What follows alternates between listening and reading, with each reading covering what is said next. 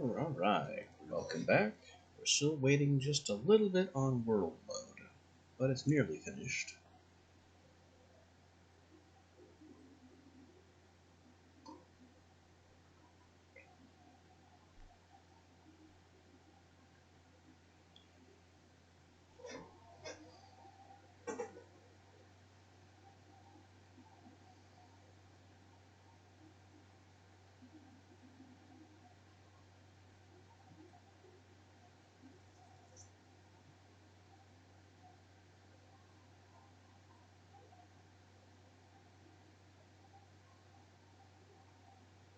Got the Shamway factory on this load screen, an iconic tier 5 point of interest.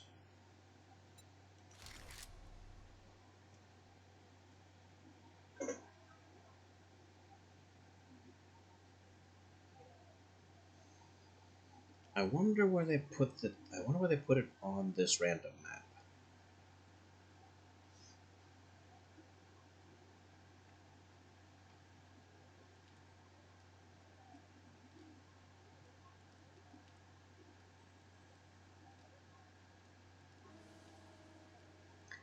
But here we are at home, just after midnight.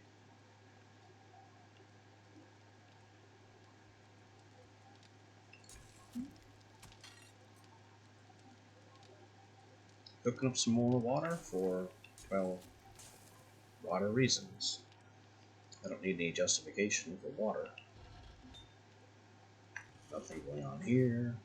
Not really anything to cook. This is going to a chemistry station eventually.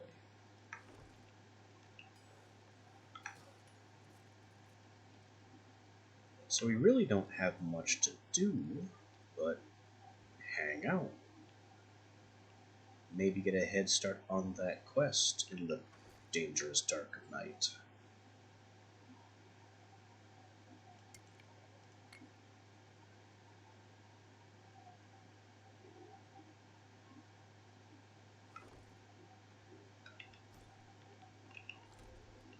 And you know what? I see no problem with that.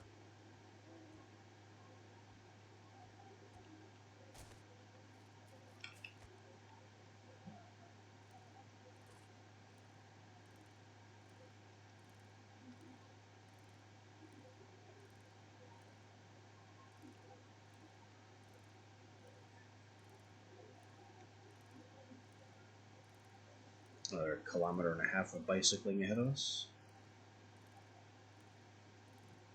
But away we go.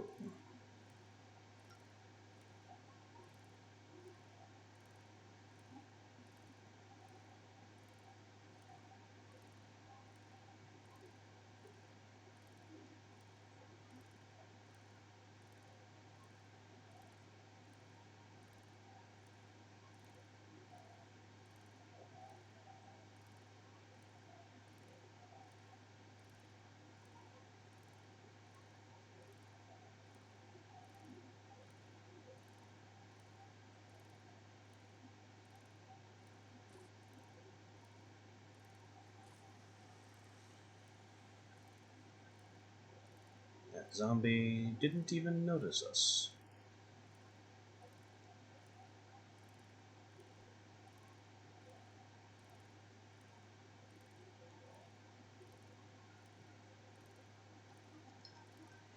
Hello, hello, Raven.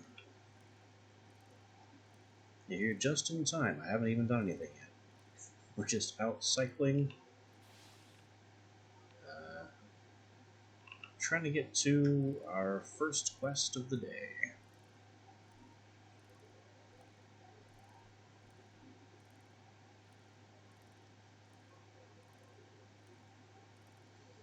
It is in the dark of night, so zombies are in sprint mode, so the fewer of them I see, the better.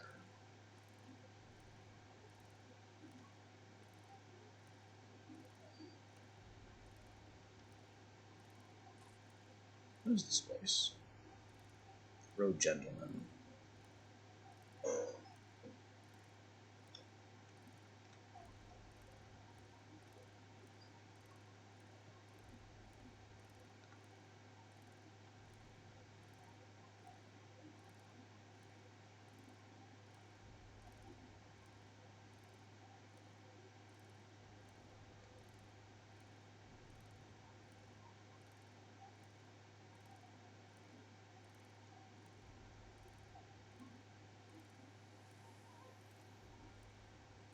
snake somewhere off to the left, maybe?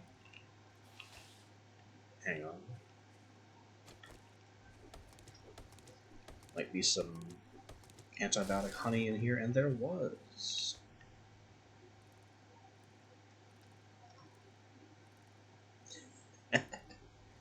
This is true. Bicycle remains a good vehicle for a long time.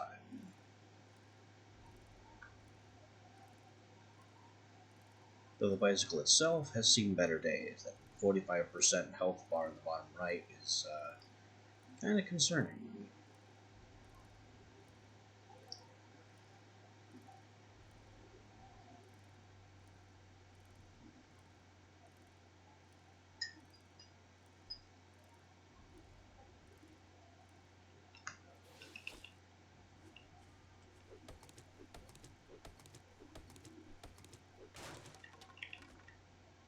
No honey from that one.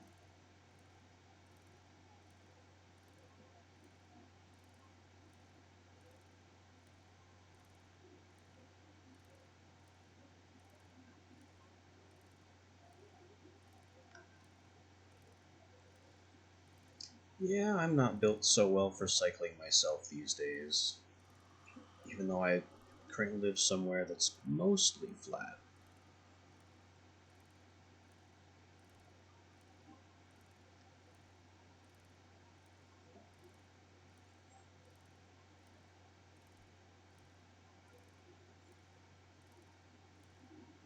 Where is this? This somewhere new? Well, not quite. We've been past it before. But that was when we were on our way to Jen.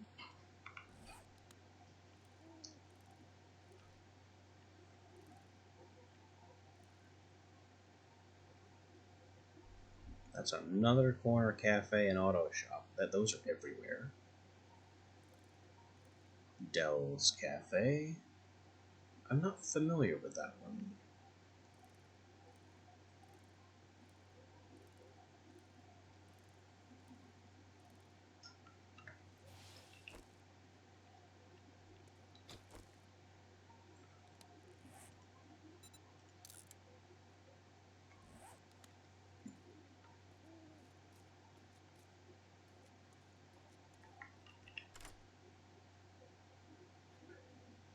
See if I can lockpick this.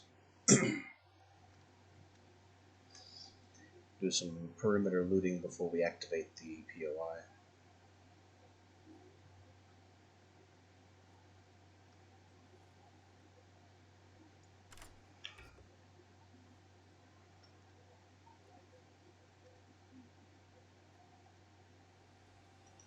A shotgun part.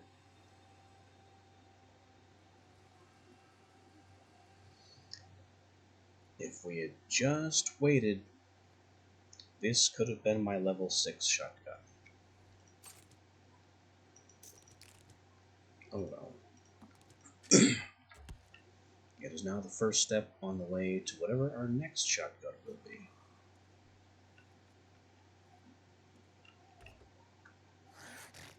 Oh.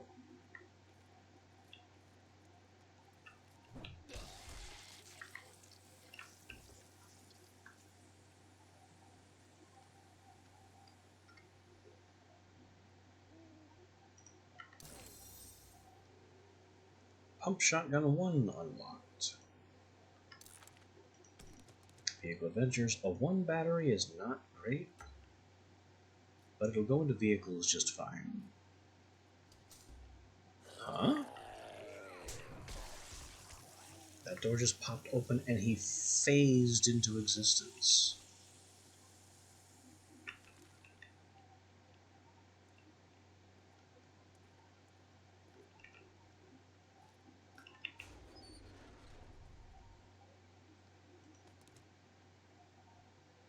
I don't need that.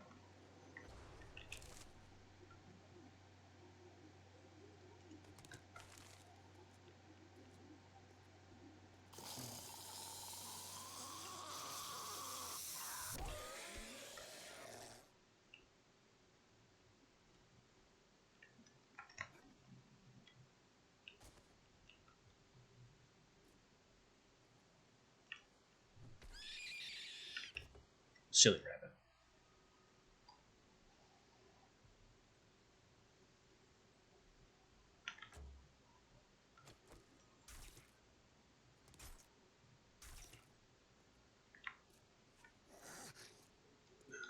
What's that? From the top rope.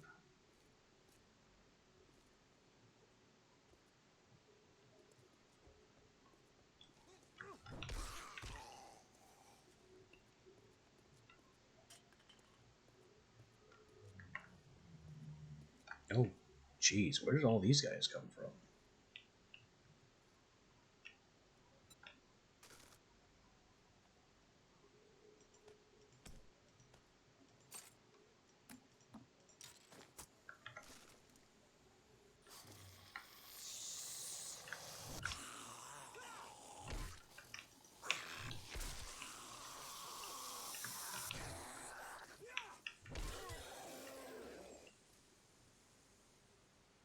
Where'd the third guy go? He's leaving.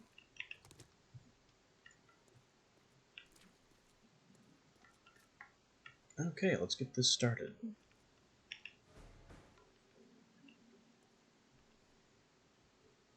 Effective use of the sledgehammer really relies on 3 secrets. Swing early, mind your stamina, and control your distance. The best way to attack with a sledgehammer is to swing well in advance of the target, and then sprint 1 or 2 steps forward to make sure it connects. The zombies only begin to swing when you enter their reach. So make sure you're already swinging when you bridge that gap. Other faster weapons don't have to worry about that.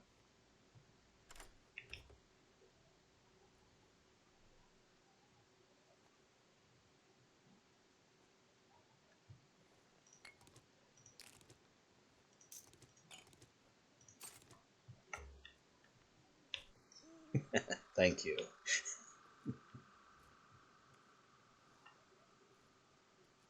Now there was a guy behind this thing. And he's still there. And that door just popped open.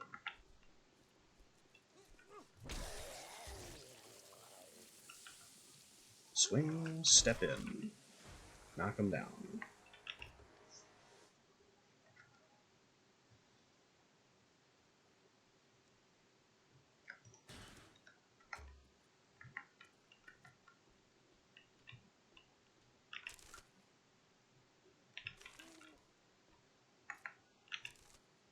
It's a maneuver that actually works with most weapons, but the faster the weapon, the less effective.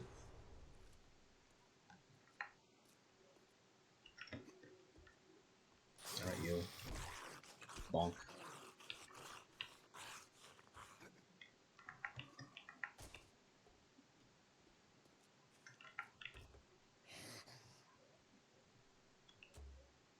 Who goes there? Second floor?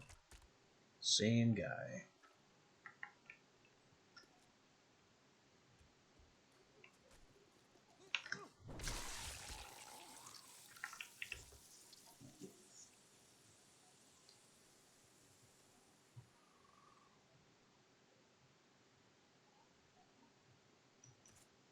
Same trick every time.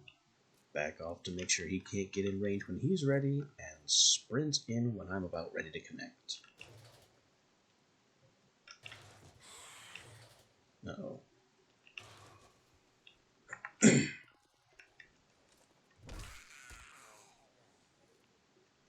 Was that a... Okay. That's...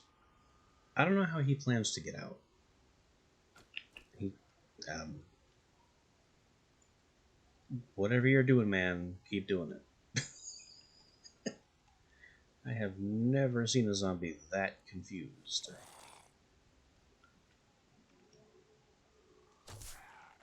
Does he even know how ladders work?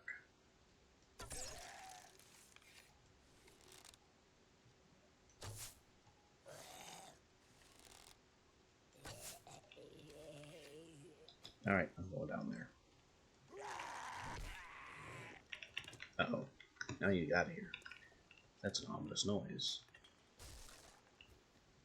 Hello, officer.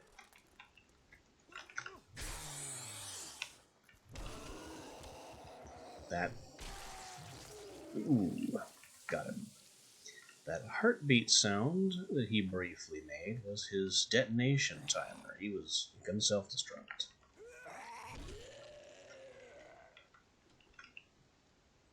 But we put a stop to that. I should be grabbing plastic.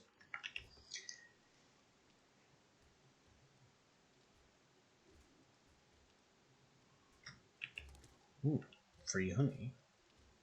And what is that noise?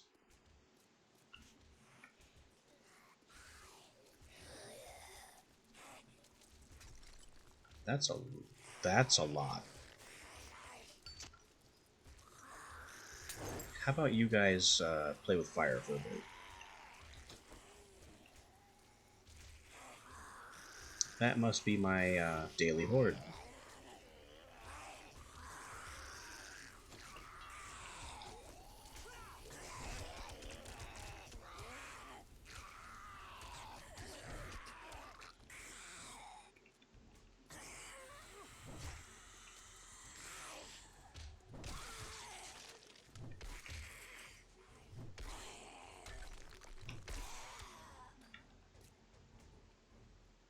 What a pile that made.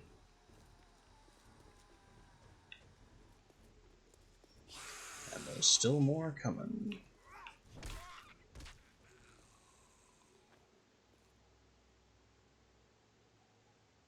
Yeah, that must have been Daily Horde. They knew right where I was. And were willing to chew through solid stone to get to me.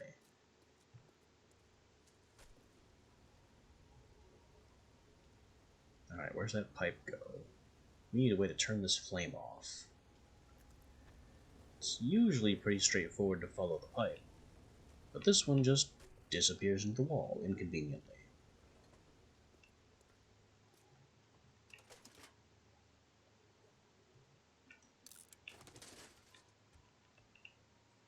Oh, alright.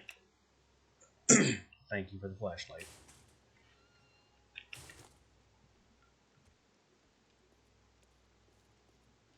That turns off the flame.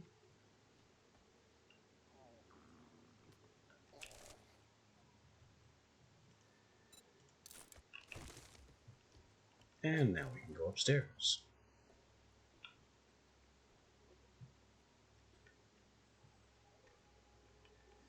Where we see the end loot immediately. That leather trunk is the lowest tier, maybe second lowest. I'm not sure if the leather trunk or the wooden crate is lower.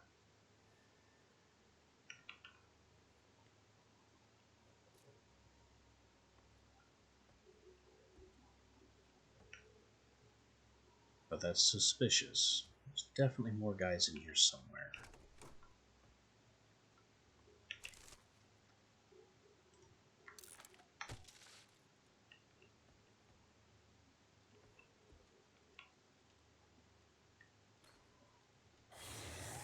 There it is.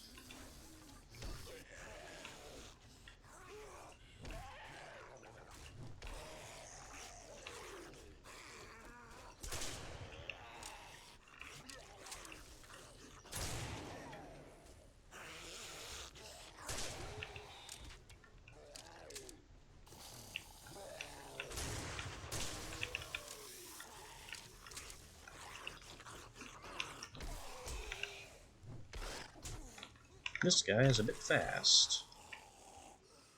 But we got him anyway.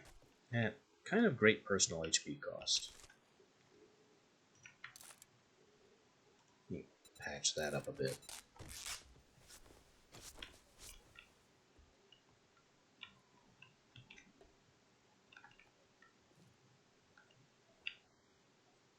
Interesting. Got a whole bell tower up here.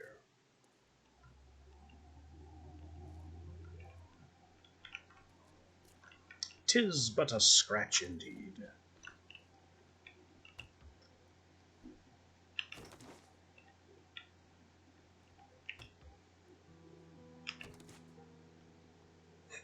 And dawn, now that everything is all finished.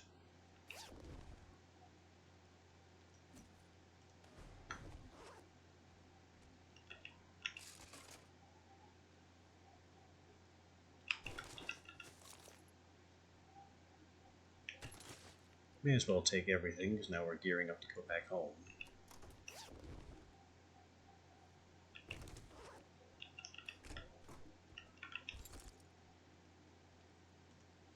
Sniper finds. Zooming uses 15% less stamina. I don't know if that just applies to sniper rifles or if that's global. This might be a good opportunity to check.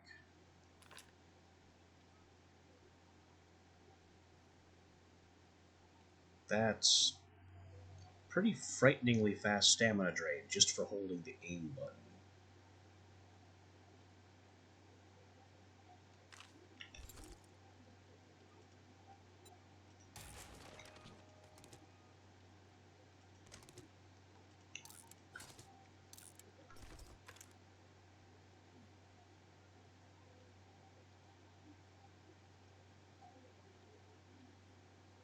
It still reduces based on the same tick rate, but I think it's reducing less. That could be placebo. It may be the same amount. I'm not sure. Should have done more science to it, like drained everything and tracked how long it took.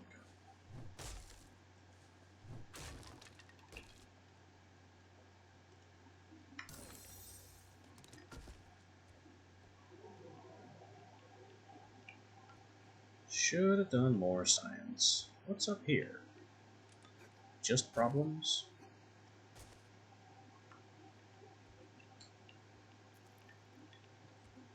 Well, let's go find out.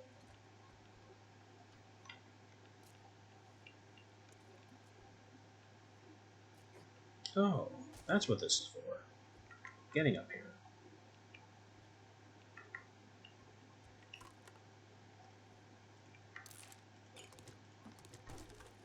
For a home cooking magazine, I'm glad I did.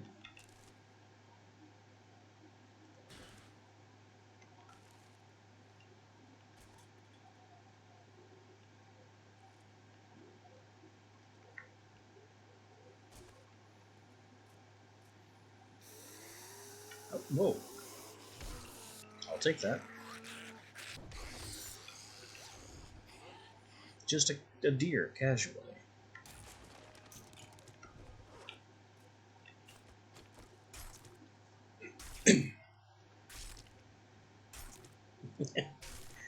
Yes, a fallen deer.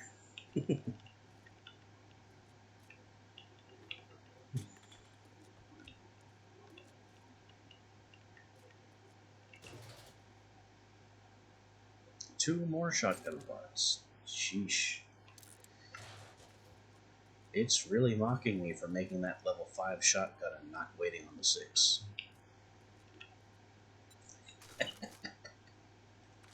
No such thing.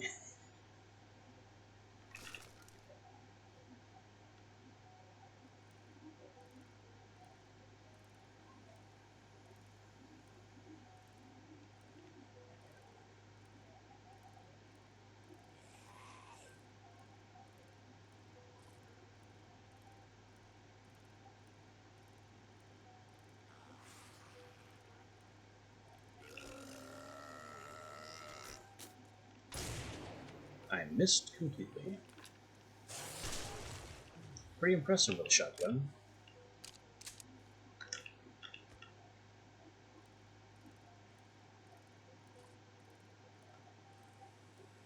Wait a minute. Is this another trader? A little bit.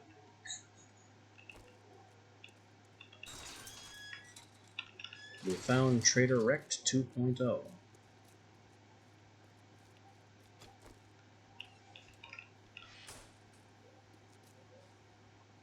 I'll sell you goods, but if you cross me, you'll meet the rock. You again? What? He doesn't count as the same Rect, so we can't turn in our current quest here.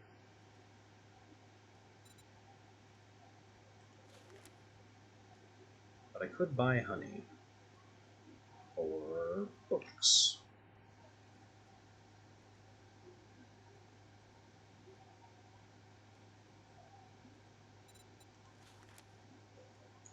This tarp here, though, is one of the strongest things we could buy.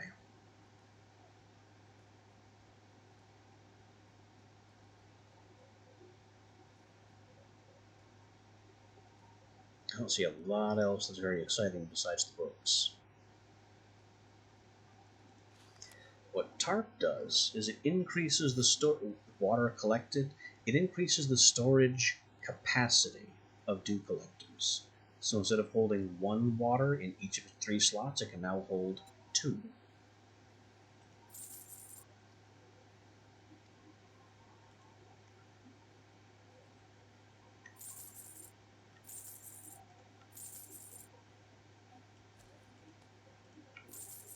And with that done,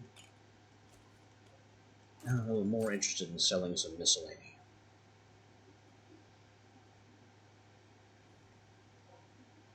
But I still don't have very much to sell.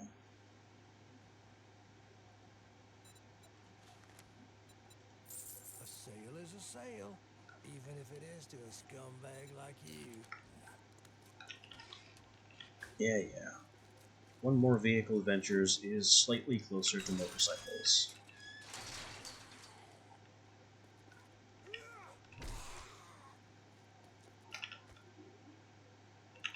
Anything in here that can be sold?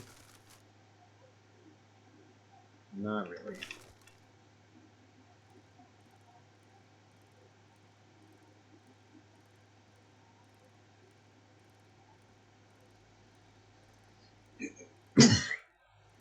Now the slow part, cycling all the way back. Straight over that rock.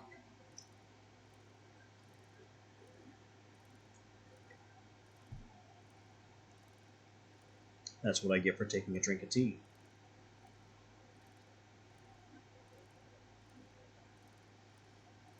I could, but I don't think I have my basic stock of radiators in pocket yet. What the heck is that? Oh, it's a tourist in a black shirt. Yeah, there's a mod eventually that radiators go into, and I want to make sure I have a stock of 5 radiators at home before I start selling brass.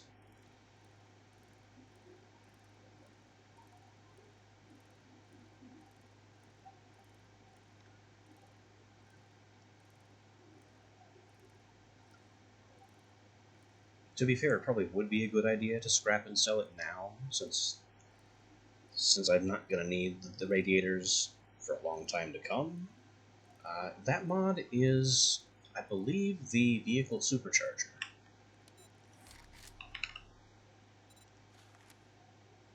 Vehicle supercharger mod, brass radiator goes into it. And this just increases vehicle acceleration and top speed. It's a must-have for any vehicle. That's true too. I don't have too many polymers, and I kind of left them behind. It's weird. It's the difference between our 2 games. I'm playing as though I'm in late game because I'm still remembering our other games, so I'm ignoring a lot of polymers, and I shouldn't be.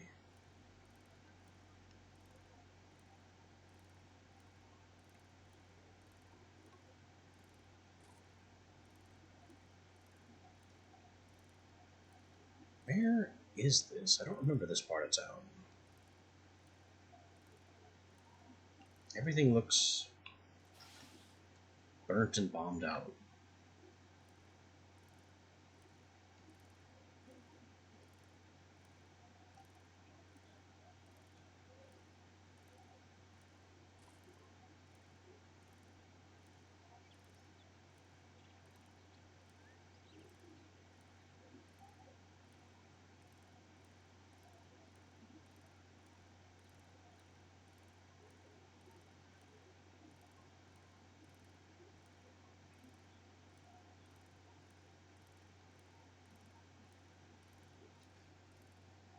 It's much easier with Minecraft because I'm just accustomed to maintaining multiple worlds, so I can slip into different mindsets with it. But 7 days, it's a lot more difficult because it's all kind of samey, not in a bad way. It's just that whenever I'm switching around in Minecraft, it's because I have a completely different mod set, which helps to really reinforce the idea that it's a whole new game now. Everything's for sale. Congratulations. Here's your reward. Sucker. Didn't I just see you like 3 minutes ago in a different place? He teleports, or he has a brother.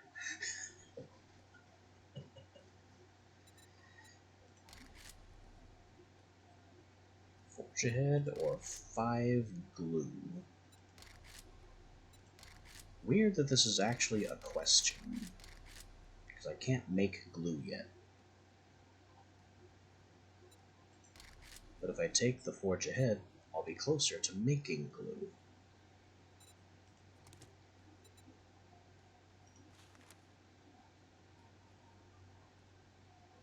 I got some shit work for a fuck up like you.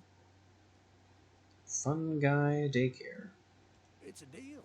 Disappointment. Maybe there'll be You'll find mushrooms. yourself on the wrong end of a rope.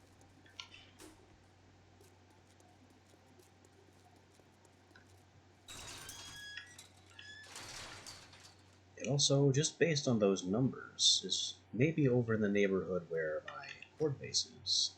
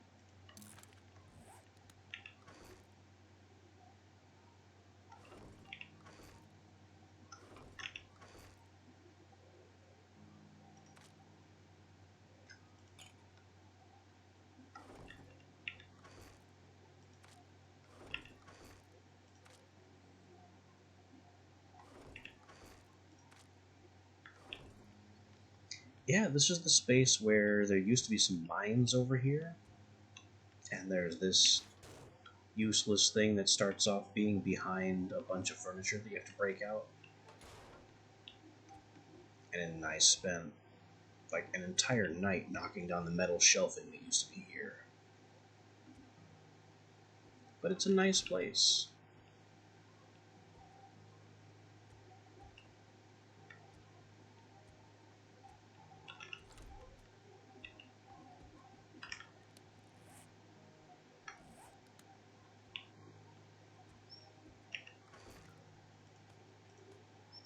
Oh, I did have my brass radiators. So we can go ahead and sell these. Radiators are accounted for.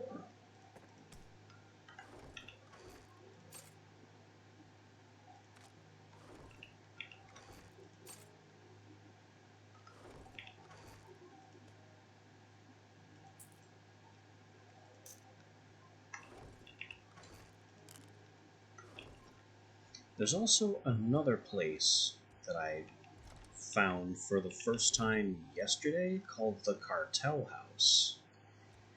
And it had more farm plots in a single property than I have ever seen.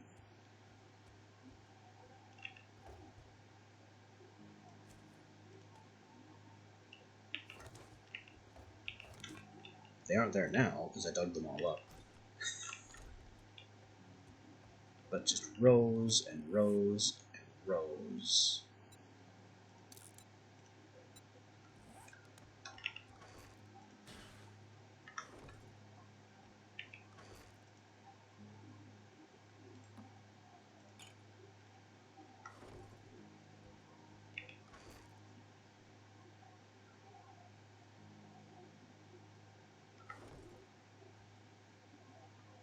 Alright, that's everything packed up and put away. On to the next one.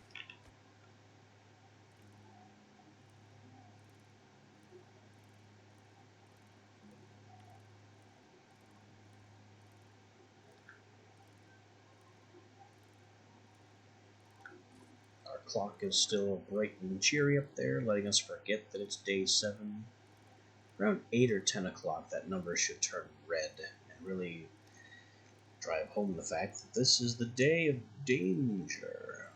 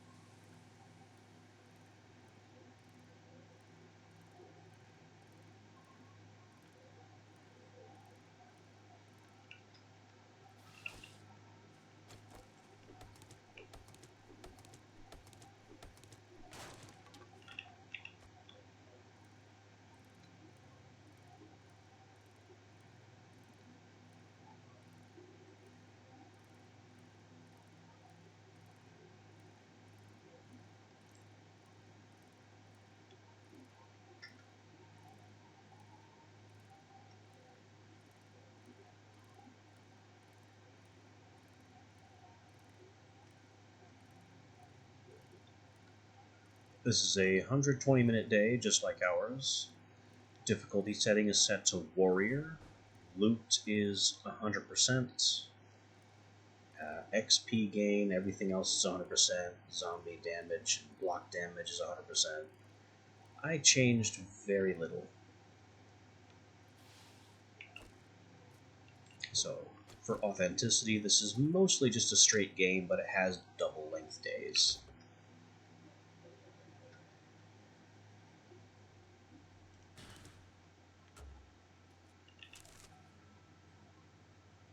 Ooh, mod schematic.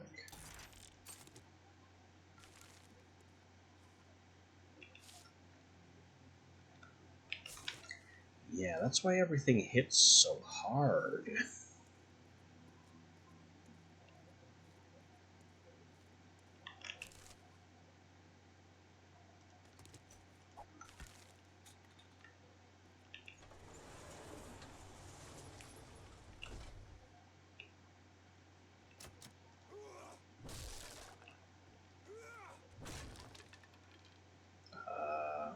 You gonna wake up? No? Okay.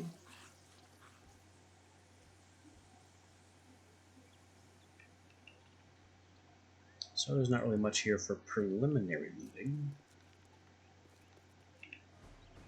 So let's start it for real.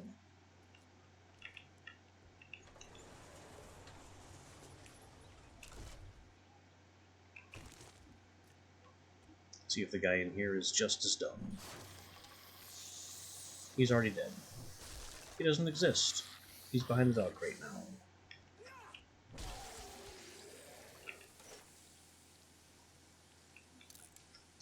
That is my first wire tool. We'll hang on to that one.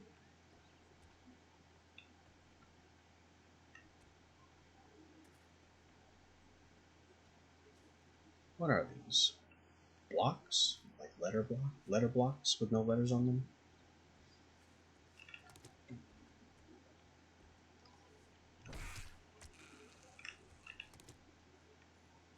Mini house. Complete with chimney. That's cute. I don't think you could fit a bedroll in here.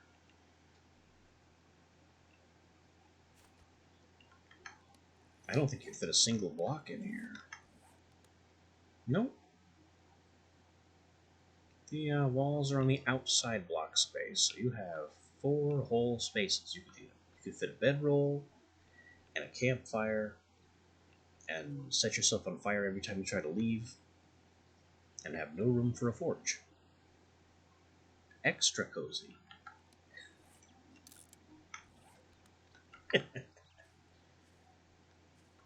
We got a slide that goes nowhere. That black block is supposed to be the darkness of this tube, but it's not a real tube. They're lying to you.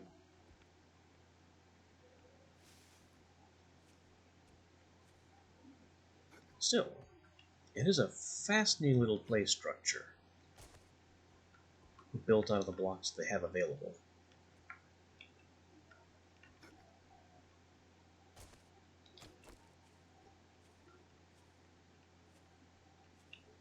The kind of block art reminds me of older versions of the game before they started, back when like water heaters were just cylinders painted metal, before they had an object for them.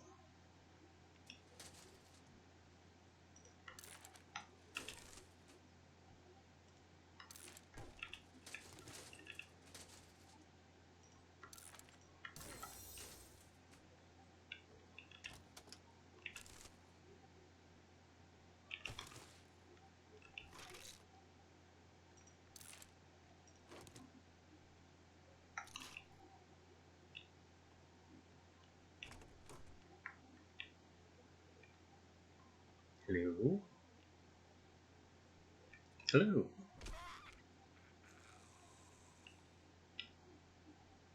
I don't know how I managed to stealth that one at like 22 or 25 stealth.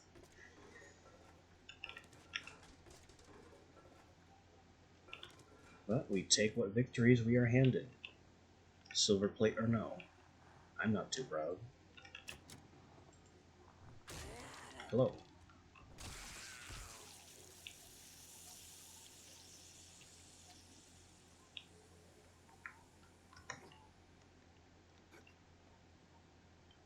Should we be up here or down in that bathroom?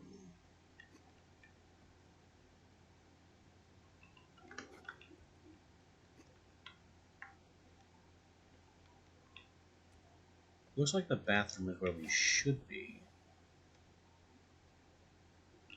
And this is just a tiny little loot area.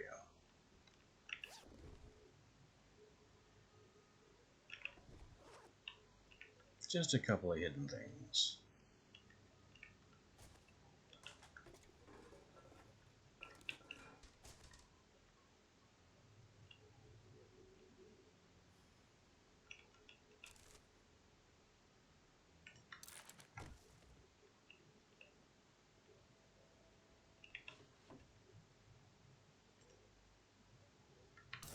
Tactical warfare, and we have this book.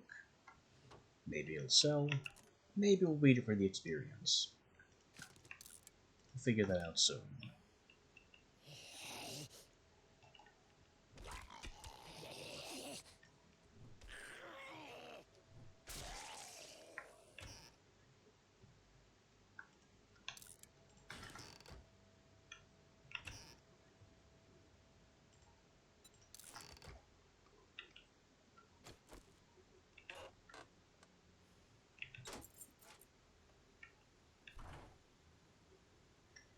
One cornmeal. No thanks.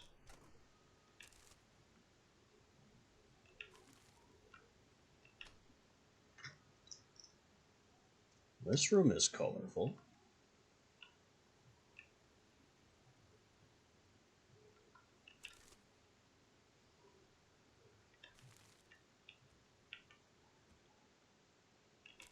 It almost manages to look happy in this bleak apocalypse.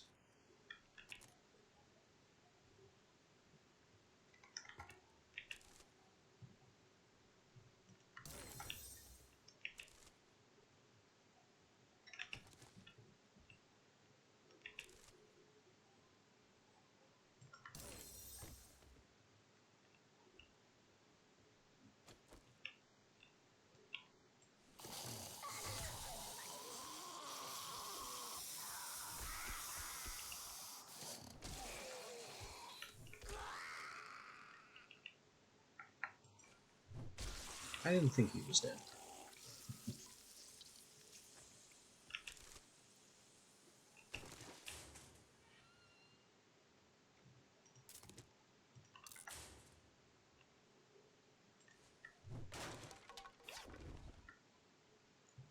There's our victory condition.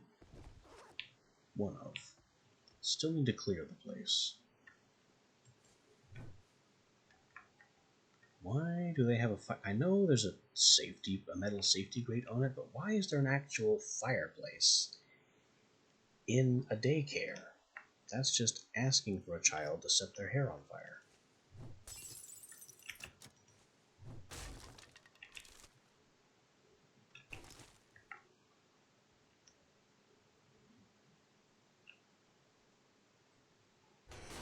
I thought so. Wait, the floor too?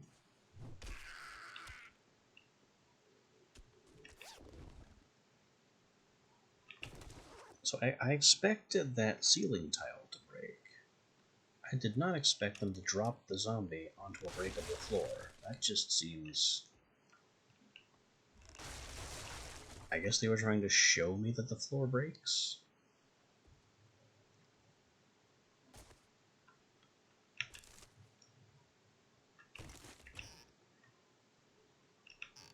Nice design, come to think of it. You know, the longer you dwell on it, it was an ambush that made the zombie look like an idiot just to show us the way forward.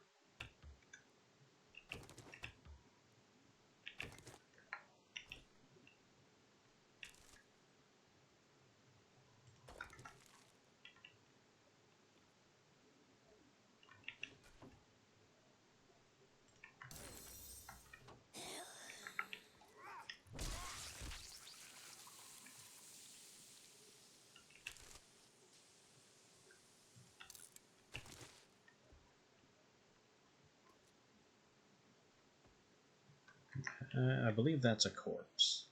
Just a regular dead guy. This noise is not.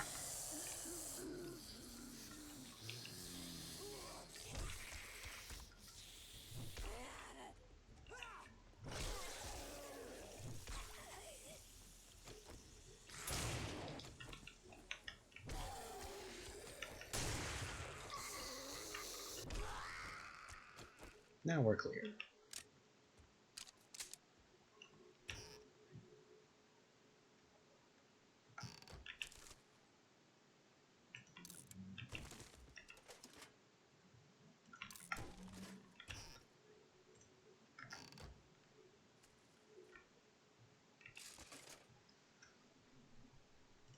I didn't even notice this was the loot room.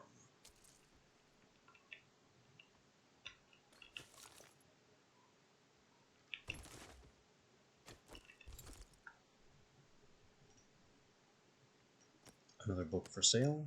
For sale. For sale. Definitely for sale.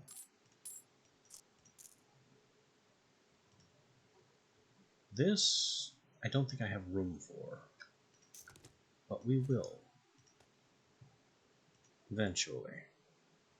When we have cause to upgrade our armor.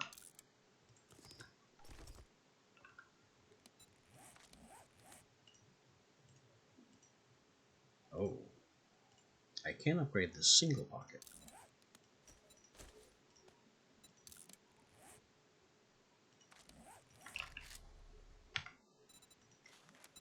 You can only make 2s though, so not worth upgrading yet.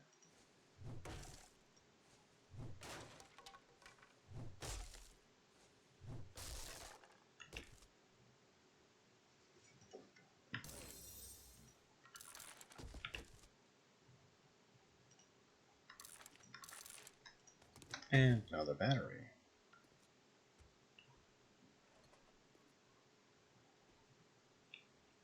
So we have this,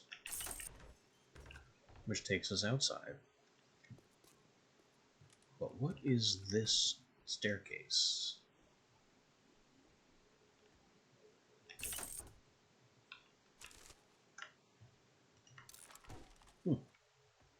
Takes us back to the attic.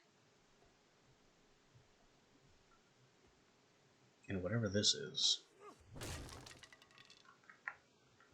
a sleeping room that we've been to. That's where the floor broke out.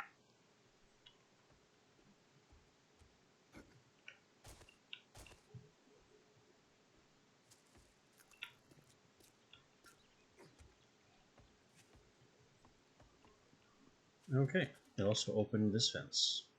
Or did it? I don't know. Maybe.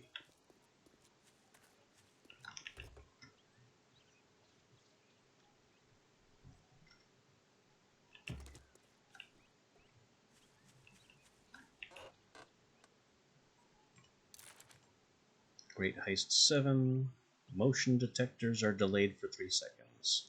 This does nothing in a single player game. That is a multiplayer PvP perk.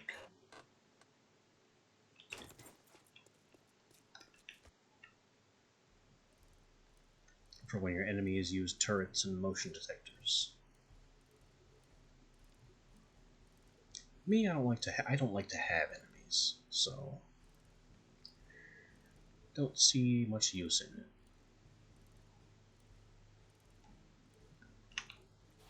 This is the wrong way.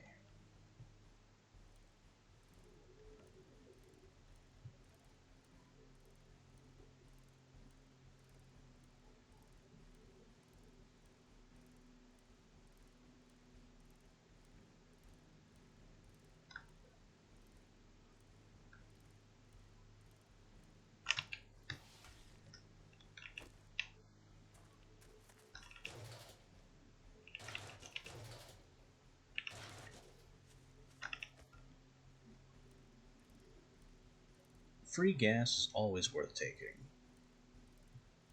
One inventory slot can hold up to 10,000, so you're not going to overflow and require a second inventory slot anytime soon.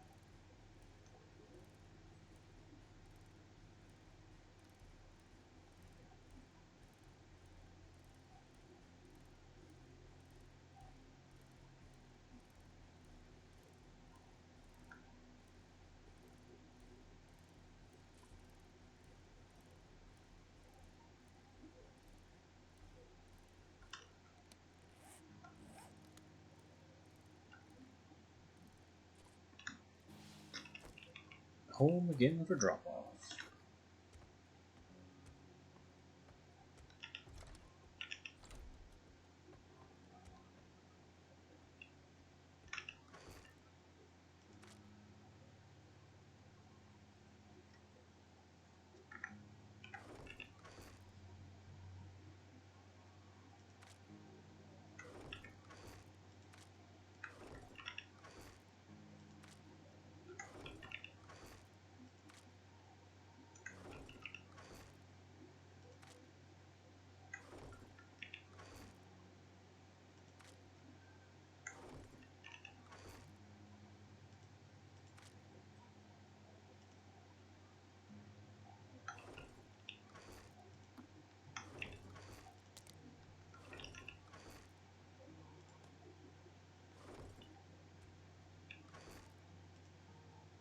I think I'll sell this one too. Pocket Mod plus 1 isn't worth much.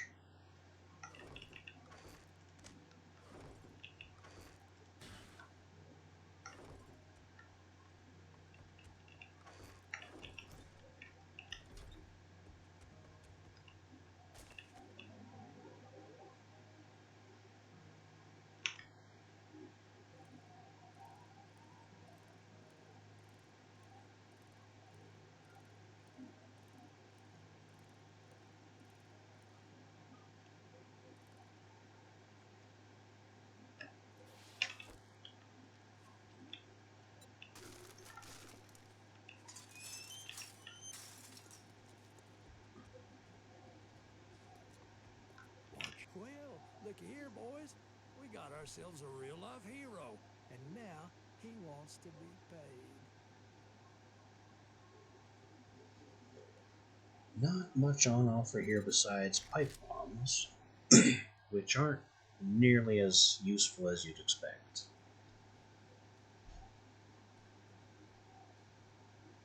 Maybe I could burn a half the stack on one ambush.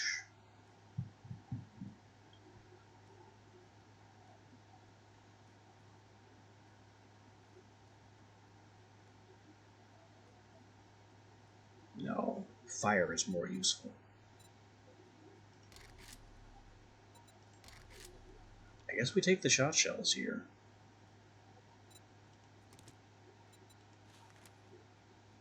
And what else you got? Tier 2 infested. That's a pretty big risk for a horde day.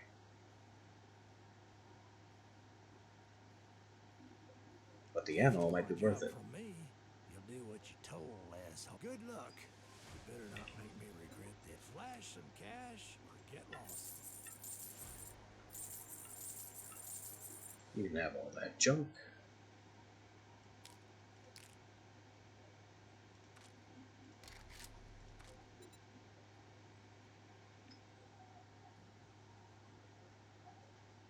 And do you have anything worth buying? I could get another tarp.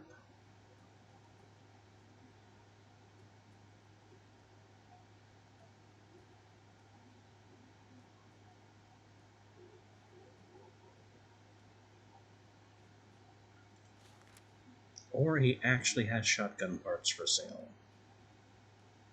They are really expensive.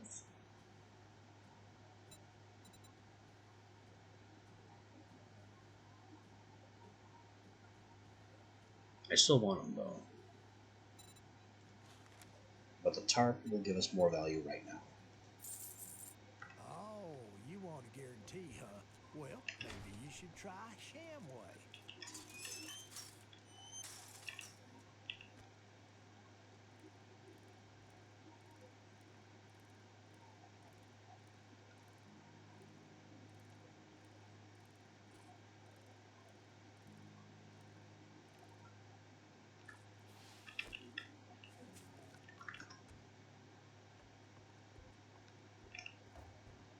Install the other tarp. Now I just need 2 filters, which Rect isn't even selling.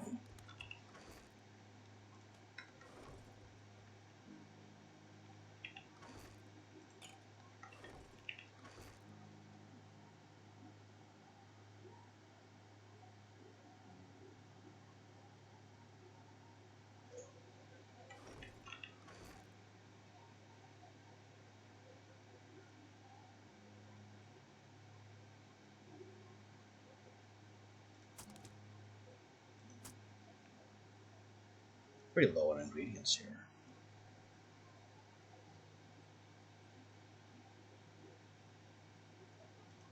I guess for the moment I'm eating what I have available.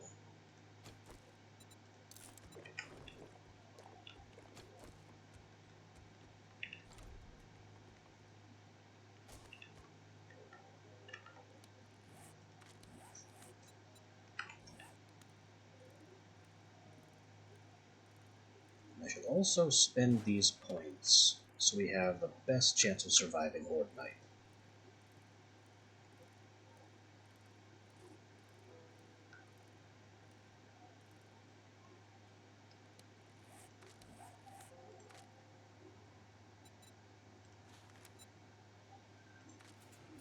Another double shotgun, another level of big and fast.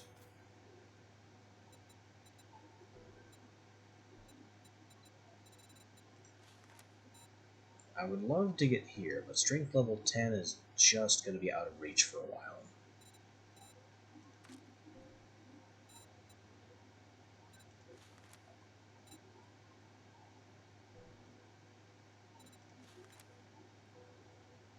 So for best results, we'll double our crop harvest,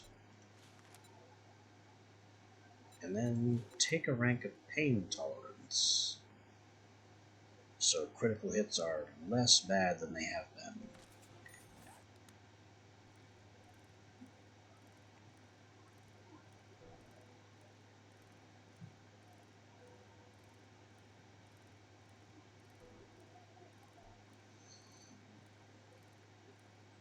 I could have taken regeneration of the fast healing perk instead, but that's less useful in a protracted fight and more useful if you have long downtime between fights. It's not a perk for Horde Night, it's a perk for these long bike rides between questing locations.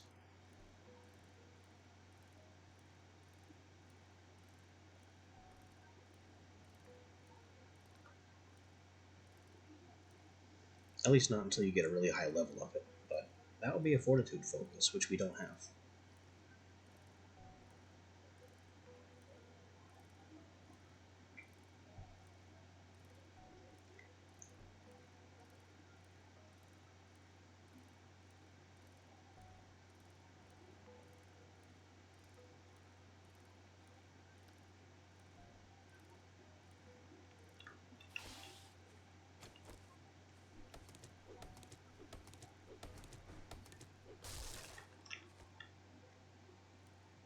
No honey, and yikes, this fog is dense.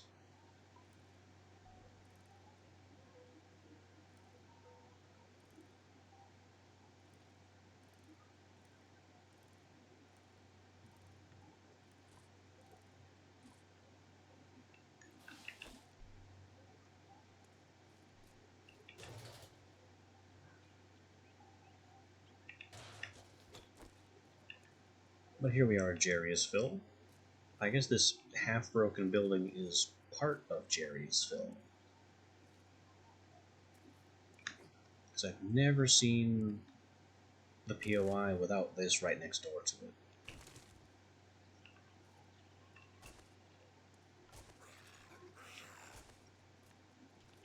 You weren't there a second ago.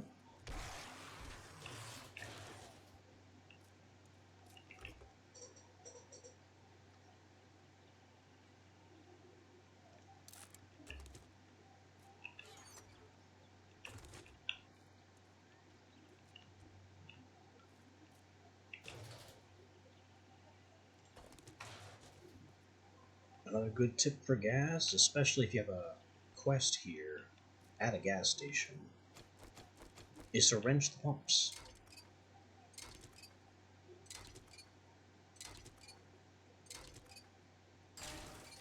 Huh. This is apparently no longer a tip for gas. There used to be gas in these.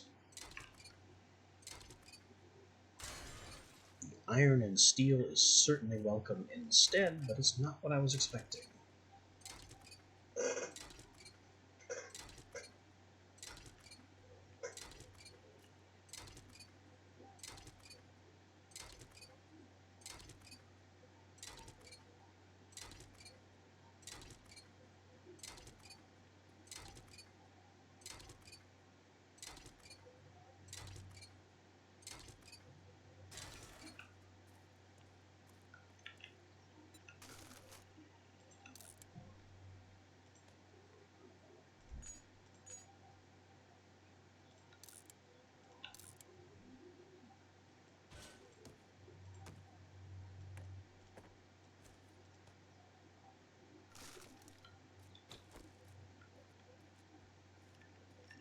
And begin.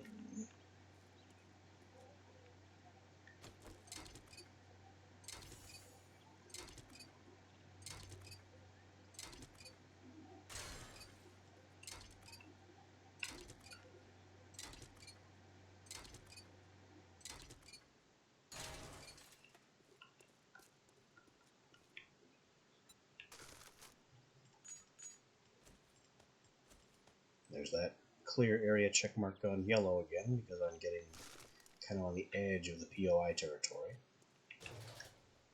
That's it. That's your only clue that you've gone too far.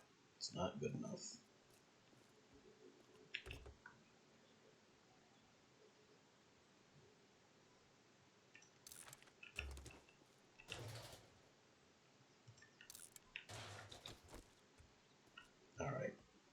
Who's in here?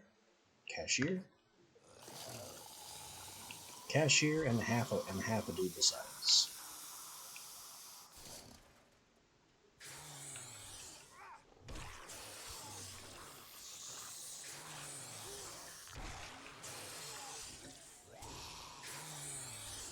That's a cop.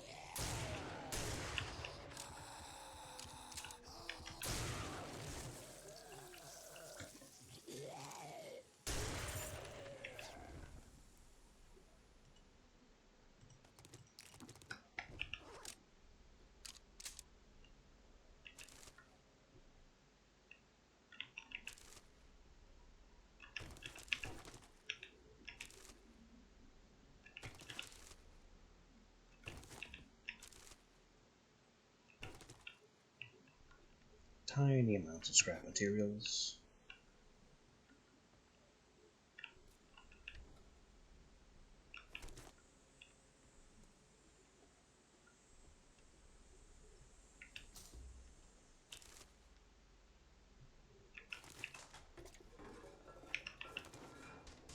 Oh, we have our second drop.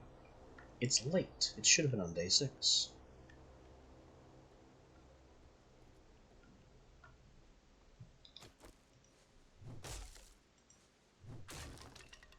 We'll have to grab that before we go back. Fine, I'll take the oil shale.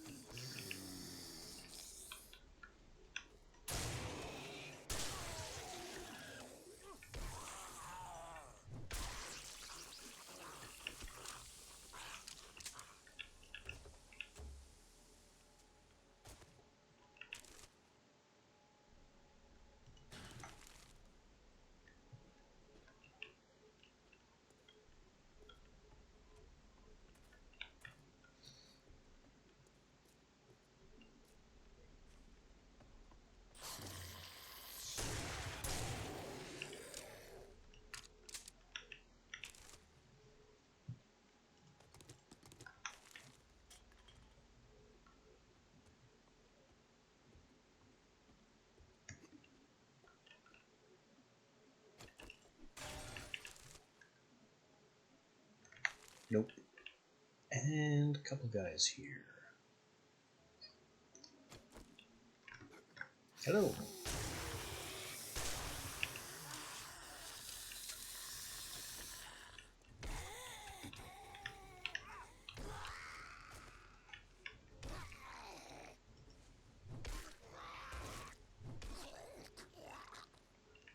And good night. It does. It tears through stuff. Unless that stuff is armored.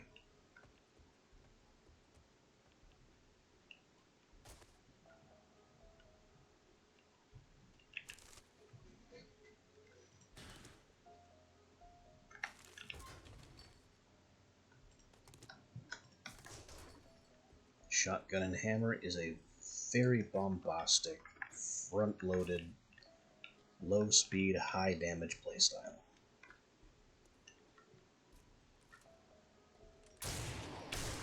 That man has armor. He died anyway.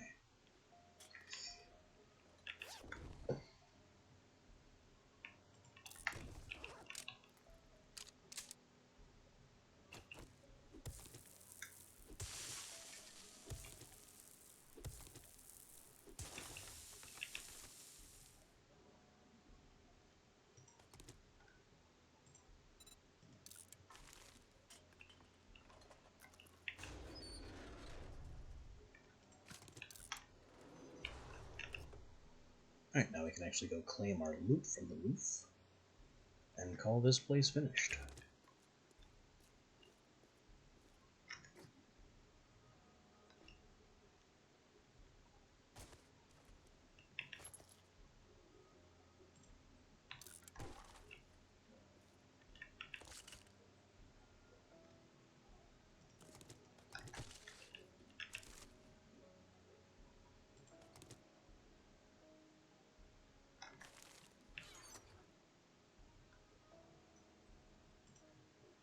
one knuckle wrap.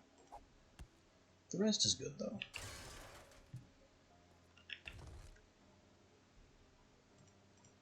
Hunter's Journal Mountain Lions. Further in the series.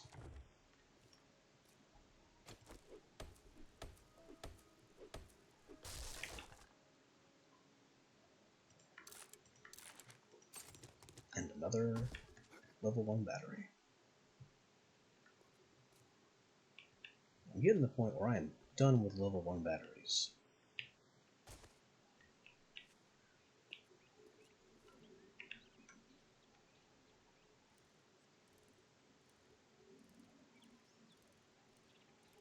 Hey, it's Butcher Pete's. Also, what is this cornfield?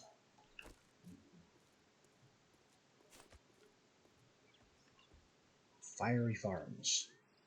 Level 3 area.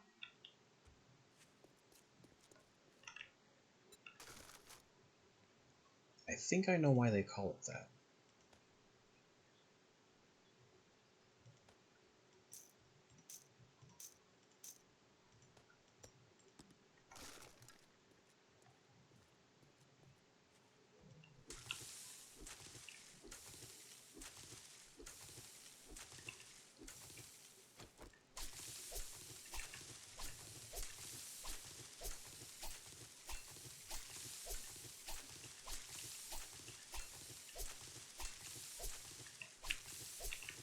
Say hello to Plant Fiber.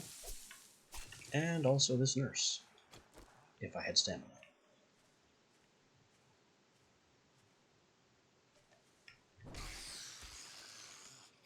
I think that's it. No, that's not a cup. That's just a couple barrels. Oh, you're very fast. Or not. He had the illusion of speed. I was deceived.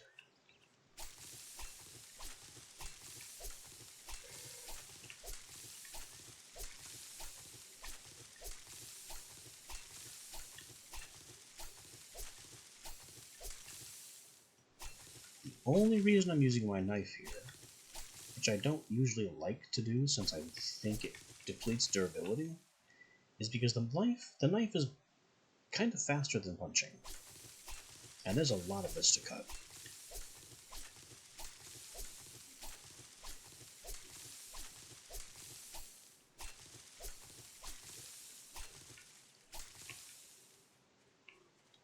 It's doing a real number on my stamina, though.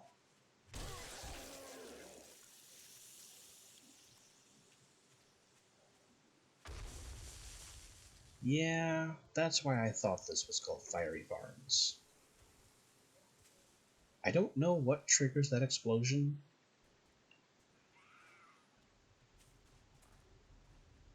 Oh boy. That annoyed more of them than I thought, but they're still very slow, so I'm not concerned.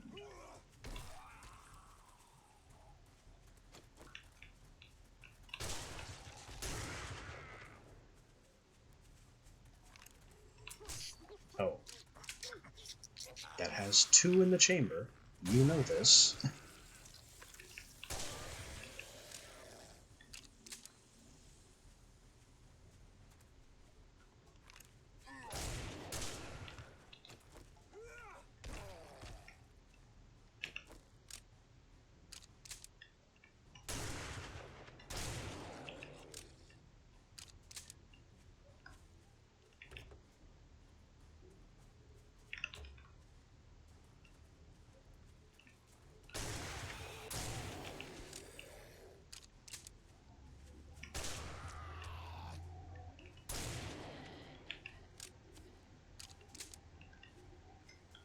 I hear beating on metal, not sure where. But given that noise, I'm sure to find out soon.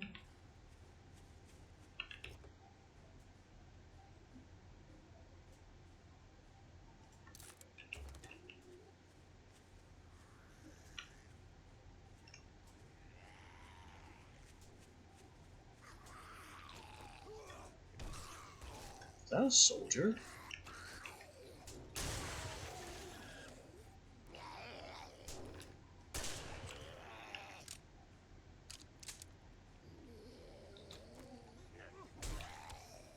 Ow.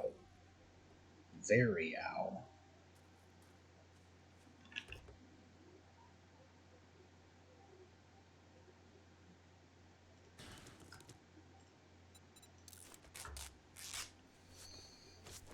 Anyway, this place wasn't even on our to-do list. I just wanted to harvest some of this dead corn for plant fiber.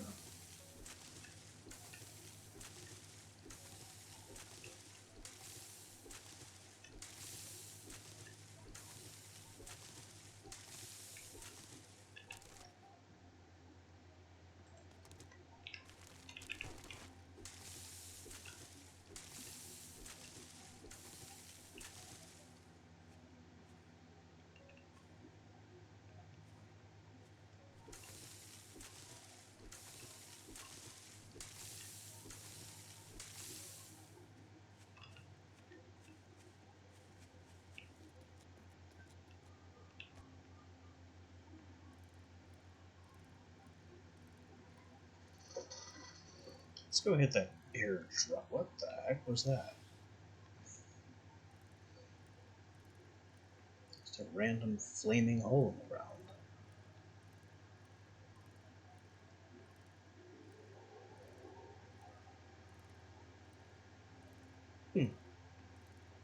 I don't know that place. Wagon, diner, and gift shop. Maybe that's new.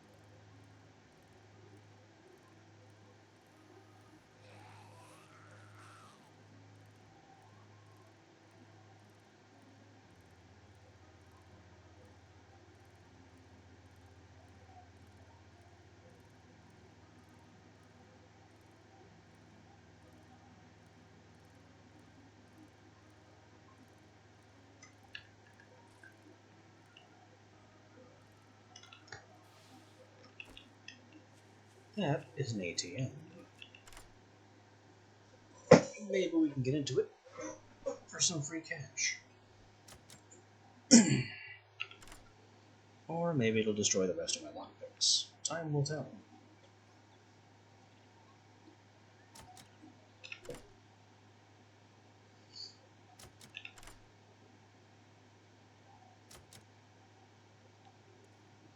It is the no lockpicks option.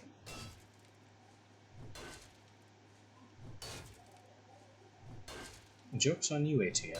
I'm getting in one way or another.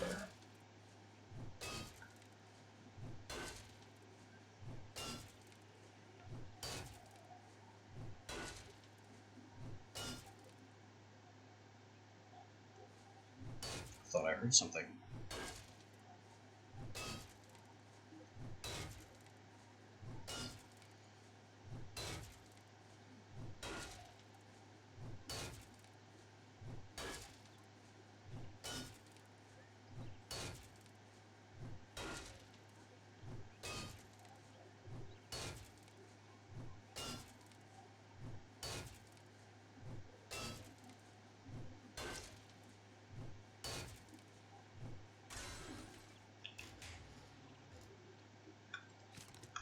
Some cash, bringing us miraculously to an even 500.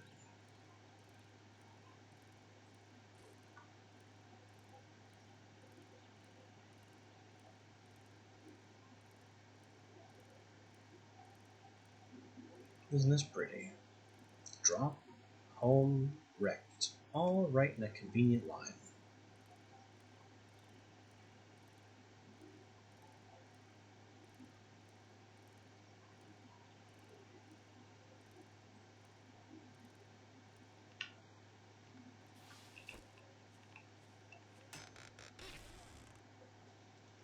A 100 wooden blocks, vegetable stew, shot shells, a red tea, and some crafting magazines. Medical, armor, and workstation. Whoa! Where did you come from?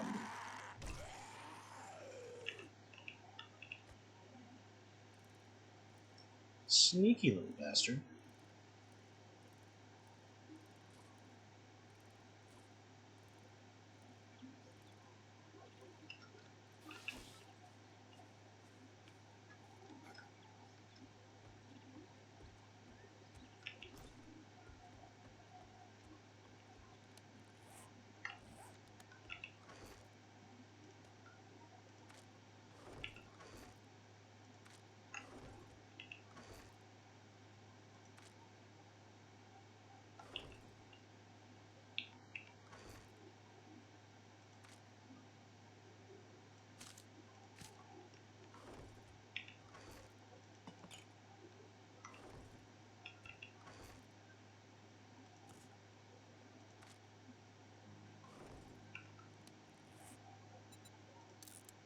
Technically, dog food is an ingredient. Technically. I don't know what role it plays in the learning elixir, but we don't ask those sorts of questions.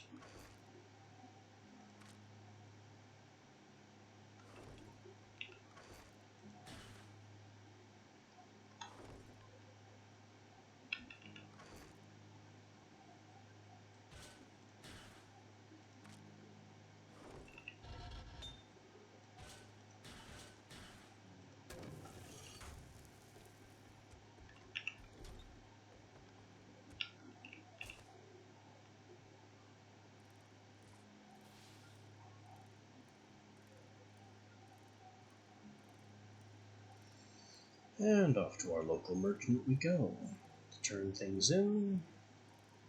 And I think we have time for one more.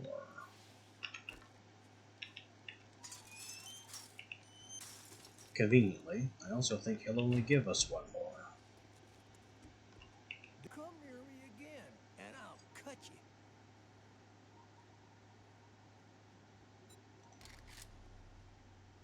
These will be useful to help us repair and reinforce. I don't see any of value in anything else. Ah, we also completed Tier 2. What to do with this? A second free workbench? They're not that expensive to make, so maybe not. Traps bundle, higher tiered passive traps. That sounds like metal spikes to me. Ranged mods bundle. There's really not a lot that we can put on our weapon of choice. I think it's going to have to be the workbench. Nothing else here is of all that much value. And the problem with passive traps is that they get destroyed very, very quickly.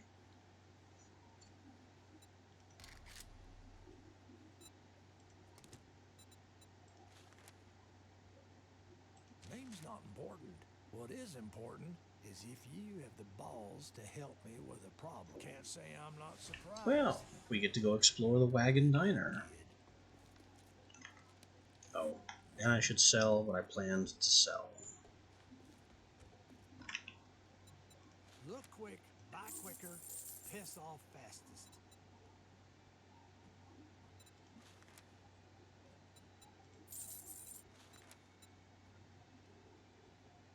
Wasn't there something else that was very important that I wanted to buy?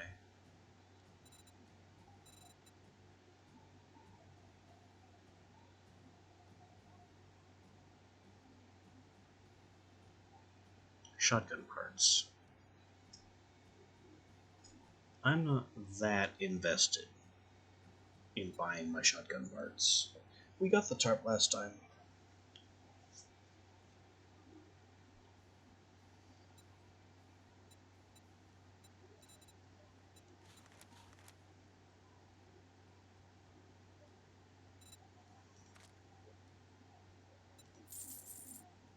take those. None of these are really important. And both of my dew collectors have gatherers. So I guess we can splurge on shotgun parts.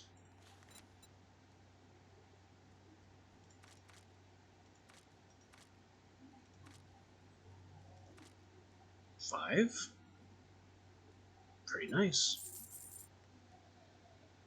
Don't let the door hit you on your way out. That's enough that I could simply build a level 6 double barrel. It's not really worth replacing my 5 with a 6. And given how quickly we can reload it, it's not really worth having a second 6 on hand. But these are investments in our future.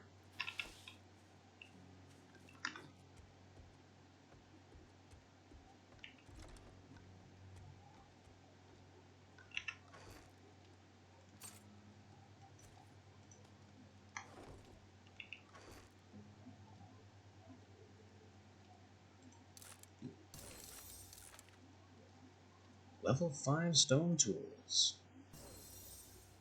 Level 6 stone tools. Alright, I see where this is going, and I like it.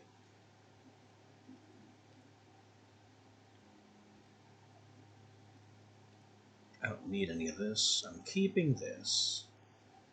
Put this in our bike, so that's ready for Horde Night. And that's all set.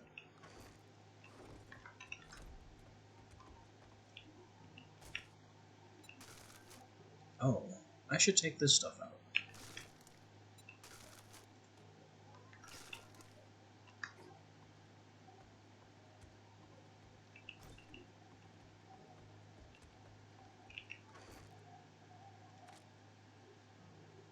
This was also for sale.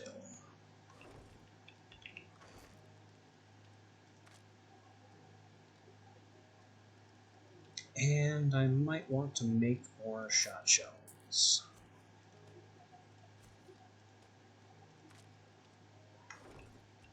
Just because Horde Night is coming.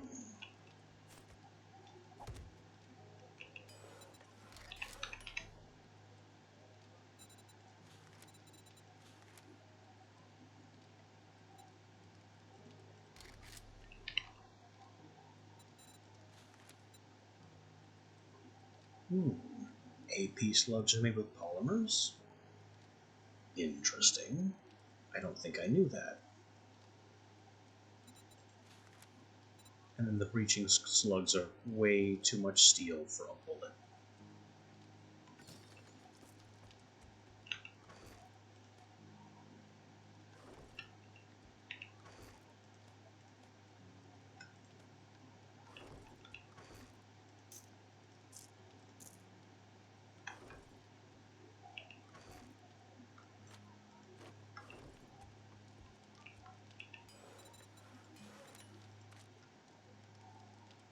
"38 slugs, and that runs us completely out of gunpowder. That doesn't seem smart. 5 gunpowder per, 4 gunpowder per regular.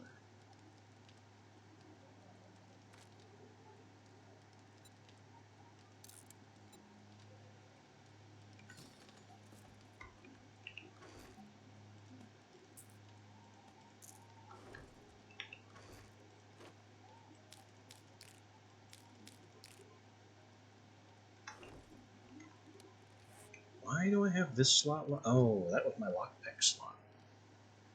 Emphasis on was.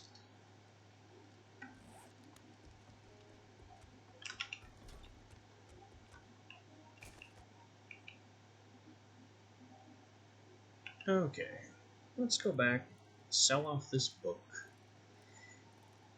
knock out that quest, and then see what our clock looks like.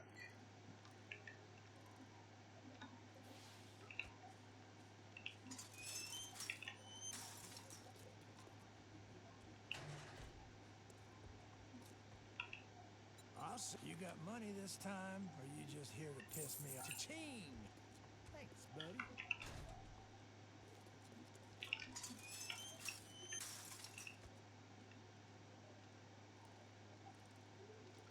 Yep, getting there. Just 6 game hours to go. We are not going to waste all 6. That would be cutting it way too close.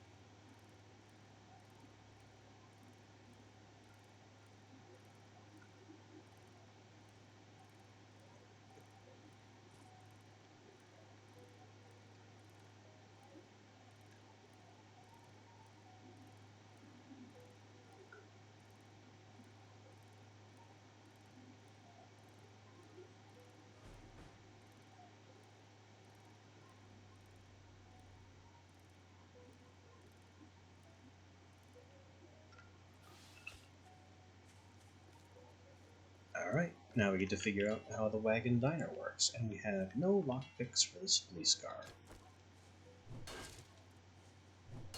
Huh. Easiest lock of my life. 500 health, really? Oh! Oh! Oh, I did not know that happened. Oh dear. It's very angry.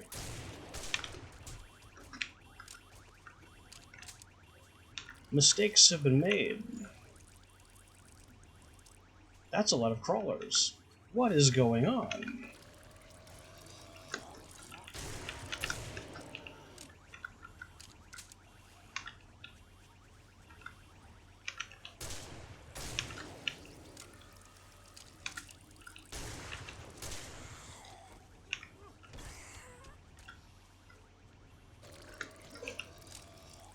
We're doing very well at dodging the cop, at least.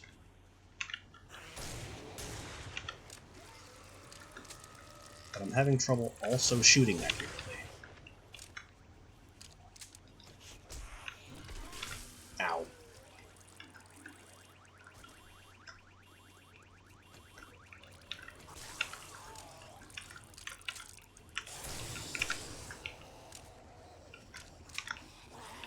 I think cop is going to explode. Oh no. Leave me alone. I'm going to die. Nope, I might not.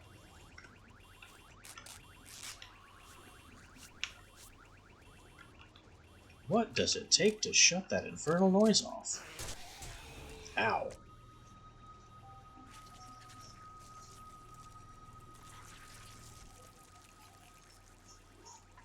Well...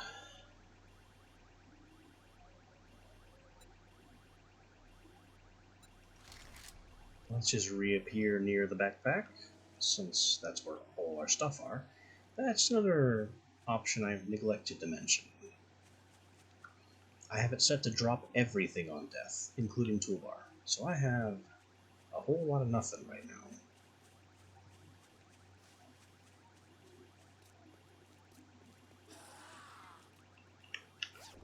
Let me have that.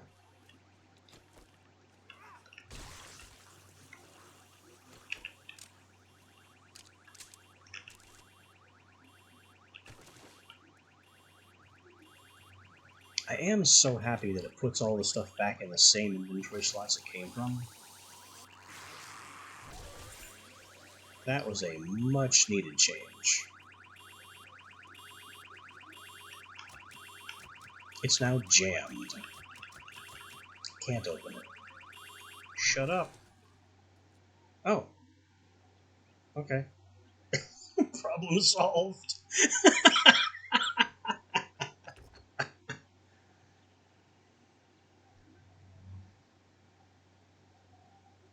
All that for nothing.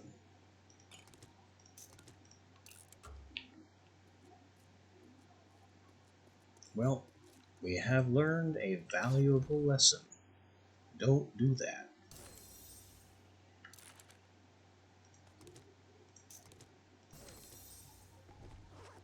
But on the plus side, I got a loot bag I wouldn't have gotten otherwise. And this truckload of crawlers revealed itself.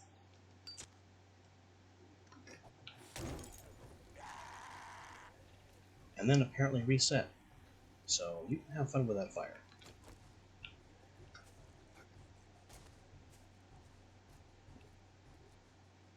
Why did they knock down the signpost, though? That was just unnecessary.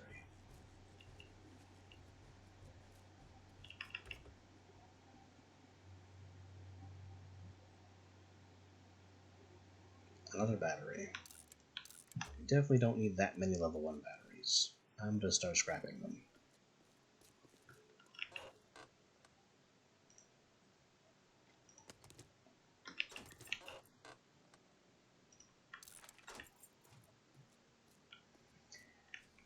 Okay. With that nonsense out of the way. Wait. Go away.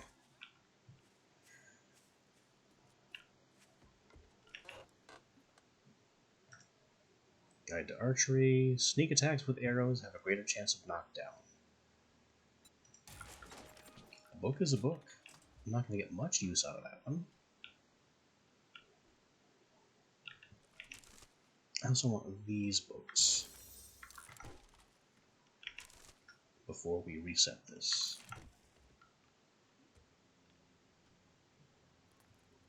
That looks like all the books. Maybe in this crate? No books.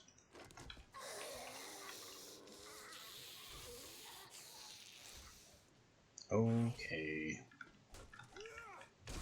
I guess you're offended I stole your books. I understand.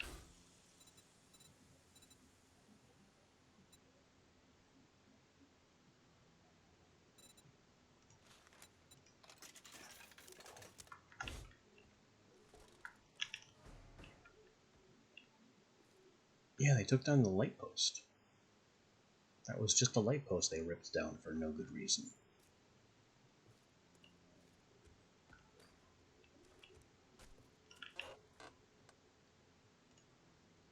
Automatic Weapons Handbook 4, Drum Magazines. Made for automatic weapons and turrets. Once again, a book is a book, even if I can't imagine using it.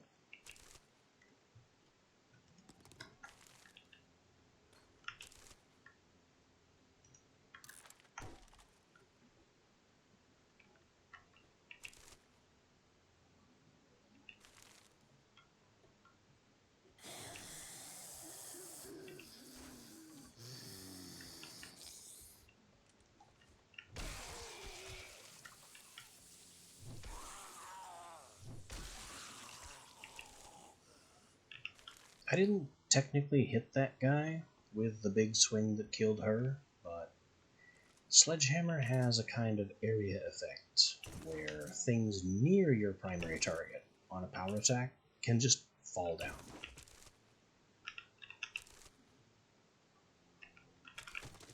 I guess that's the trade-off for being so darn slow. Makes it possible to use in Horde Nights.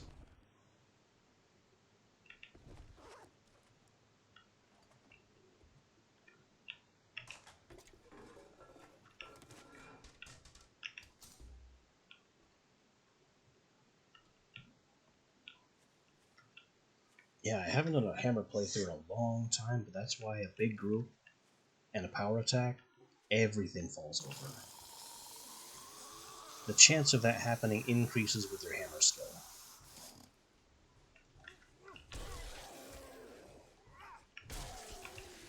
Until it's, I think, close to 100% at level 5.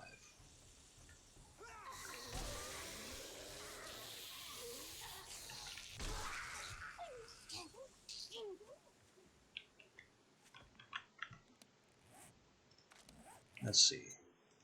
Strength, Skull Crusher. Yeah, 15% chance to knock down enemies with power attacks. That's misleading, because it doesn't mean the enemy you hit. It means all the enemies around the one you hit. Then 30% chance. Oh, no, I'm wrong. This 15% chance to knock down enemies with power attacks is the one that you are striking. Then that goes up to 30%, in addition to all the other usual weapon bonuses. Then here at level 3 Smasher, power attacks have a 45% chance to knock down enemies and a 20% chance to knock down nearby foes. That's where you start knocking them over like bowling pins. You also start getting Killing Blows grant 10 stamina, which I think all weapons eventually get. Then we get to 60% knockdown, 35% nearby knockdown, and finally 75% knockdown, 50% chance to bowling pin knockdown, which is incredible.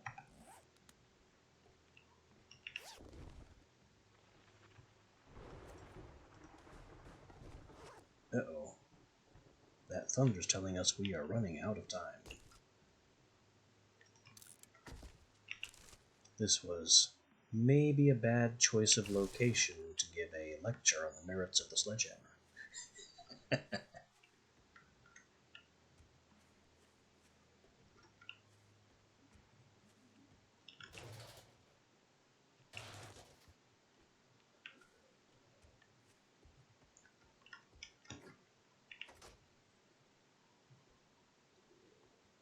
Hello?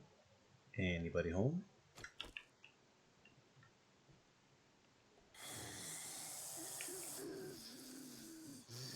Go on, line up.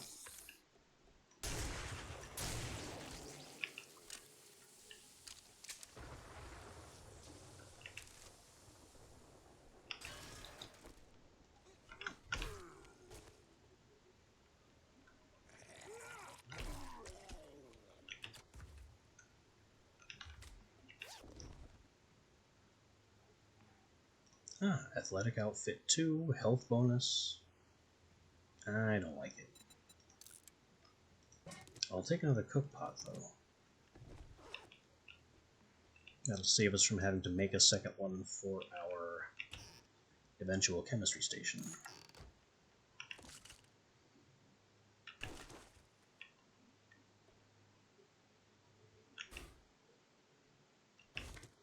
Okay, what is this bench? Forged iron?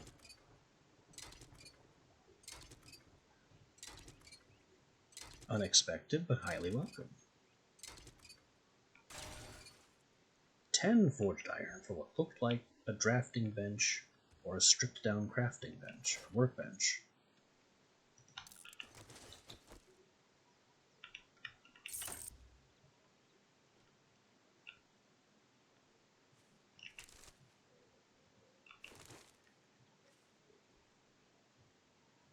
Alright, who's next?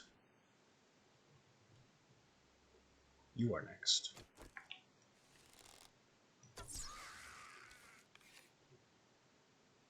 Anyone else?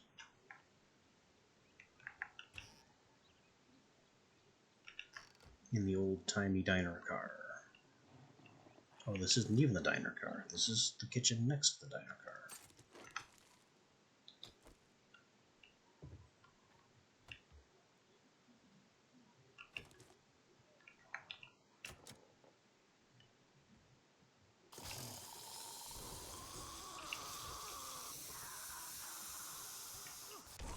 No.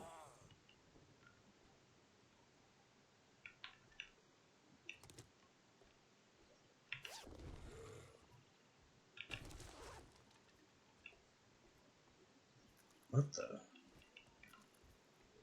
said that? Oh, we have a customer.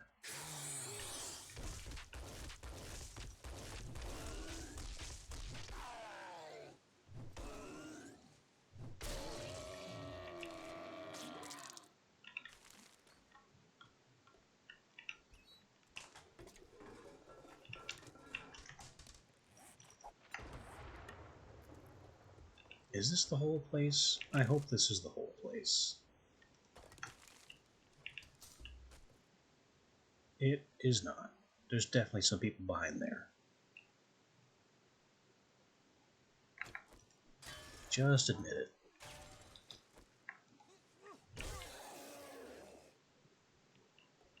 Who else?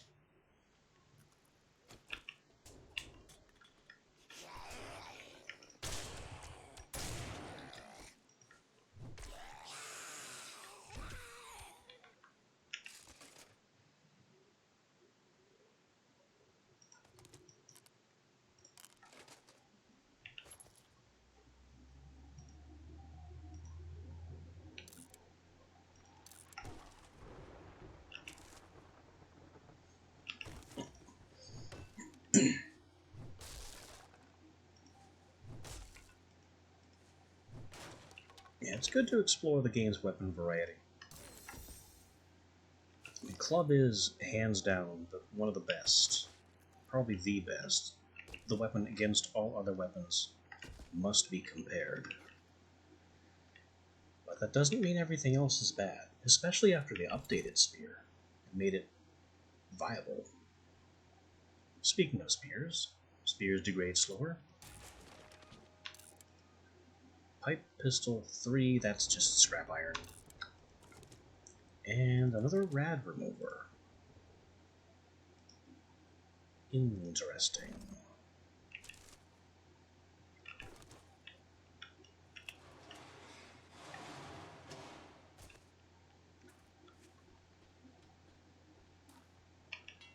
Let's not bash that again.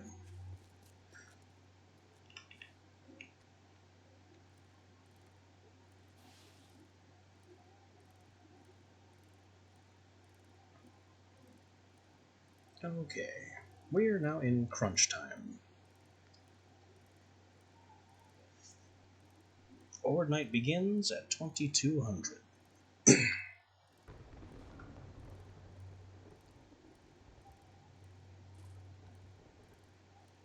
So I have time to go home, grab the shotgun shells I've been cooking, turn these quests in, and then we'll probably have a bit of a waiting game once we make it to the Horde base proper. But everything I need to conduct the Horde should be there already.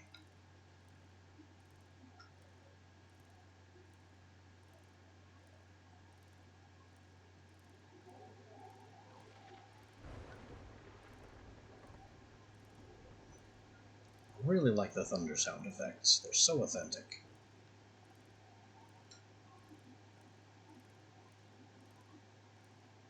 A bit of sound design change that came with 1.0 specifically.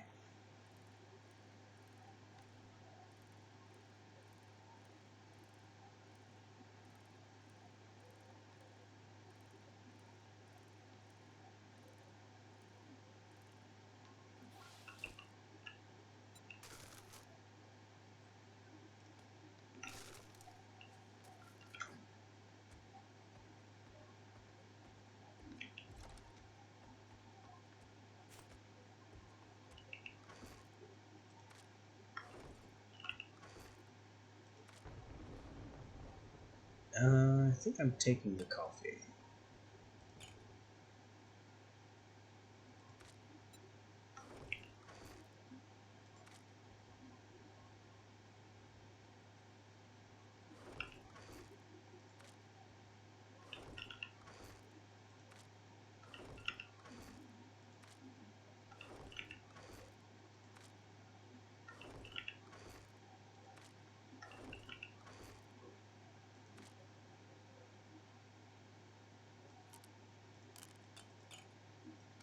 Grab some potential emergency supplies. Grab the Learning Elixir. Might be able to exploit that.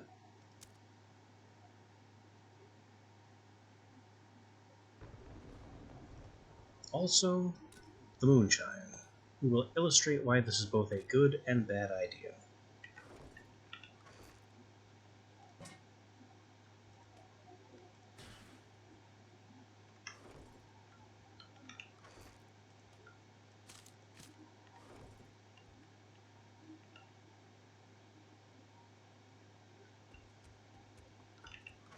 Also, I'm not going to need my bow here.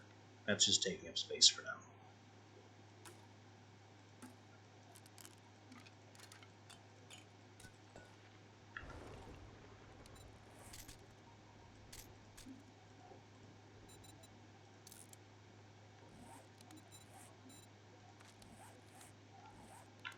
Alright. All's well to check in with Richt.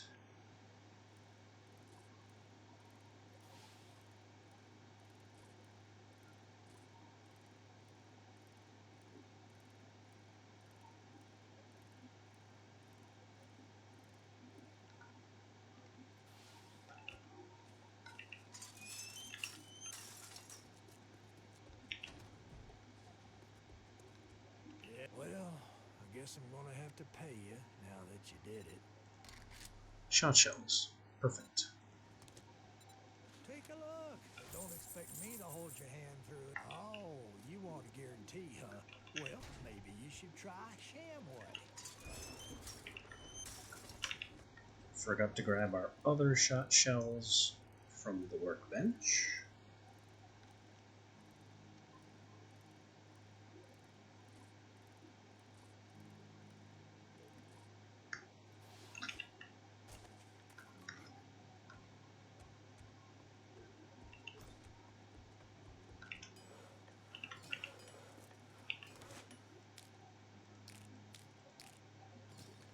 There we go. All the ammo you can eat. Those won't be useful either.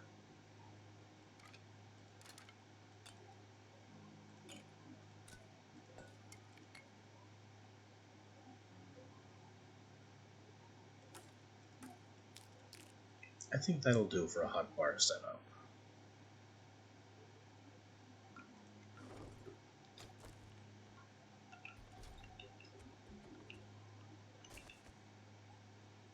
Alright, 2 hours to go.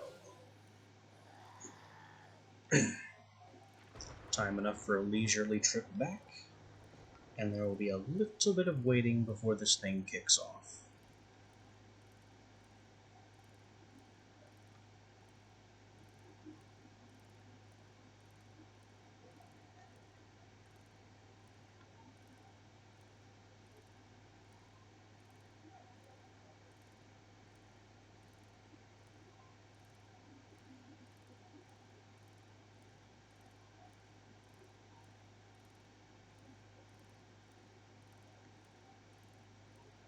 I can also check and see if I have any last minute skill points to spend, but I don't think I earned another one.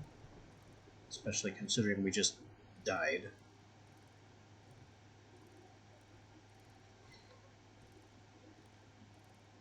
But that last quest dug us out of the XP deficit hole, so all is well.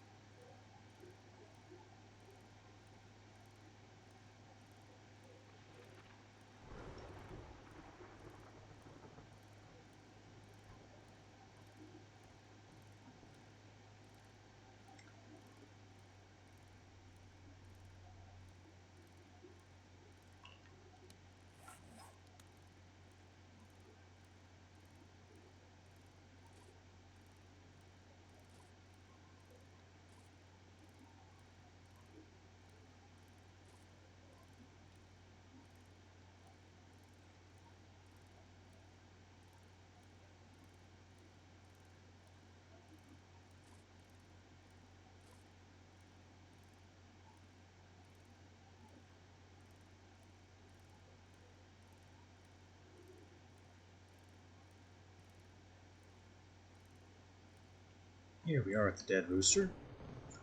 A very well fortified building.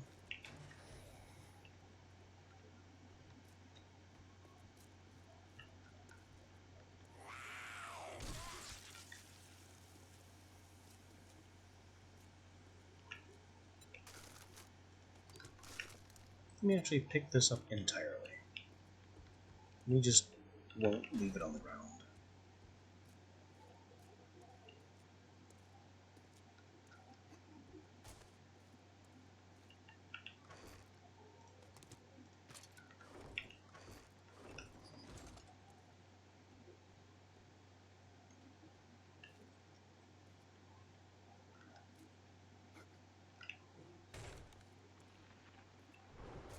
I'm also realizing I don't have a plan B, a secondary fallback, and the roof is just made of wood.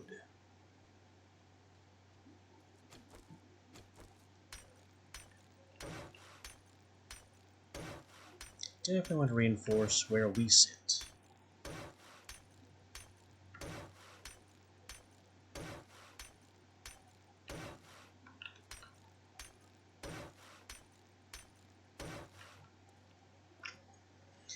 Yeah, Day 7 single player shouldn't be too big a deal.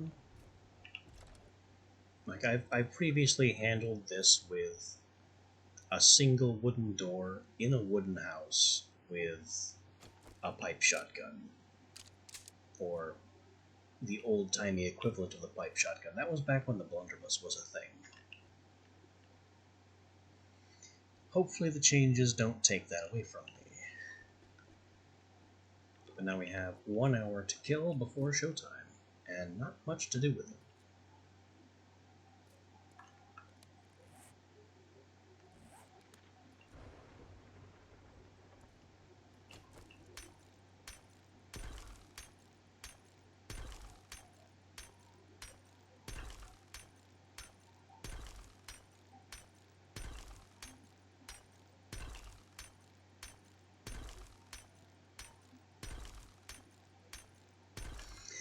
Yeah.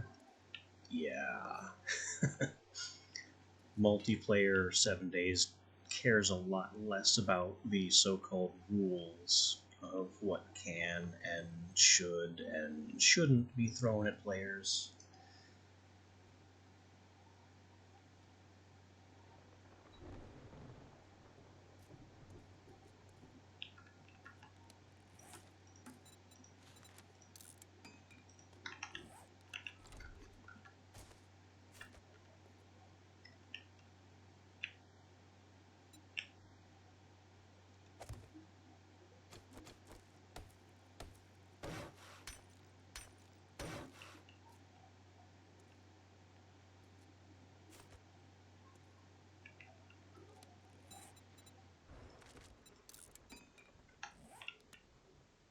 Now, what does it look like if I try to double thick these bars?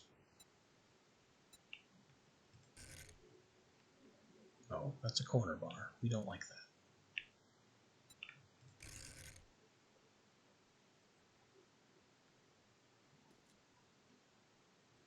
It would fit. They might try to jump on it. I don't see it as being a really big problem.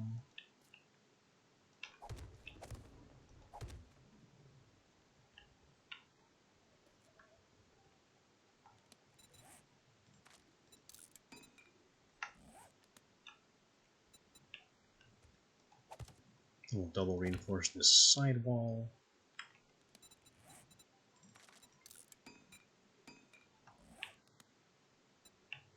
Then get some plates on face. Stick them up here. This way, this little stone bar here is, or should be, perceived as the weak point. And they shouldn't do too much damage to these, and if they do, we have an entire ablative layer.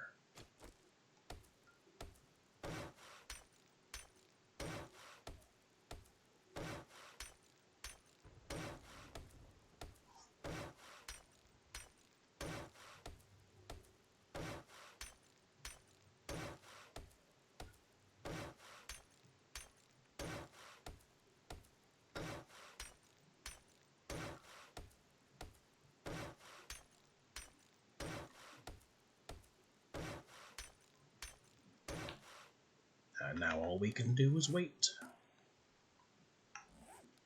I don't have a plan B or fallback location. All we have is our one hardpoint, roof access for birds, and if things go absolutely south, we can jump out here and probably die. Because there's no extra plan once we come out here.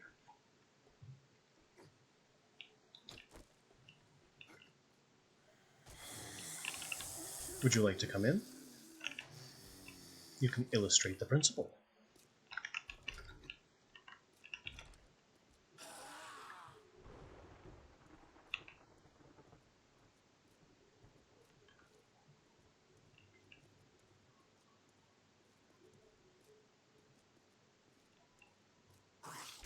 Perfect. Exactly what we want. Thank you for demonstrating.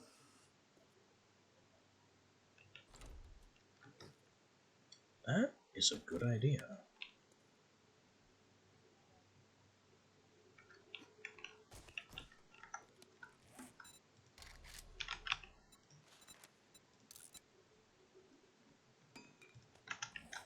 Don't have a lot of time to implement it.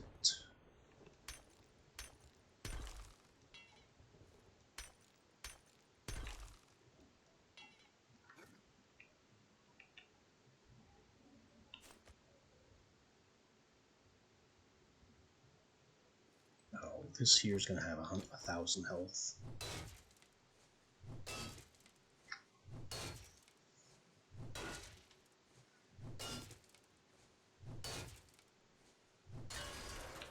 But it's a good use of our last few moments. Boy, that's an ominous way to phrase that.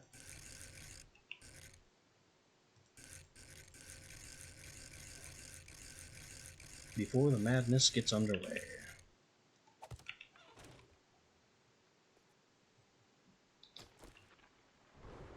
Alright. Like 10 minutes, 10 game minutes left to break this out and replace it with something tougher. I don't think that's going to work.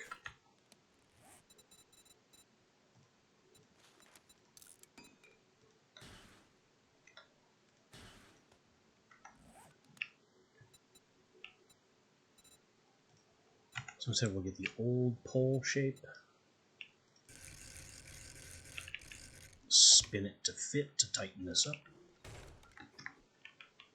Makes it a bit difficult to move through. But we don't have time to do anything fancier.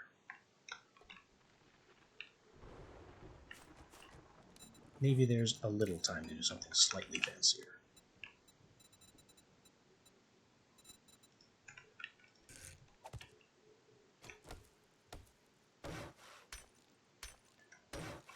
Alright, that'll have to do it. Places, everybody. Roll call. Front and back doors are open. This is where we stand, and we wait for the nightmare to begin.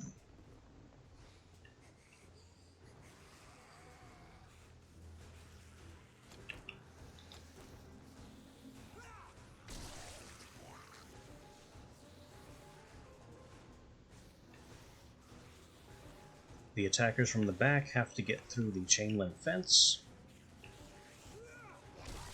Once they do, things should pick up.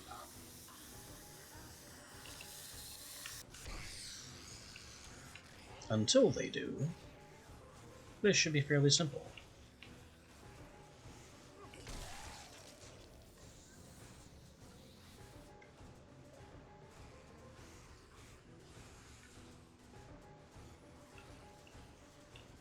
Come on, guys, what's keeping you?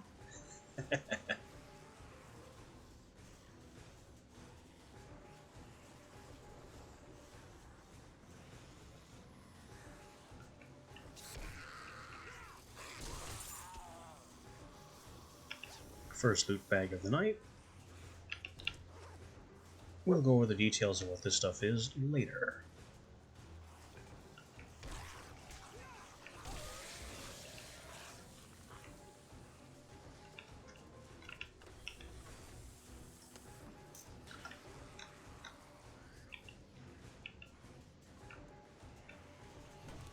Nope. Missed. Hit the back wall. That's fine, we don't need that back wall.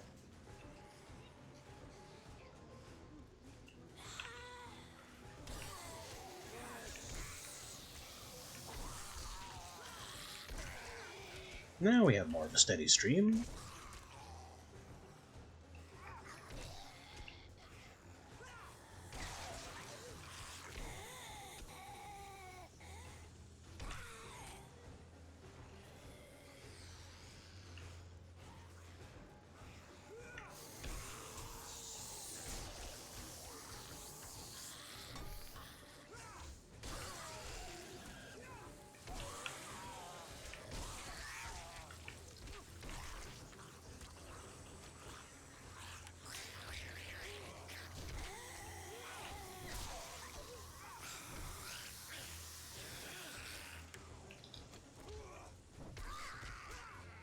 Bonk.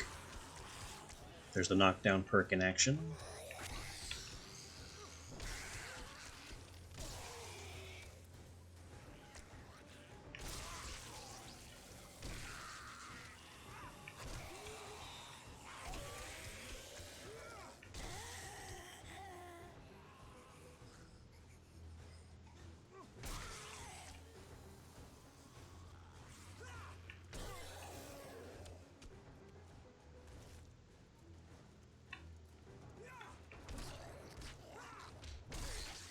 I know I brought the moonshine for damage up, but it really doesn't look like we need it.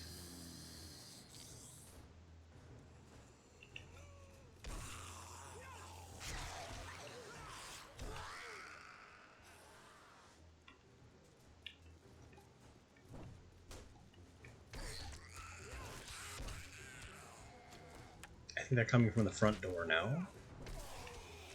They are.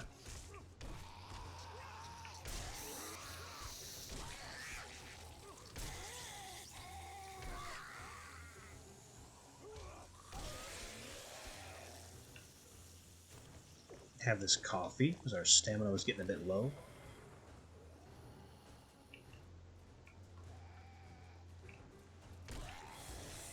Come on, guys, pick up the pace. I can do this all night.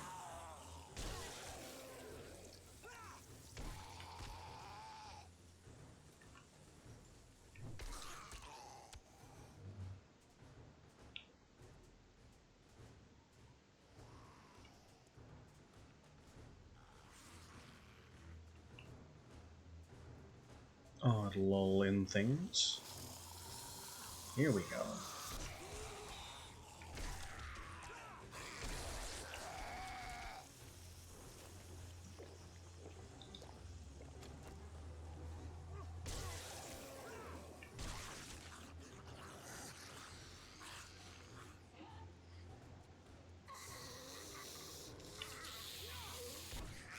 Took our XP boost juice, just because it looked like we weren't going to get a huge rush at all. So, better to use it for a few than not to use it at all.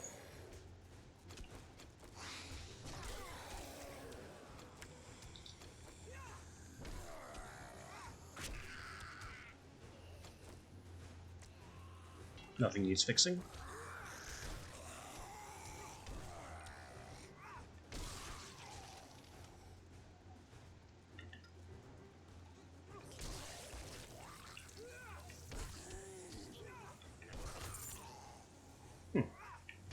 Another loot bag. It is barely reachable.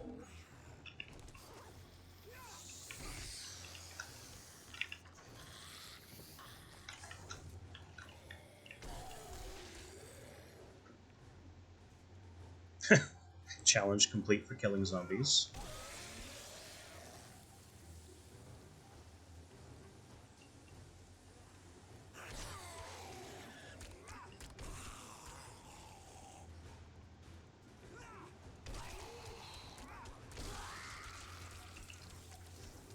No dogs showing up, so that's good.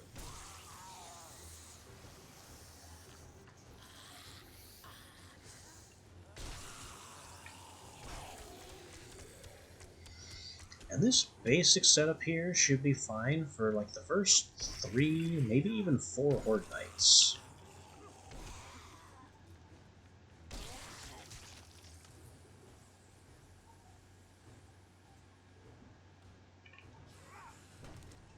What the? No, don't do that.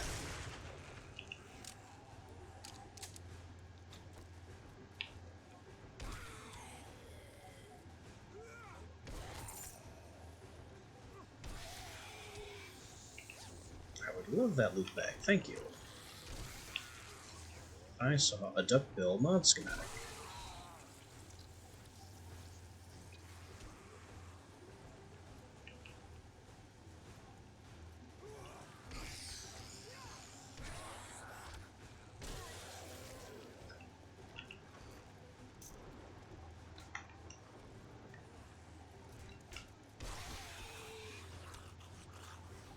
I know I stepped away, but don't attack my armored area.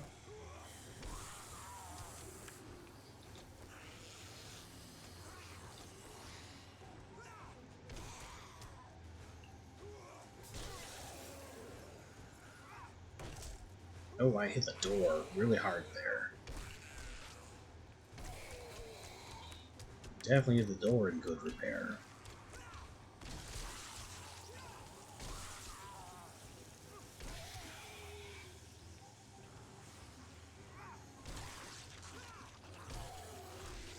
The only thing that would make this funnier is if that entire back wall was gone. So when I give them a good wallop, and they get knocked flying backwards, they just sail straight out of the building.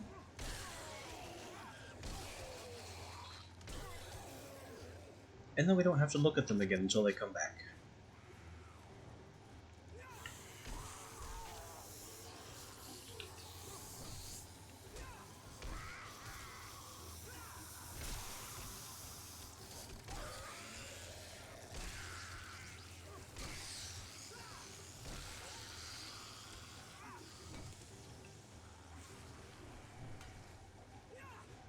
Nice try, but you missed.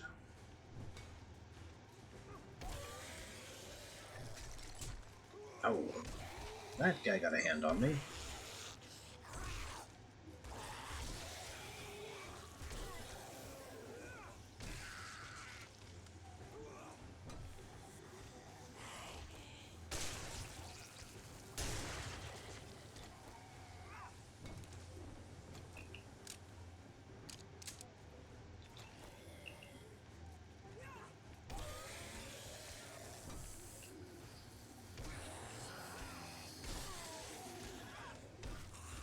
Yes, I'm happily breaking that back wall as we fight.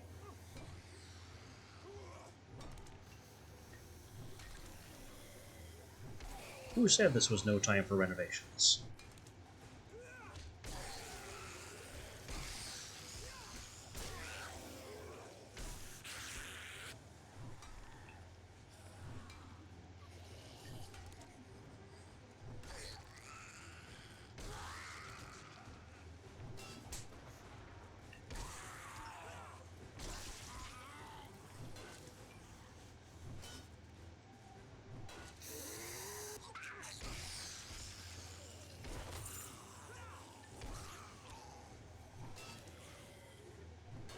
Third loot bag of the night. Actually, fourth, I think.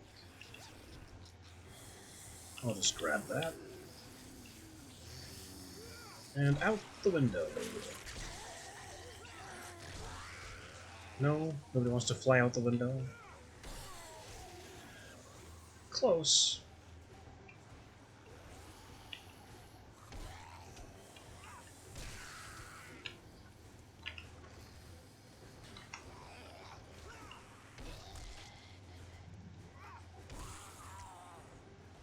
They don't fly far enough. I guess I busted that wall open for nothing.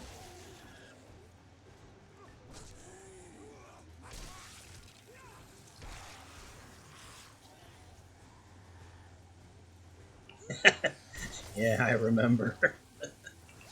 Oh, nope, don't want that yet. Not with him charging in. Now I got kicked out of my reach.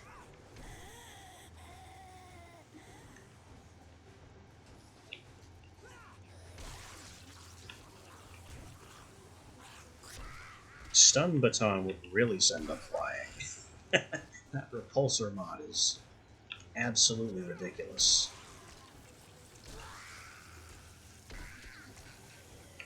I want that loot. I just can't reach it. There we go. Was it worth taking a hit? Probably not.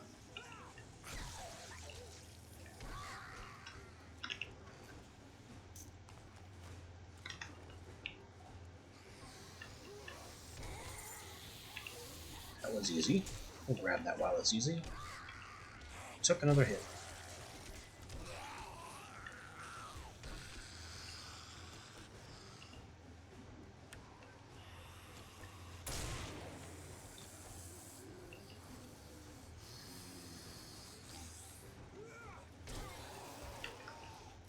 Our mighty hammer needs repairs.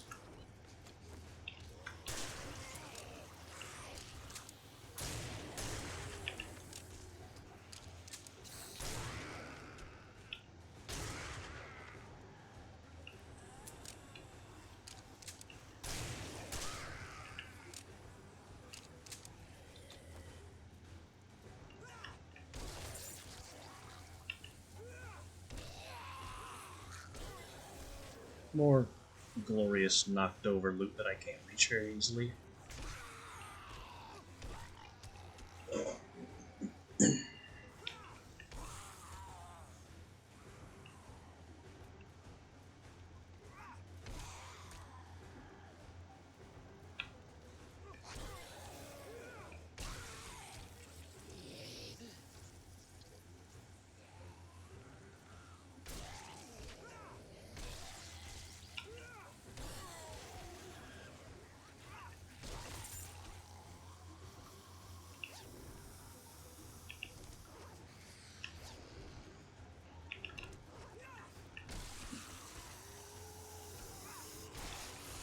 Pardon me for a moment, will you fellas?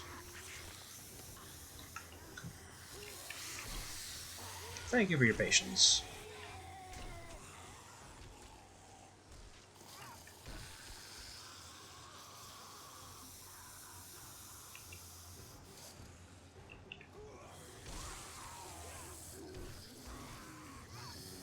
Alright, let's go ahead and have the booze just to be ridiculous.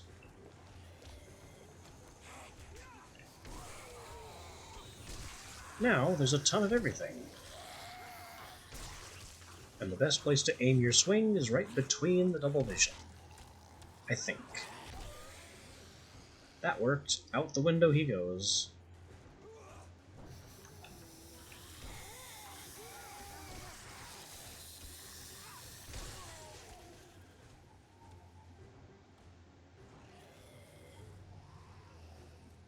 This is, in my opinion, a much better drunk effect than Minecraft's nausea. The double vision is really cool. It's just as disorienting as it needs to be, but it's not nauseating. Like, I can still see where all the walls and floors are. I can walk just fine. And you can compensate.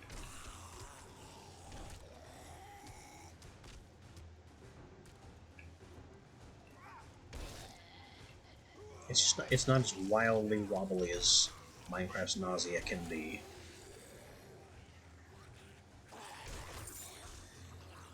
And that's it for the Super Booze.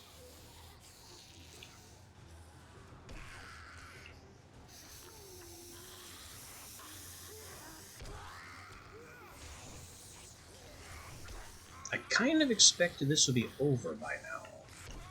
But having no trouble with still being here. Oh no, my loot bag fell down there. Well, I'm not getting that one till the night's over. Unless it despawns.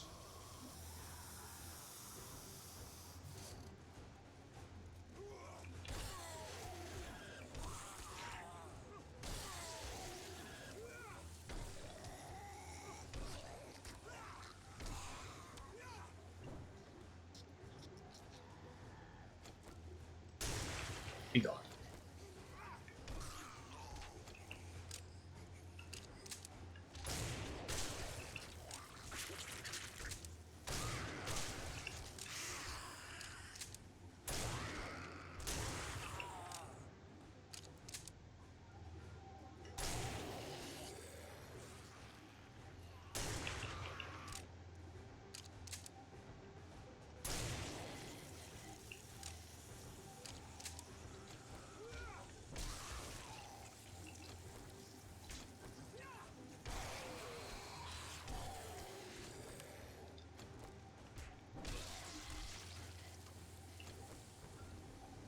Everything's still in perfectly good shape.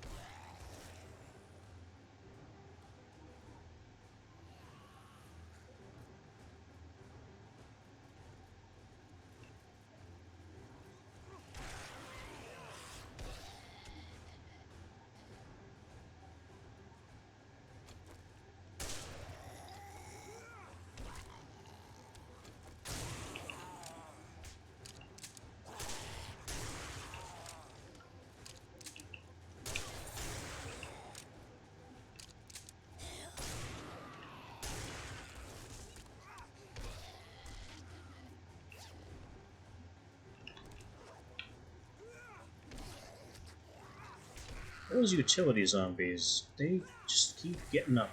It takes more than one hit to take them down.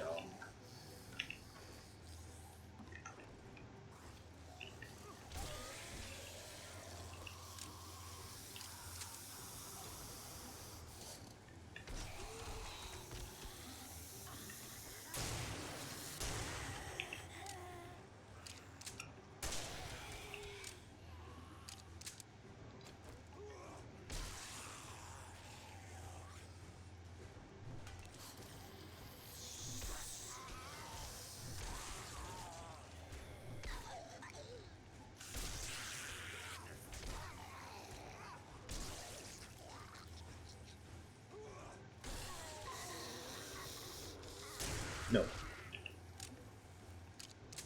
You do not get to be legless and beat on my thing down there.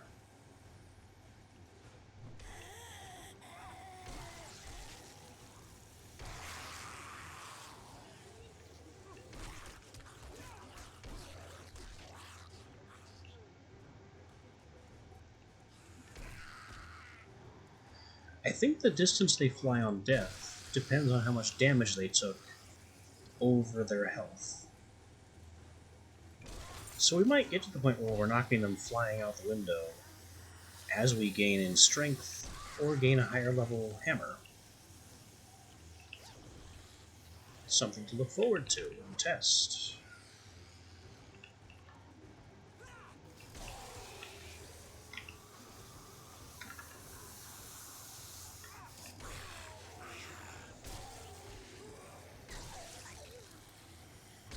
You don't get to crawl in. That's not allowed.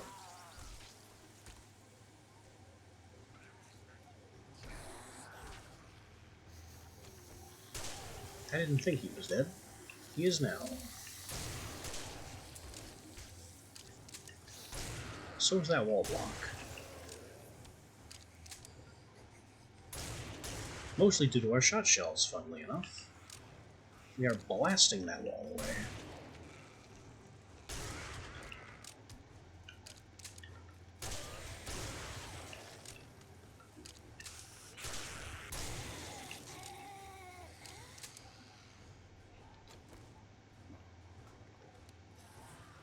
Give me a minute to have a snack. Bonk.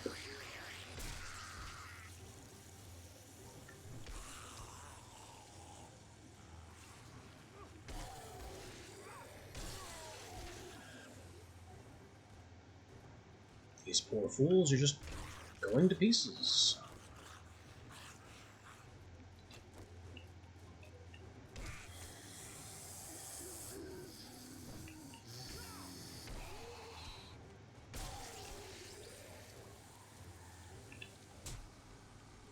Ow. Concussion and infection from one hit.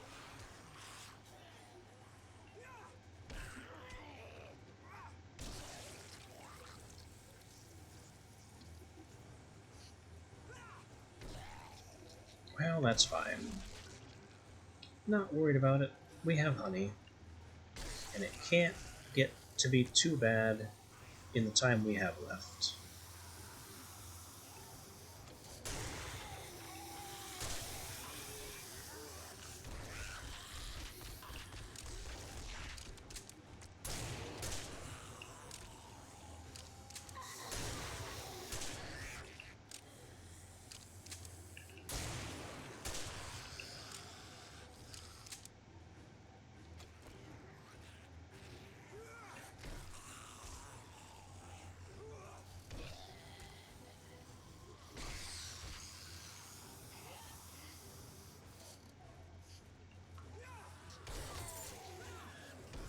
Why is this still going?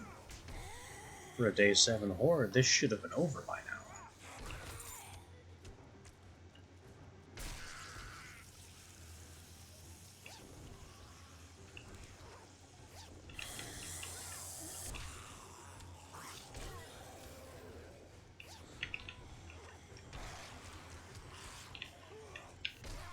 Let me grab my bag. Thank you.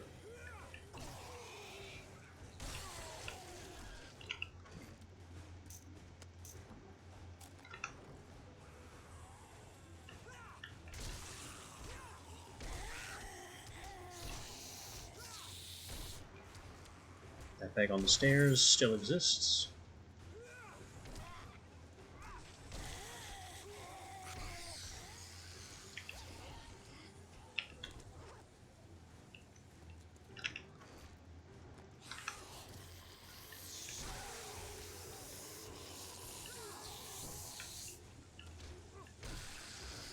Even if the stair bag despawns, we've gotten plenty of loot from this so far.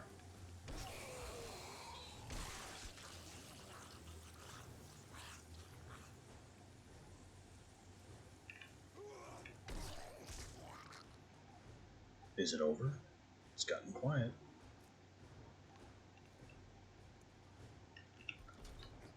I'm gonna risk it. Give me that bag.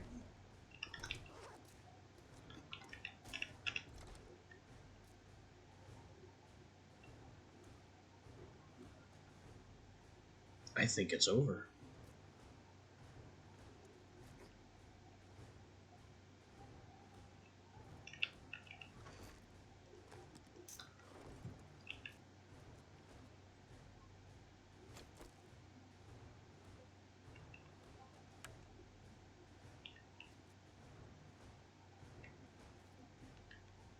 The music is still going at full blast.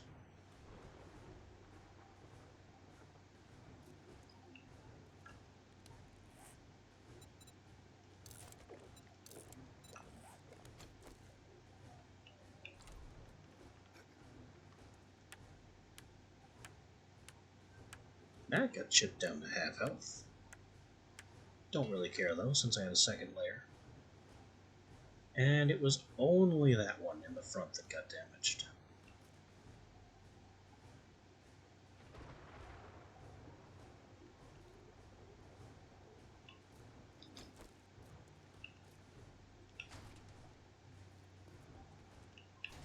Well, we can check. I can't imagine anyone would have gone down here at all. Hello?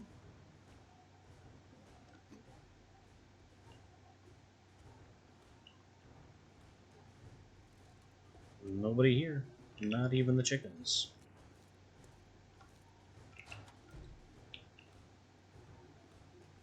Hello? I really should have destroyed these barrels.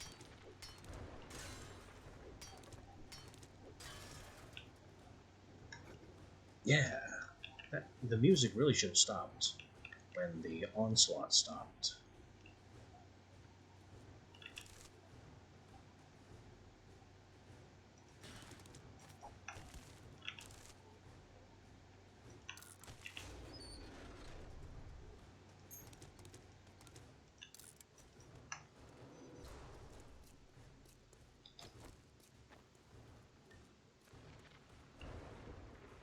Is there anybody stuck somewhere?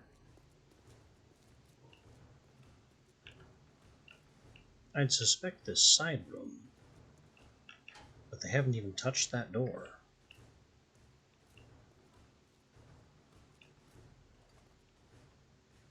Also, broke this block. Doesn't do them a bit of good, but they broke it.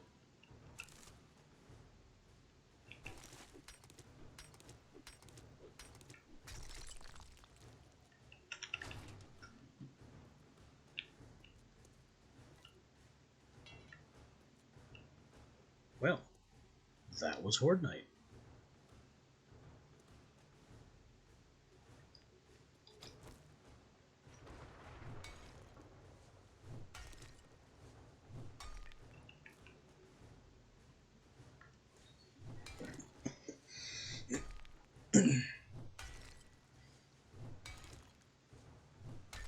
Very easily weathered with a slightly modified concrete staircase and just a simple design, simple hardpoint design, which I really have to credit you for this design, because you remember I used to put the doors on the floor and that made it really hard to handle short zombies like spiders and dogs.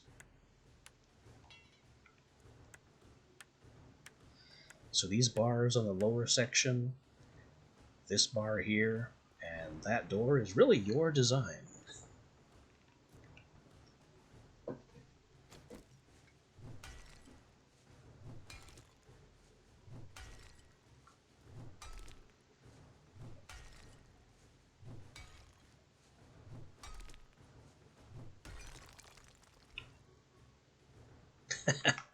Fair enough.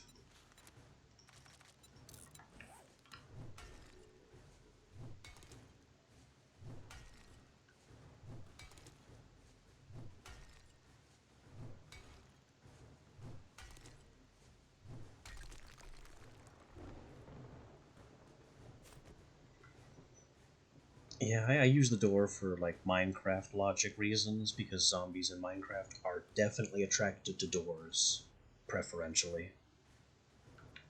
I think it still works here. They do come to attack these doors rather than the walls, even though the metal doors are tougher than the walls. So there might be something to it. It might be placebo. You never can be sure.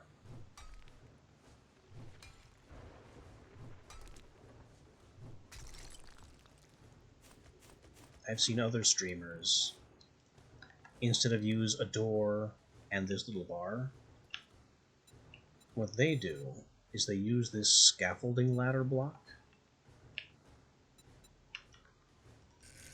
and turn it sideways. And this is their hard point. I don't know if hammer can swing through these gaps, and I'd rather not destroy the blocks if it can't. But I've seen them punch and use club, I think, through that little hole. I had to ask what that block was.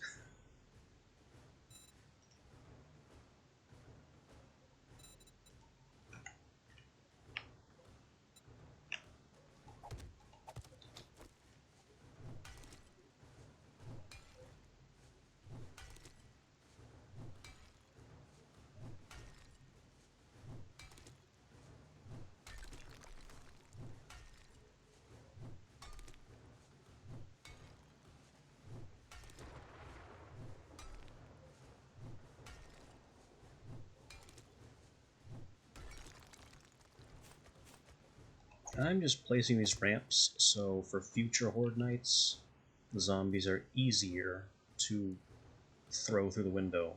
There is now less flat floor, and they should just slide down this if they've been ragdolled.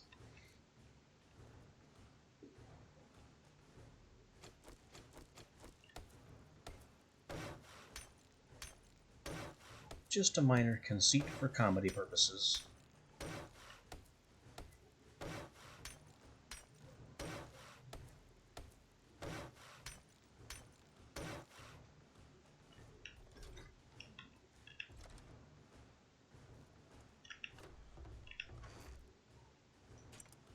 Alright, give me back my bike. You can have the cobblestone and the learning elixir can stay here.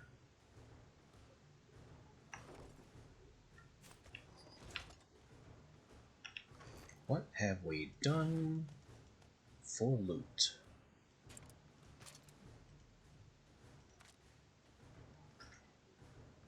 Bunch of ammo. Pipe machine gun 1, that's scrap. Stone sledge 2, scrap. Books. Armor crafting. Automatic weapon damage. 5 sledge.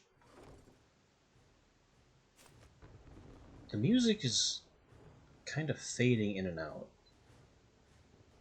It's distracting the way it kind of faded off and then came back. Gotta make up its mind. Anyway. 5 hammer crafting. 2 repair tool crafting. 4 food crafting. High power magnum ammo. I don't expect to need that. Duckbill mod schematic. We can make more of those. Shotgun tube extender. Useless for the double barrel, but when I get to the pump shotgun, this is the magazine extender for pump shotgun. Wait a minute. That little ta-da noise, we have finished Shotgun Messiah. So we have the 10% shotgun, reaching ammo, high dismember chance within 3 meters, which is my range. Shotgun slugs, shotgun degradation, shotgun tube extender, 20% bonus damage to full health targets, and now you can one-shot most wood blocks and bulk craft all shotgun ammo. Bulk craft effectively makes shotgun ammo 20% off if you can make large numbers of it. So shotgun shell, 1, 4, and 1. Multiply that by 100, 100, 400, 100 is what you would expect. But over here, that's not 100, that's 80. And then 320. So yeah, shotgun shells 20% off.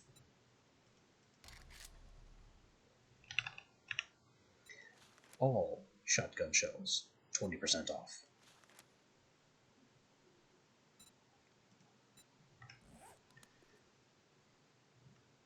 There's 4 a.m. There's the dawn. There is survived first blood moon.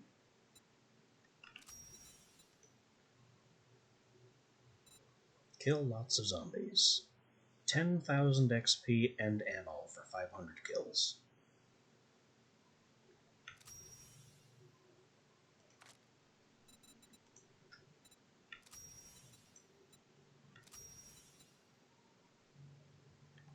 The victory pie is back home. I forgot to bring it. Shotgun crafting, vehicle crafting, so we can sell that. We found nomad boots, heavy armor with run speed. 2% run speed and minus 8% mobility is not a good trade. Ranger gloves, revolver, lever action damage, medium armor. Don't need it. Beer, bunch of food cans, yucca juice, brass, iron, glue, iron, trace elements of everything else useful, and a bandolier mod that I can't use because I already have one equipped.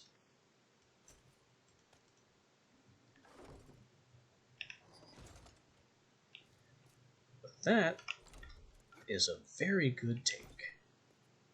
Oh, should leave that open.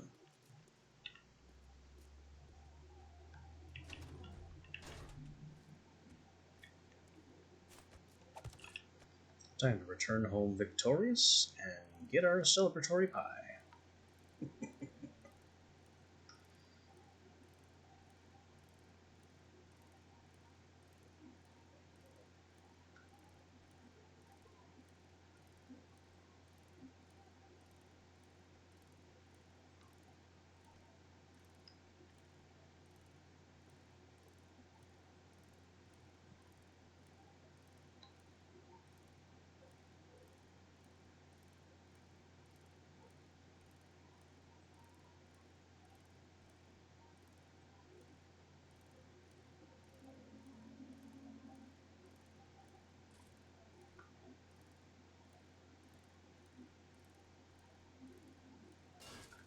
Oh, didn't see that fence.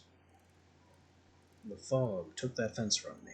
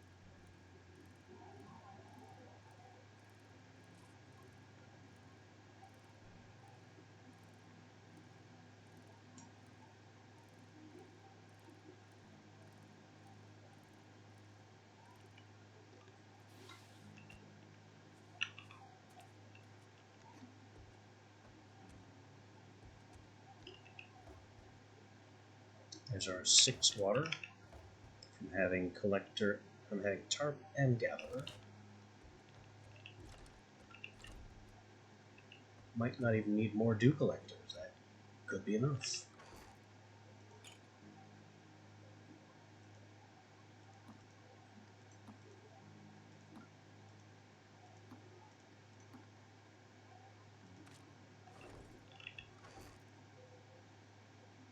And there it is.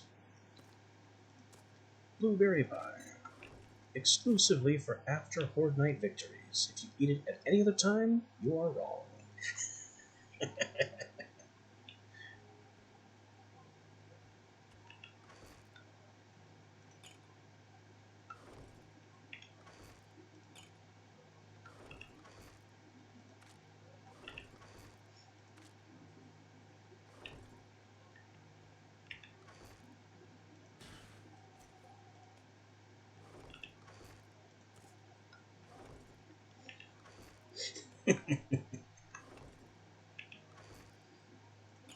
Medical beer.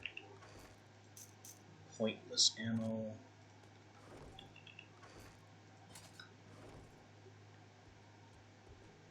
And let me get my other tools back. Didn't even have to use any fire.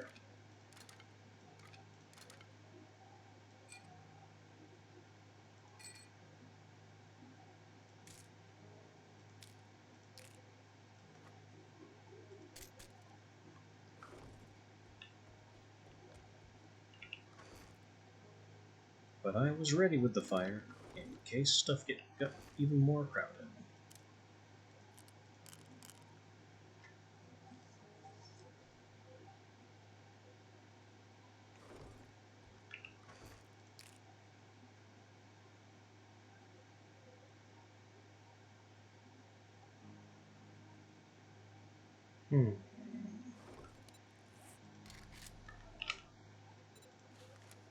Oh wow, I did not know I could do that.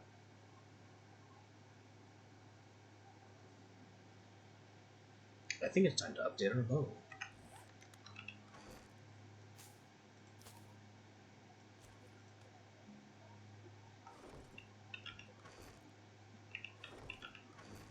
And update our arrows.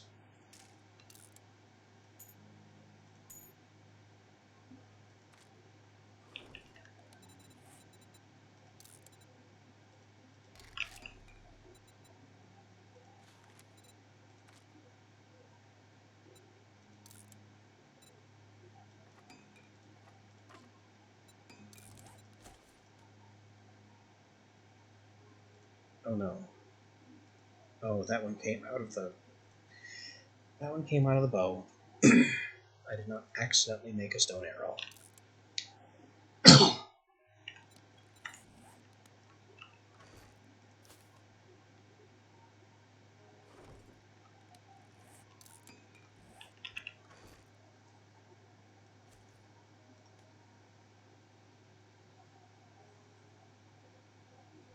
Extra ergonomic grip. I don't see anything else that can go on bow.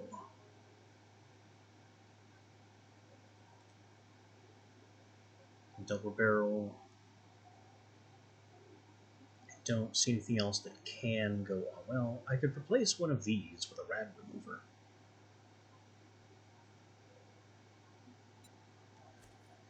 Between the two of them, I don't remember which one is better.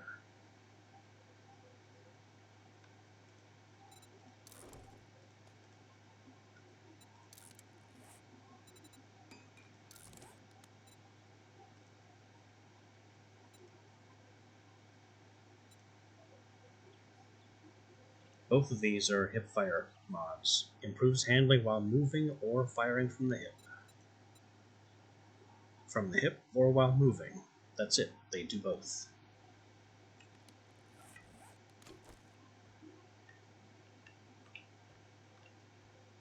Our crosshair is not getting any bigger at all when we move.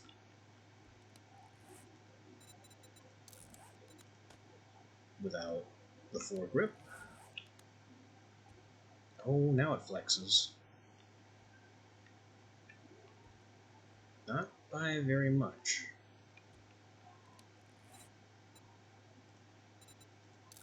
How about no stock? It doesn't flex at all now. So the retracting stock is the stronger of the two mods. By quite a bit.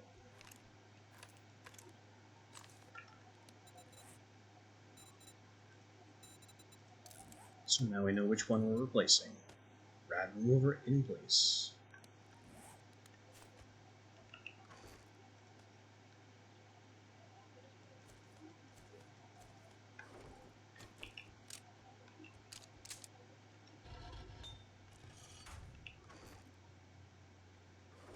And with Horde Knight out of the way,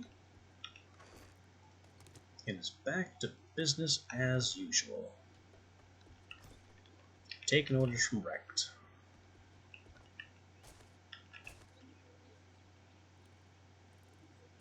We also have the option, since we're in Tier 2 quests,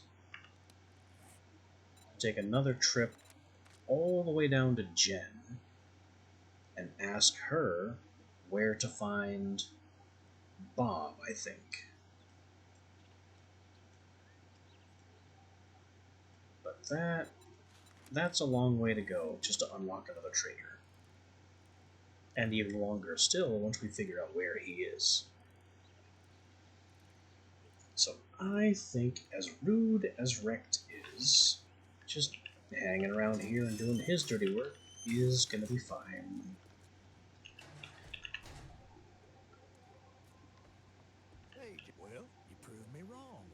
Now take your reward and get the hell out of here. I'll take more shells. Works for me. Quit gawking. Either buy something or piss off. You can have all that. I have 6 skill points to spend.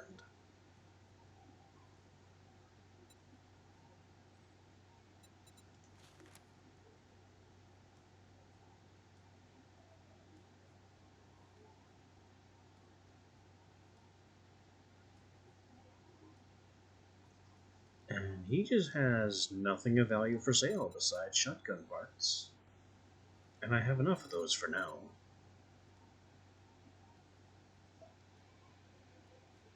Be careful out there. You wouldn't want to get hurt.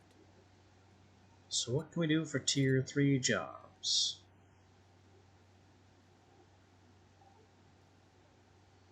I think a buried supplies is in order because we're kind of low on clay soil. Hey, jerk. So we'll start You there. need some work or what? Get moving, jackass. This don't pay by the hour.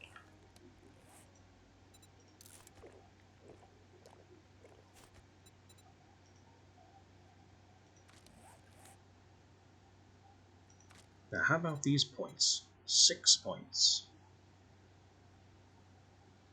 That doesn't quite get me up here. Close though. We need to have strength 10 to capstone these skills.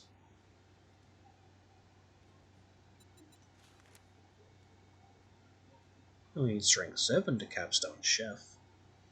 And that will make our food even more efficient and cook so much faster. I like that. We'll invest in strength because what are we doing if we're not investing in strength? And then it's 6 more points for the last 2 levels. Which makes it time to branch out a bit.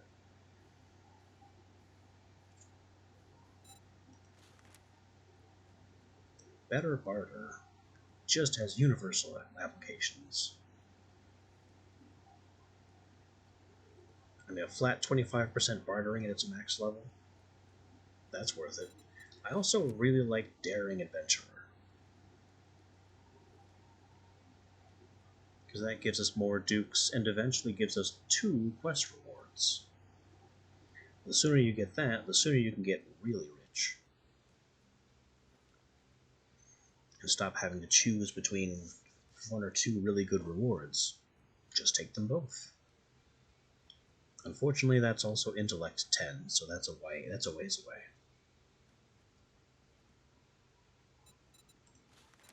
We could get into advanced engineering for faster forge crafting, cheaper glue, and eventually cheaper steel. But I think I have other early priorities, like advancing run and gun further, so reloading is less crippling.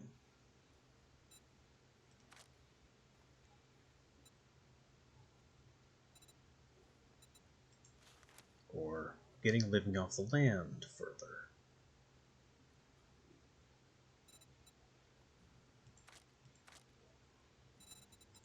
I've got that one level of treasure hunter already, so that's nice.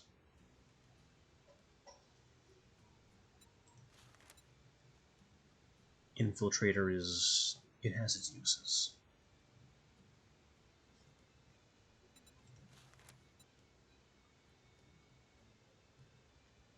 I could definitely use Animal Tracker to see rabbits and chickens. Because my ability to collect meat is very limited right now. And then, why not Lucky Looter? Just a 5% loot bonus at all times. Nothing wrong with that.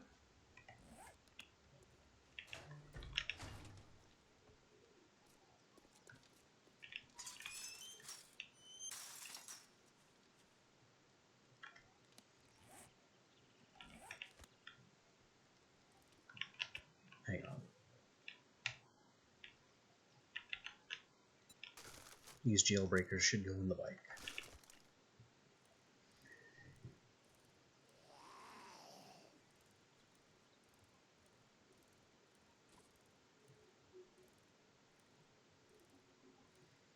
Now, the one marked disadvantage of going sledgehammer and shotgun is that I have basically no long-range options. Any problem of any kind, anywhere, I have to get close to, or it will simply continue to be a problem. And there's nothing I can do about it.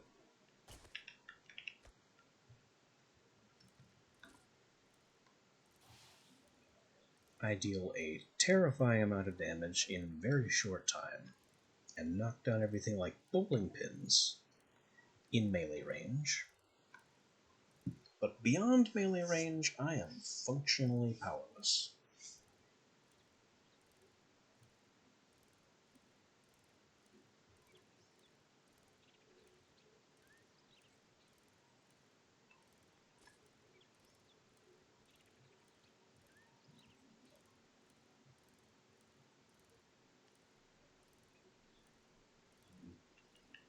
Can I sneak through here? Let's not drive in the funny little stream there. The drainage ditch.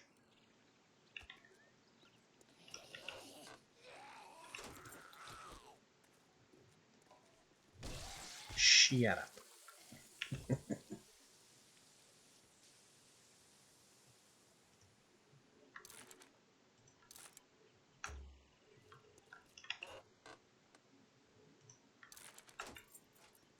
Lots of very good crafting machine. Crafting magazines.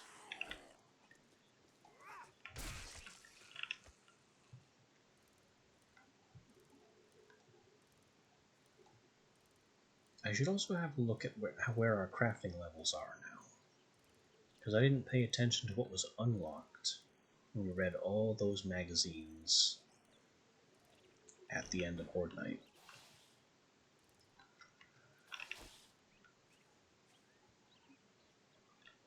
And we can do that as soon as I find this crawler. You are not going to sneak up on me while I'm in menus. Okay, so where are we crafting-wise? Stone tools 6, so I could make a 5, and definitely should Like, right now. Stone Shovel 5. Clawhammer 2 for repairs.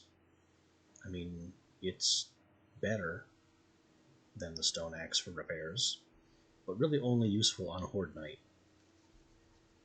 So I don't need to repair anything quickly at any other time. Wrench 2, not really worth the upgrade. Sledgehammers, Iron 6 or Steel 1. I think we're going to stick with this one until I can do Steel 5 or 6. We are perfectly happy with Iron 4 until we can max out. Shotguns, Pump 2. Not worth the upgrade. Maybe when we get to Pump 3 or 4. 6, of course, would be ideal, but at Pump 3 or 4, it's finally worth stepping up from Double 5.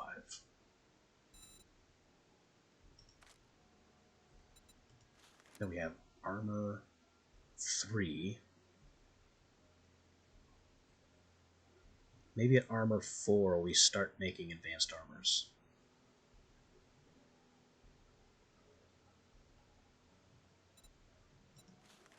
Food.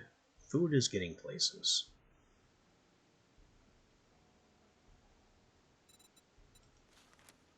Electrical, we can't even start.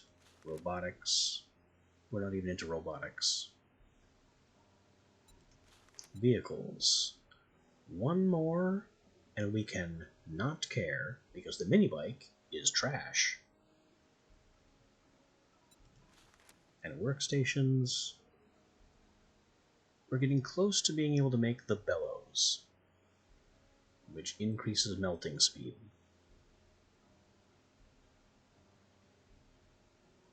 Other than that, we just need to get to 30 for a cement mixer and 50 for a chemistry station.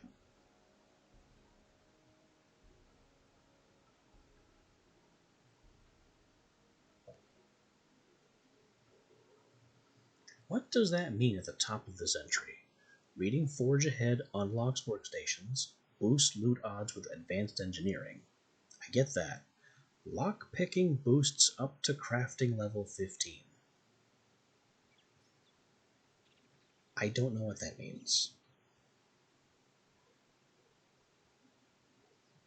I think that means the lockpicking skill boosts your loot odds until you get to level 15 of this skill, which is where you get lockpicks, and then it stops boosting, getting you Forge Ahead books. Which is pretty stupid. Everyone needs Forge Ahead books, whether or not they have access to lockpicks.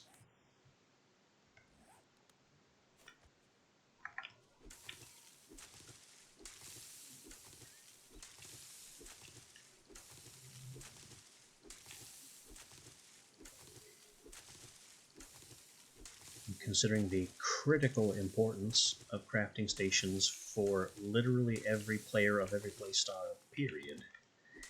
If you want to have 2 skills that boost your loot odds of Forge Ahead, go ahead. But don't have one of them fall off.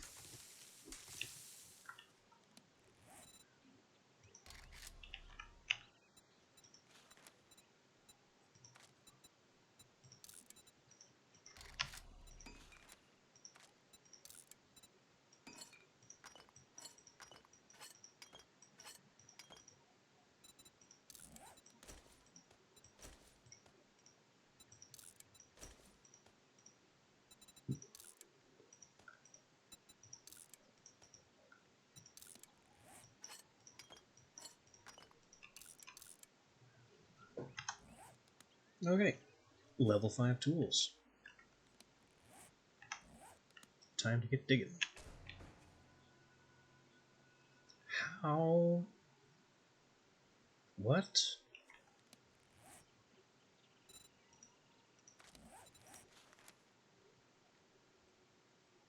Someone's gonna have to explain to me how I instantly failed that.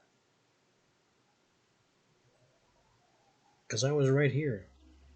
I hit the marker. I was therefore within the radius of the marker, but it just failed immediately. What just happened?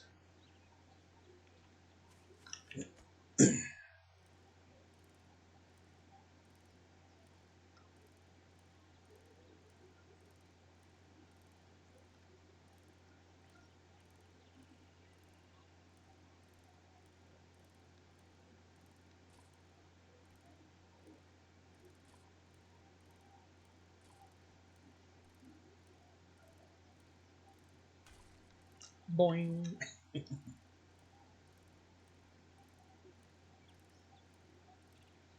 Oh well, if Rect is handing out duds, I suppose that's his prerogative. I'd prefer he didn't waste my time.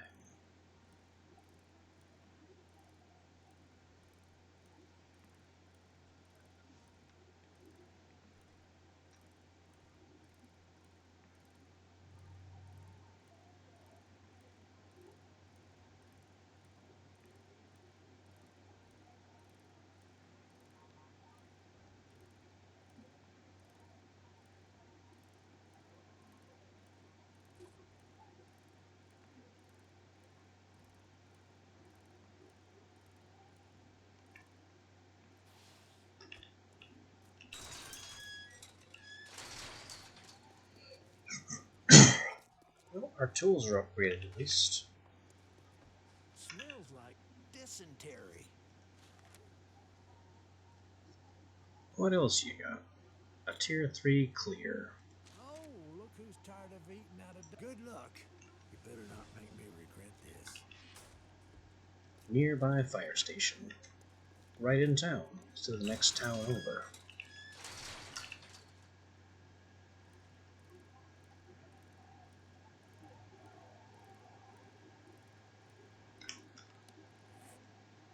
Yeah, it is right in town.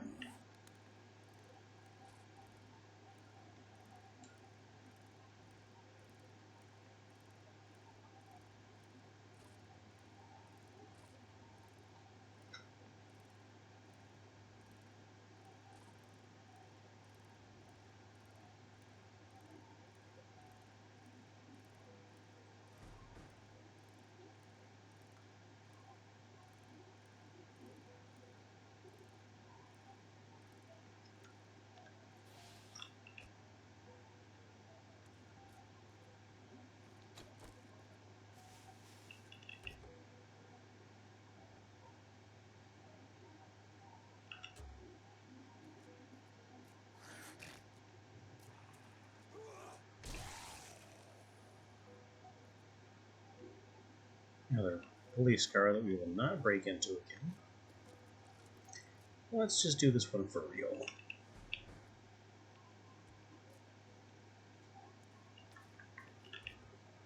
I'm a bit disappointed in that instant failure and not as willing to waste time. Reduce collision damage to vehicles. Yes, please. I would like my vehicles to last longer.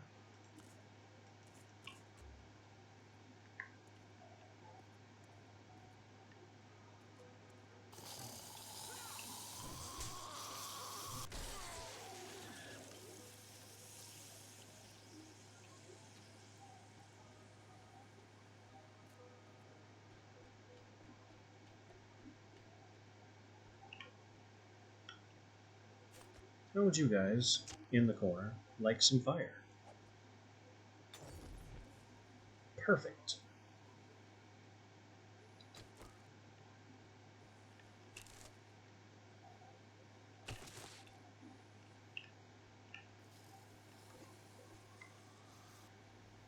Oh, hello. Goodbye.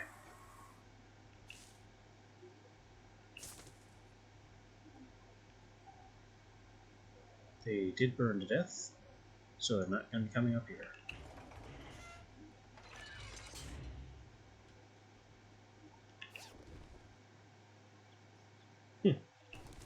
One leather inside the water tower.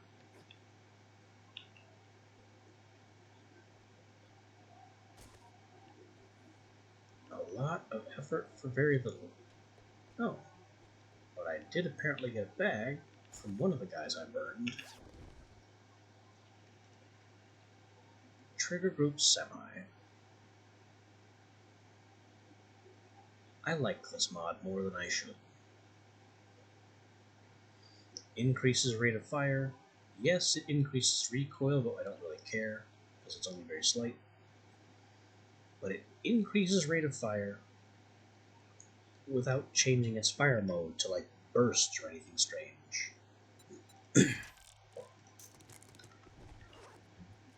So on single-shot weapons, that's just a fire rate increase.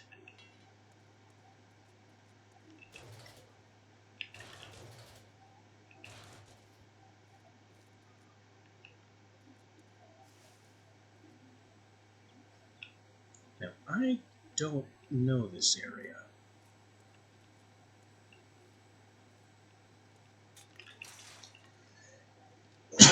Looks like I'm supposed to go into that unlocked rolling door.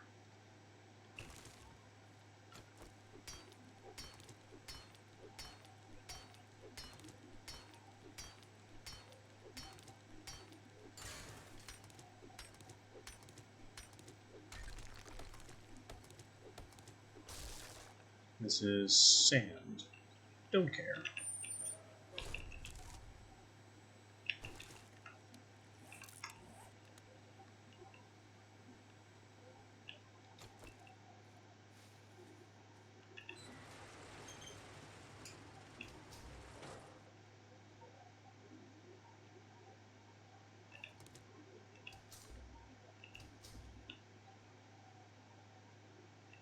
What a strange maze this is. Of tight, small rooms.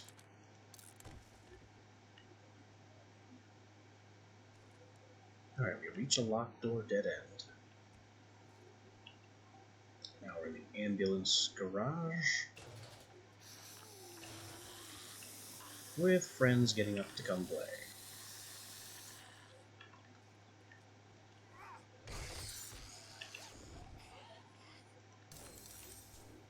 Ah, just got tier 2 bellows. Could you not? I haven't looted the ambulance yet. Don't break the vehicle. I would like to loot the vehicle. Never mind. Shouldn't let you break it.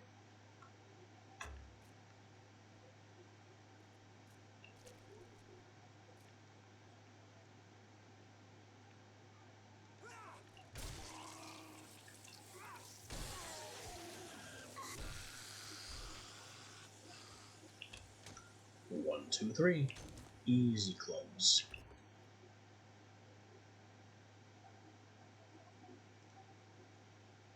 Increase attack speed with axes by 5%. That's weirdly specific. Does it count for this axe?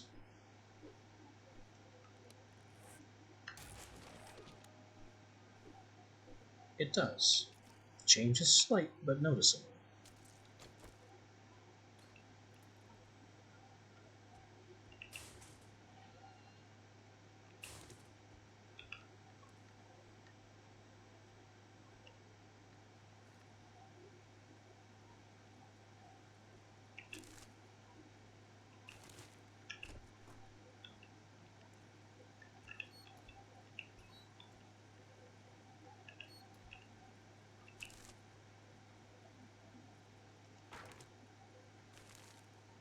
Oh, that's why this is so confusing. It's showers, not a bathroom. Huh. A laundry chute. I think this is the first laundry chute I've ever seen in this game. Neat. But you can't go down it, because you can't fit.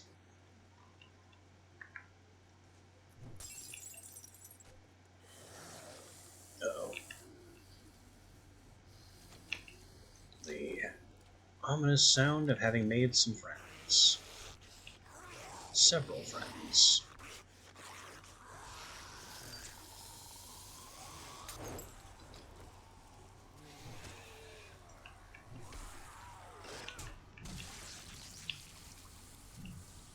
fighting firefighter with fire is just ironic.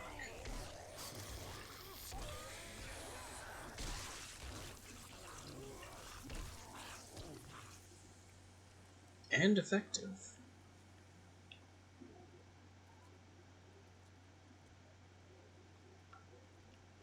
If you've never used the Molotovs before, don't sleep on them.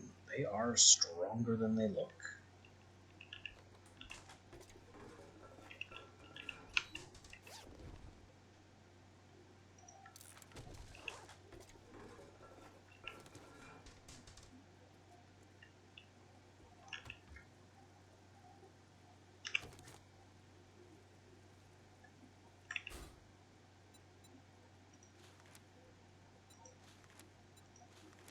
Skull Crushers, 6 minutes of plus 50% melee damage.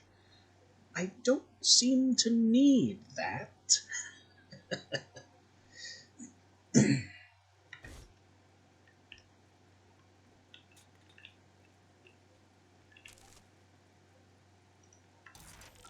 The hammer just ends any target it's swung at.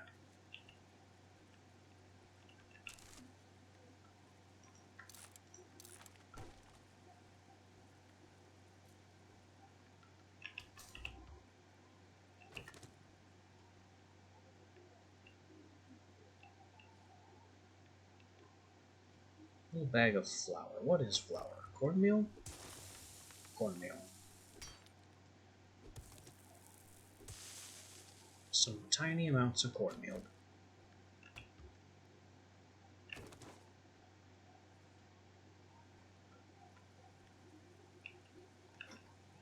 Could this be more cornmeal? No. It's clay soil for some reason.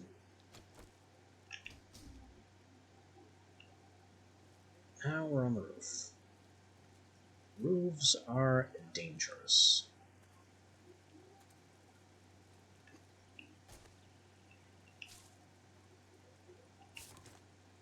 They're wide open, they can have birds.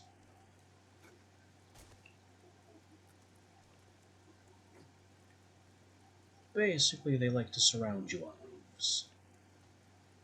Kinda like this. Ah! I just mentioned birds and didn't even look up.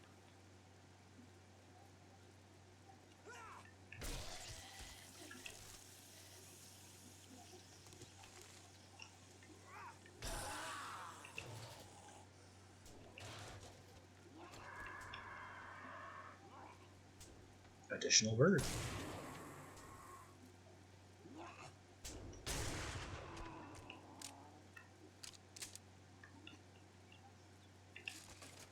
This building is clean.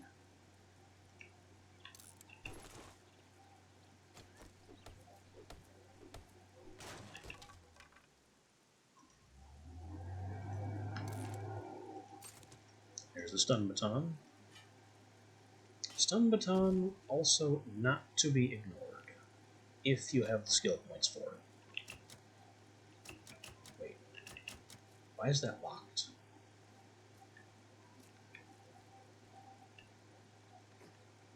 That's my end loop, but I'm locked out. Why have you done this? Oh well, I'm a hammer user. Excuse me, door, you're in the way.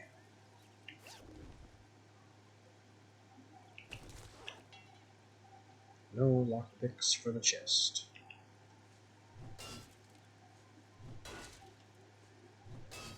Again, I'm a hammer user. I refuse to care.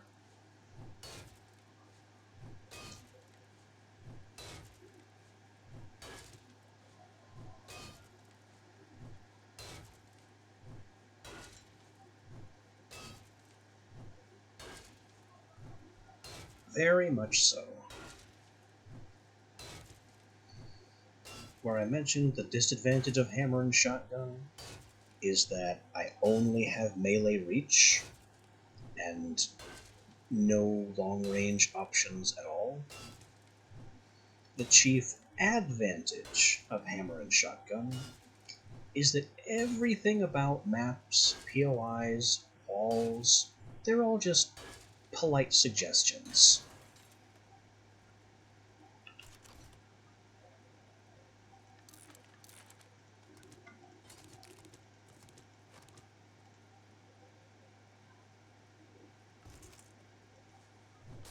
A sealed crate or a solid wall is just, please don't walk straight through the wall. But if you really want to, that's not actually wood. Forget I did that. I thought this was going to be a wooden floor. Nope, that's concrete. The paint job fooled me. But if that was a wooden floor, I would have just blown a hole straight through it.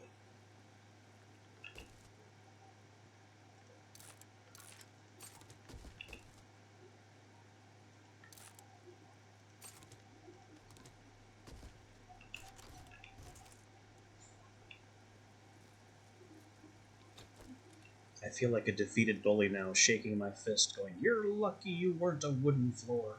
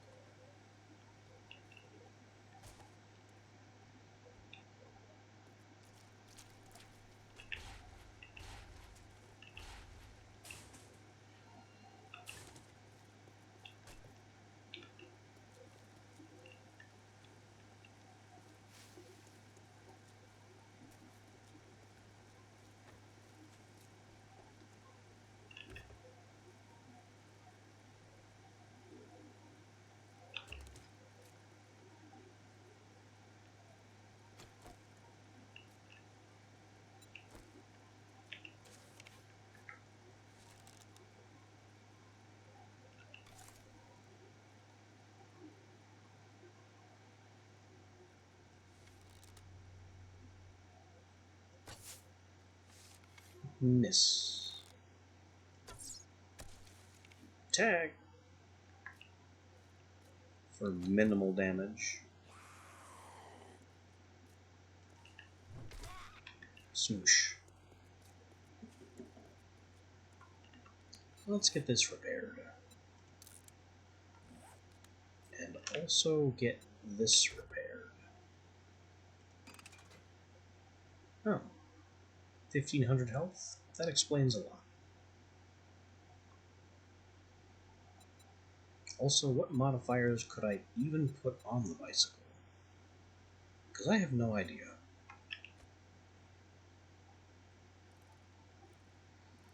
Supercharger. Supercharge the bicycle. I'm sure that'll be effective. I know. Expanded fuel tank. Makes perfect sense. Maybe extra seat? Make it a bicycle built for two? I don't know. What vehicle mods could possibly go on the humble bicycle?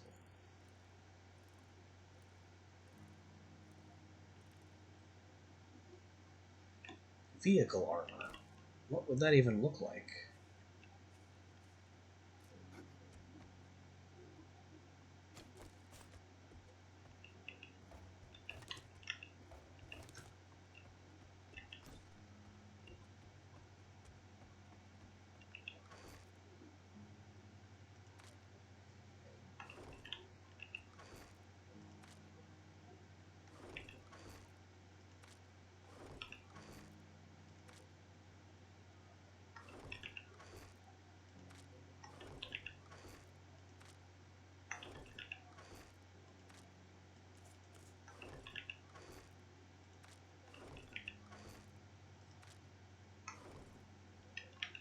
Wait.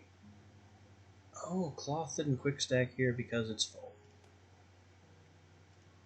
They have commando gloves, range damage, medium armor. I might want to get commando gloves. I also might want to get some kind of gloves that improve melee damage. Either is good.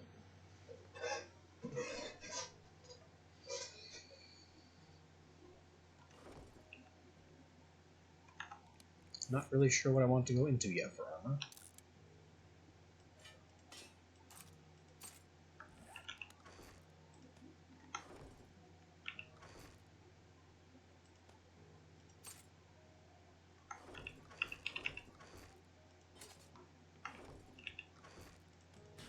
Fortunately, I have plenty of time to figure that out.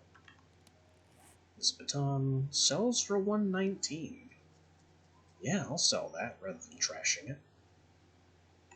Also,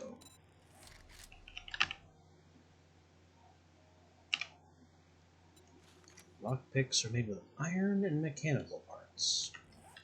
Okay.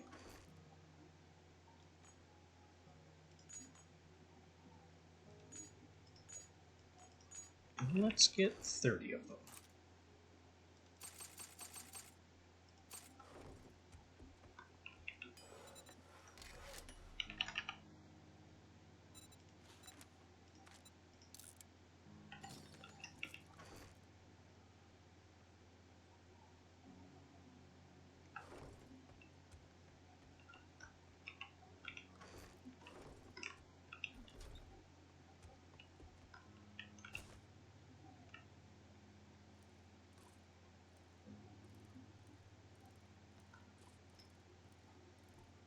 I should probably harvest that little farm too. We have the first level perk for it.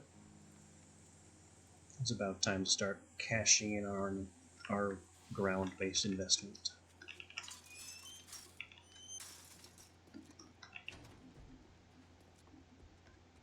Didn't we agree your first job? Holy shit. I thought you were a zombie. We don't need a ton more shells. 2 stacks is more than enough for most purposes. I could take the Pistol Pete. Improved fittings is almost a dead mod. Customized fittings is better.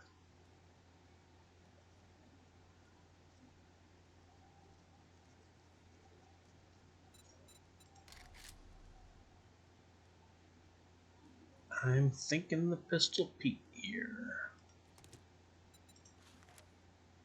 As for jobs, we'll take another clear. Well, don't just stand there with your thumb up your ass. Go do the goddamn job. Selling to even a dumbass like you. Don't let the door hit you on your way out.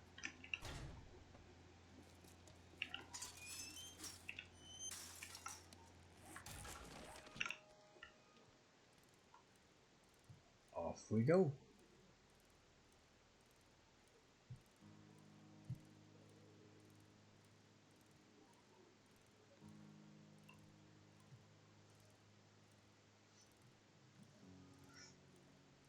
My health is still down a little bit, but I think I invested in...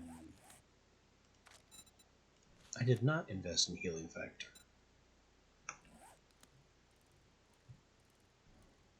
Well, alright then.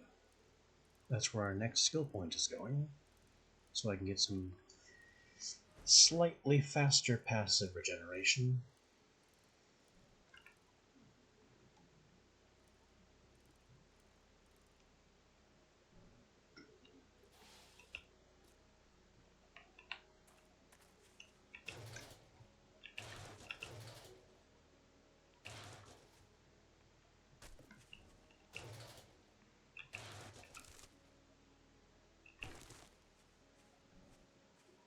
That is not how garage doors are supposed to work. You're supposed to open the door and drive in.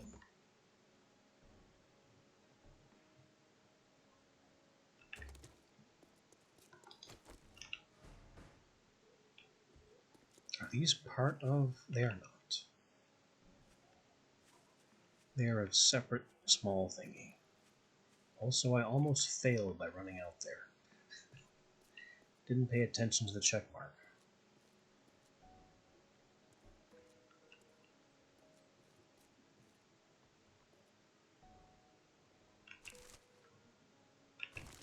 Why is there a light here? Oh, it's showing off that shipping crate.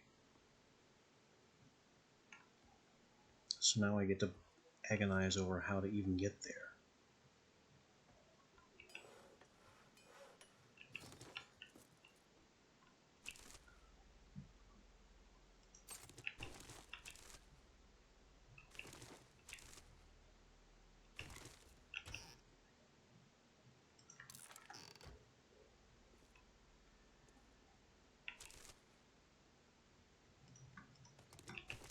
It's awfully quiet in here. I expected to be jumped by now. There it is.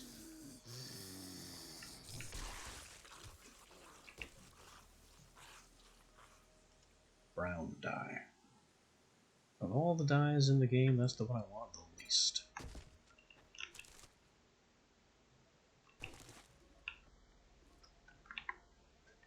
What is this? Anything? Nothing.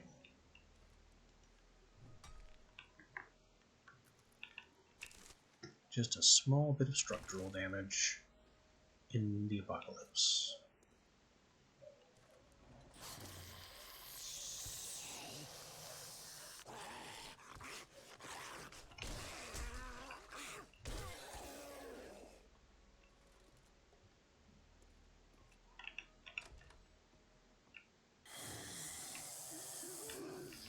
How dare you be completely silent?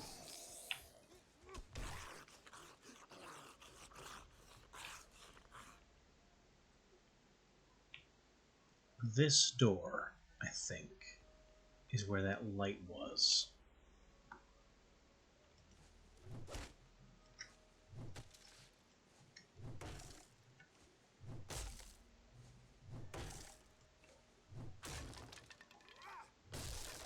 There it is.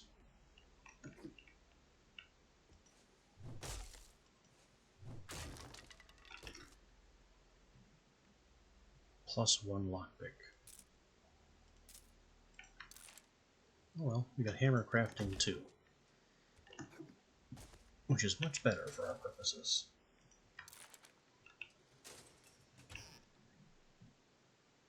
Shotgun crafting going up as well.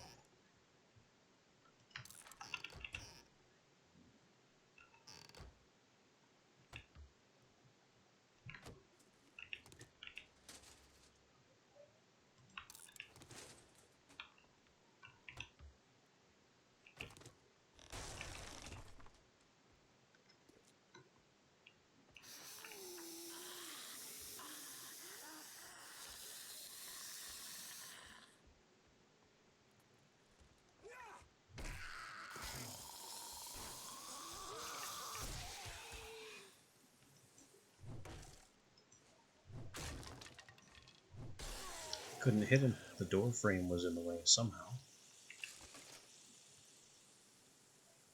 Don't need that.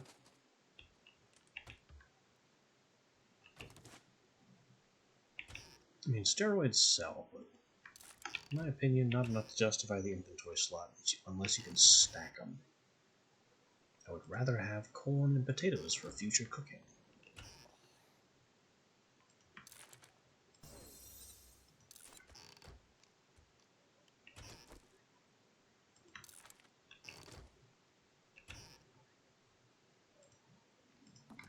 Chicken ration has no recipes. We'll just eat that.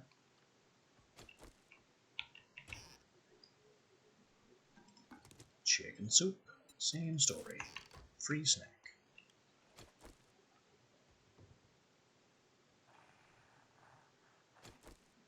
Alright, you. We know you're in there. You might as well come out.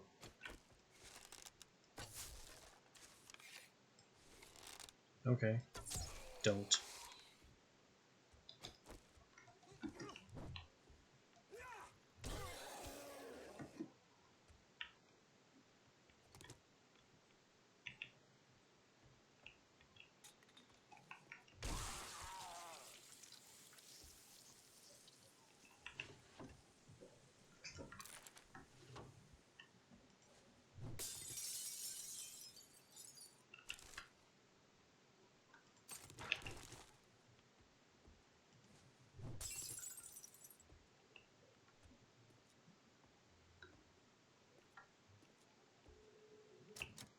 Locked.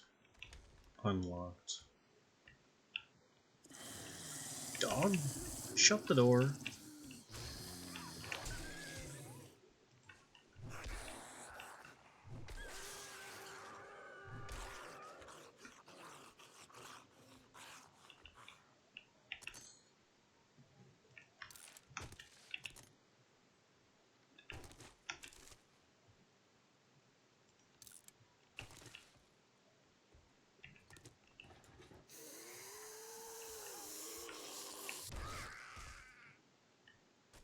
Interesting. I wouldn't have expected a very small shared closet. Is it even a shared closet? Because the door only goes one way.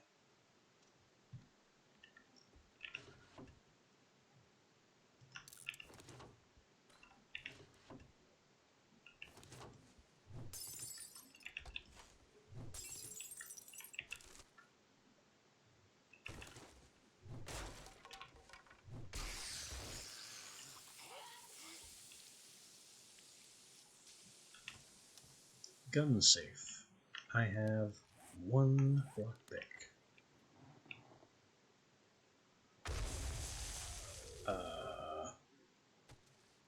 Okay. Thank you for telling me there were mines buried under that debris pile, because I never would have thought to even look for them there.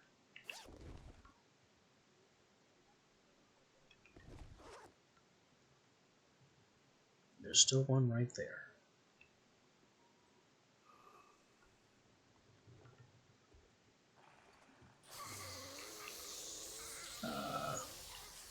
What have I just triggered and from where?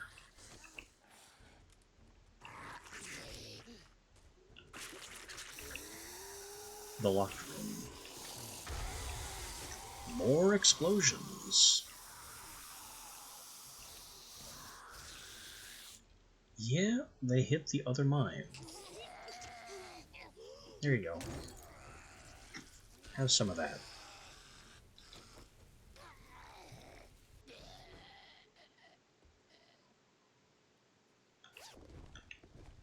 Is that all the mines? I don't see any more. There shouldn't have been mines hidden under that pile of junk. Kind of takes away the player's possibility of even seeing them.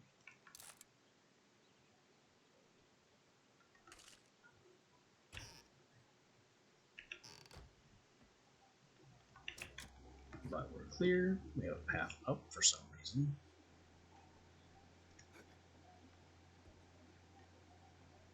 And we have the end loop.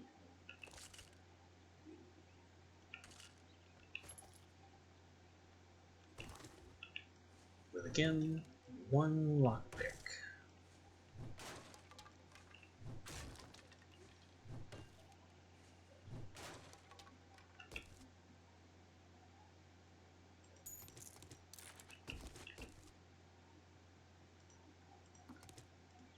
Tuna. Tuna fish gravy toast we are 8 books away from. I'll just eat that.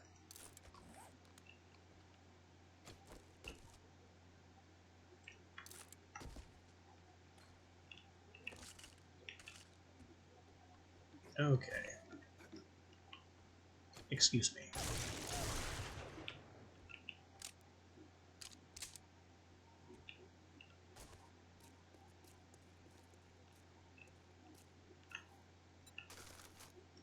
Give me this. You can have all these seeds, I guess. And the other produce.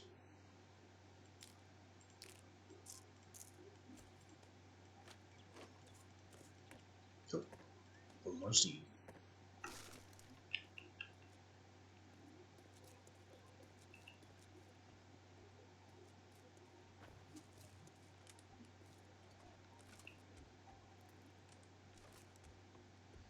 Now we'll get that that locked chest and the gun safe.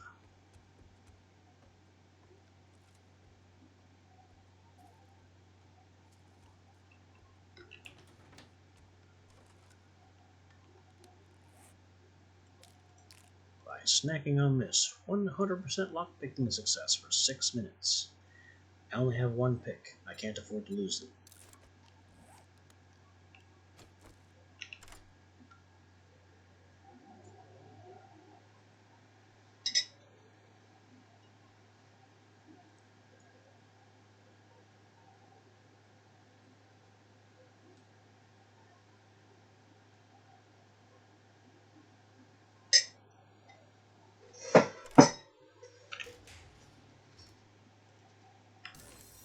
We have that book that needs to be sold. That's scrap. Machete parts can be sold. And we get up here while the buff is still running. And do it again.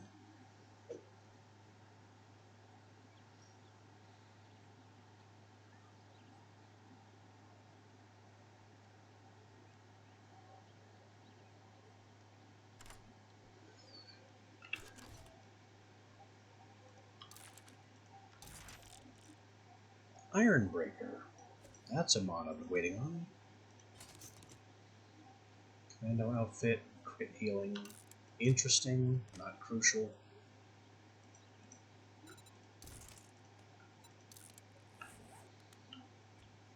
Ironbreaker does work on the wrench.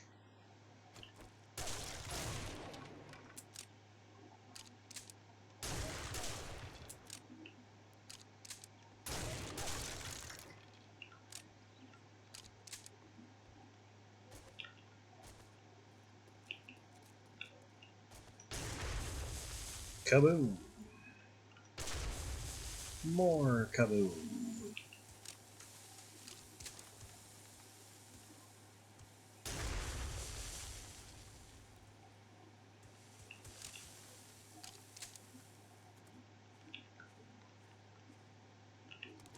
Fuel barrels. Very volatile, even when empty.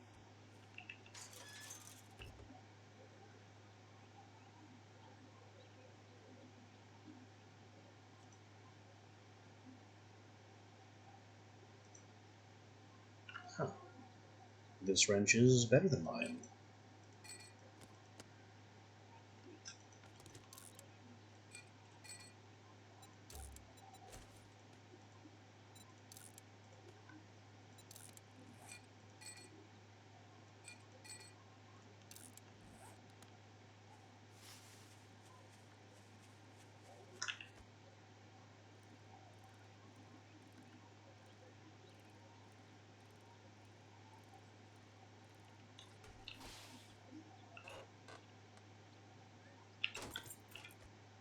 Easy tier 3. Back we go.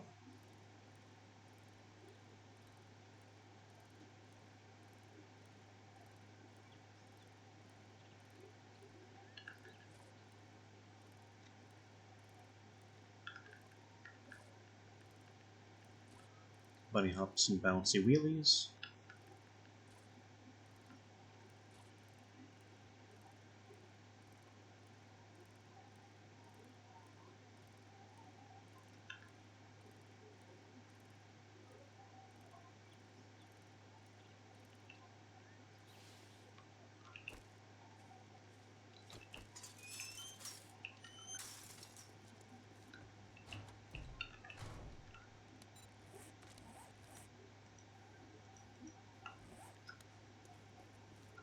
Put away your grade. Here you go. Don't spend it all in one place.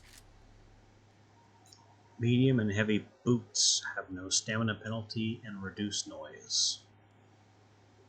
But that's a mod. I will worry about that another time.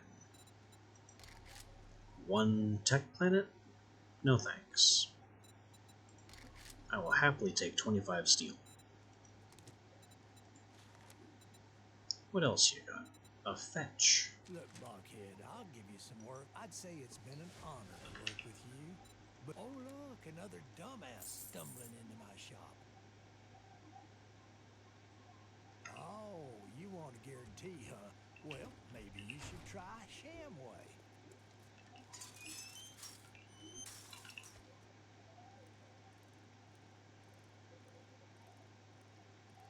Every time Rect opens his mouth, I want to shoot him in the face.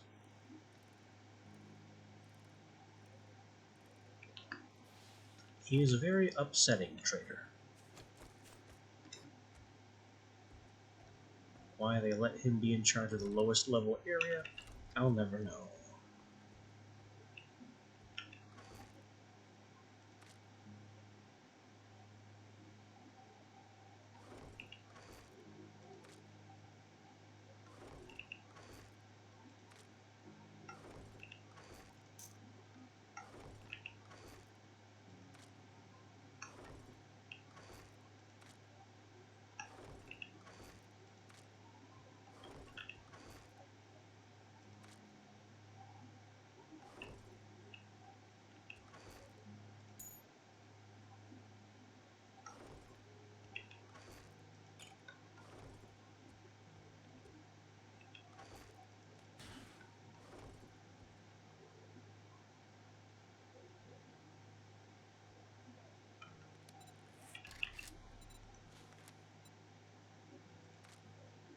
I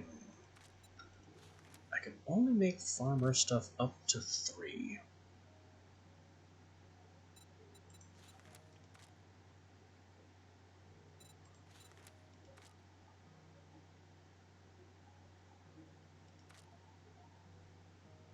Which at 5 forged leather, 5 forged iron and some peanuts. It's worth it, I guess, to start.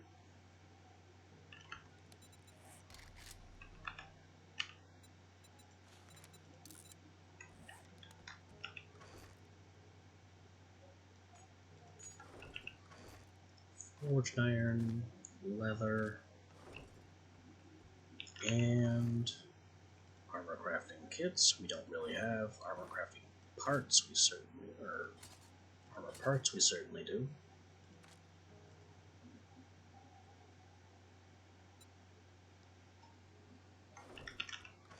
I'll also need sewing kits.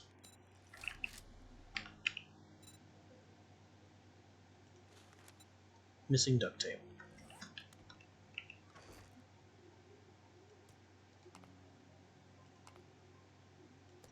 Gonna need to make more duct tape.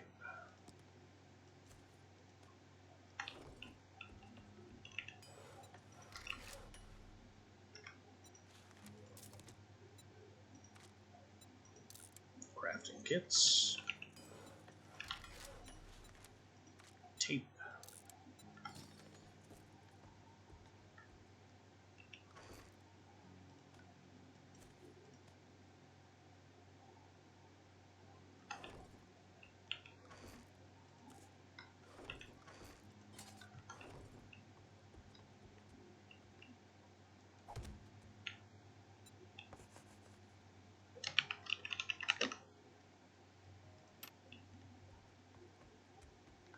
About time I get a gardening box.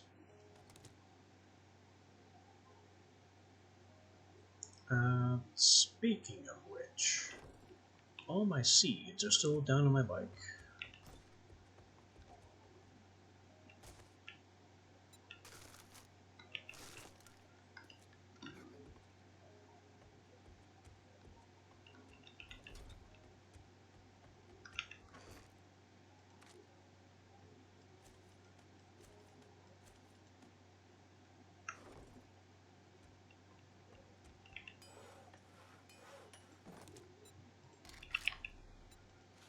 Farmer boots for increased seed chance. Farmer outfit for a chance to harvest an extra crop.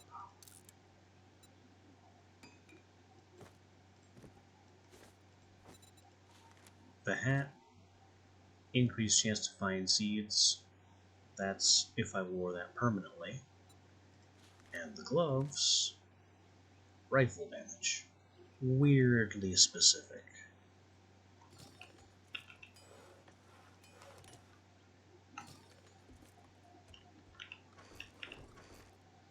The only reason I have these is to increase my crop yield.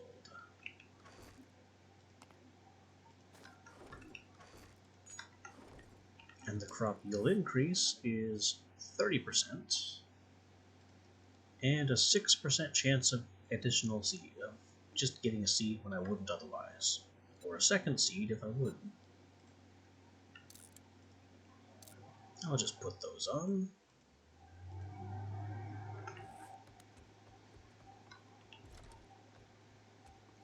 Grab our crops down here.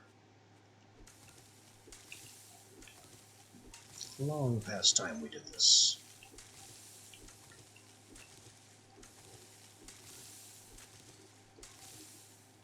I also still need more farm plots.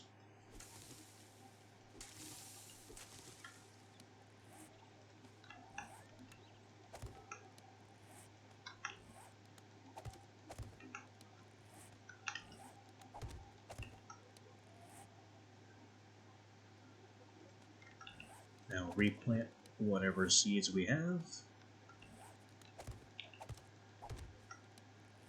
Mushroom seeds don't count.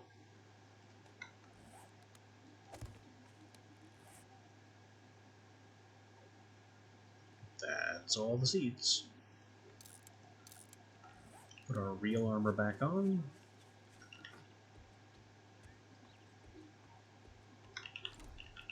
And our farmer armor goes in the garden box. Everything else is an ingredient.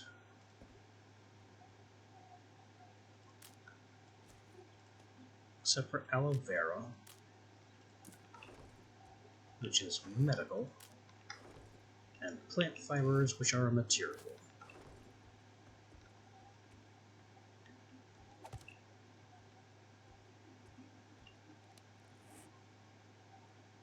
Now, I need to do something about more food.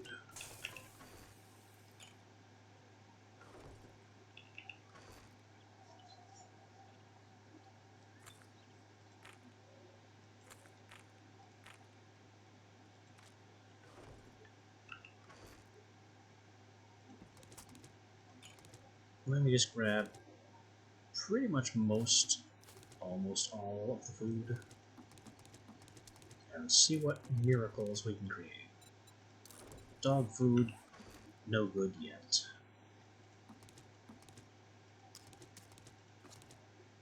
Coffee, I mean, it goes into coffee.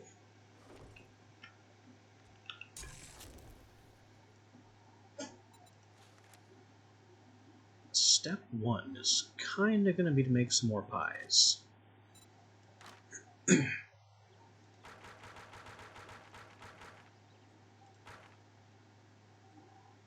We want to have more victory pies ready for our future horde runs. I don't have an example of fish taco. But since it's just a can of salmon and cornmeal, well, what else am I going to use the salmon for? Grilled corn. I'll tell you right now, that's going to be a waste, just like the baked potato. Meat stew. I remember meat stew being good, but too expensive for what it is. There was something else that was basically the same. I mean, we have examples. Meat stew, 50, 25, and then water. Steak and potato, 50, 25. Pumpkin pie, 50, 25. So with the pumpkin pie and the steak and potato that we want to do, forget the meat stew. I can get water other ways.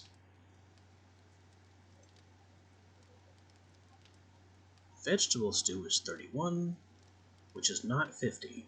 Forget vegetable stew. Pumpkin bread, forget pumpkin bread. 12 is a joke.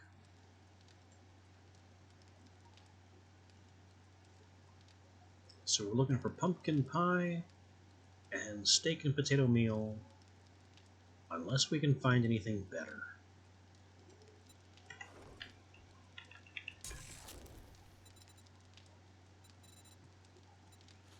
There's pumpkin pie. That uses our pumpkins, that uses some eggs. I need more eggs. We are in an egg crisis. Chili dog. I have no chili, I have no cornbread. Is it worth making cornbread to get the chili dog? Well, not without any chili. Hobo stew is made of rotten flesh. Well, may as well grab some and see if that's worth anything.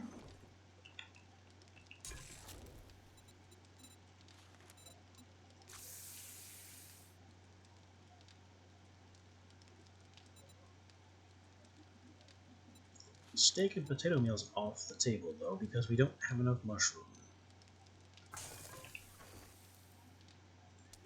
What a shame that is.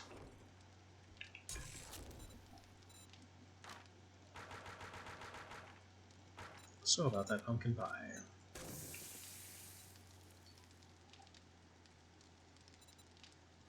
Also important, more pure mineral water, which I really expected to be more expensive than it is. It's just the goldenrod and the chrysanthemum. It is red tea and goldenrod tea put together. Pretty nice stuff.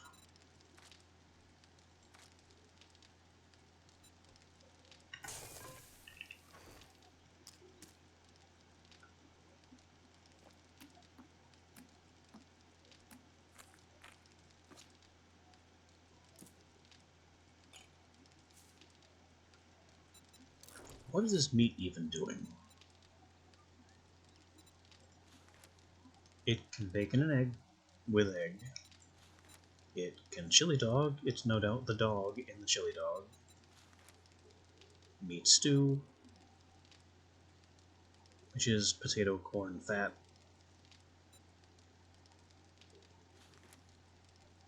And with more mushrooms. Meat apparently is not super useful unless you just grill a ton of it.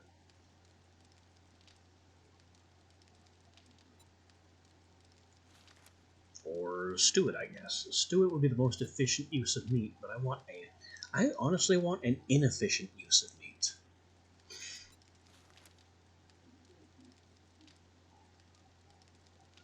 I could make a bunch of water and then boil the meat, and then I'd have a source of food and water just to snack on while here at home to top off my meters. That seems like a pretty smart idea. Especially since I just burned through most of my water.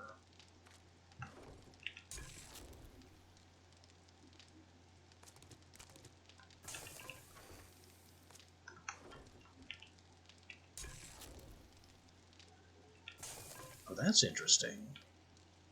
The fire on this one is higher because it's actively cooking. The fire here is lower because it's burning, but nothing is actually happening. That's neat. That's real neat.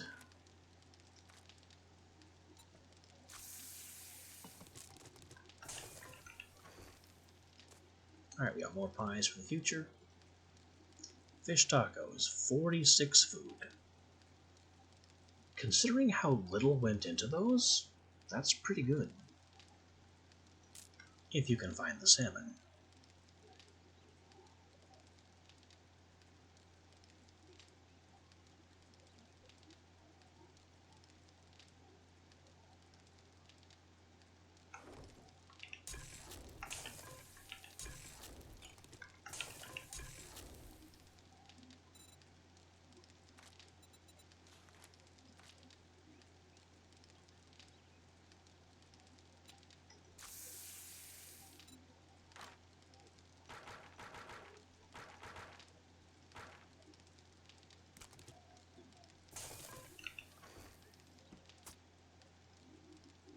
And then hobo stew, 64 and 20 water. And it's healthy, even though rotten flesh went into it. That's extremely concerning. How do you get healthy out of literal goop? Toxic goop. I think this is another case of we don't ask those sorts of questions. Sham goes into chowder eventually. Lamb goes into shepherd's pie eventually. Beef. Spaghetti and gumbo stew. Very high tier items. Peas. As above, but also tuna fish gravy toast. These are all very high ticket cans that I can do nothing with yet.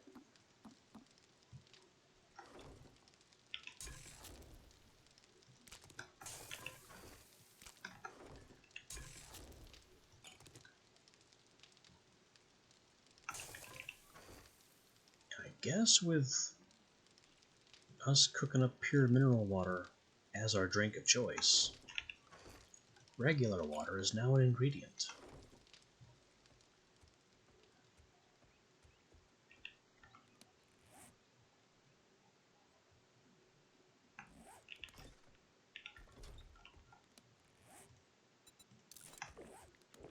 It's also getting to be a little later on in the day. So let's get on down to our fetch quests, and this might be our last task for today's stream.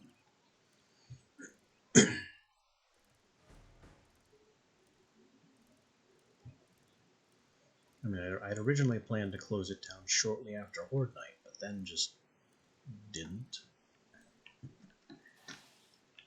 So here we are.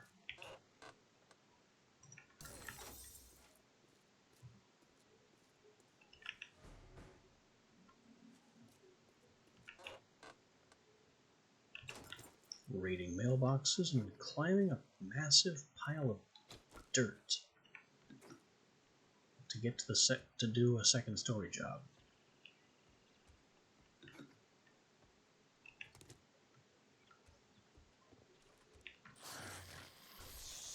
Hello.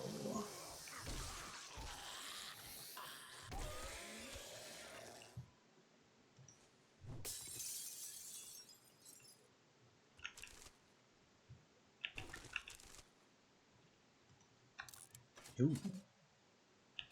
I think that's our second legendary part.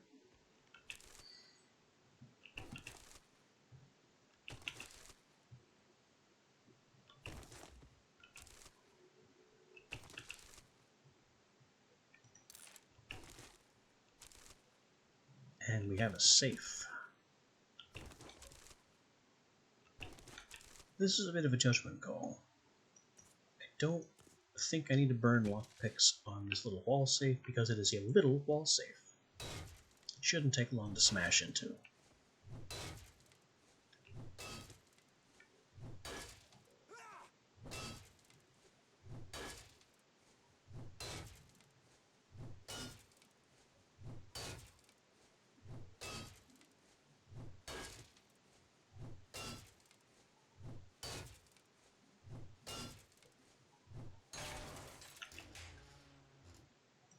Eagle Adventures. Tier 2 Minibike Oil and Gas. The ability to make gas is the only useful thing at this tier.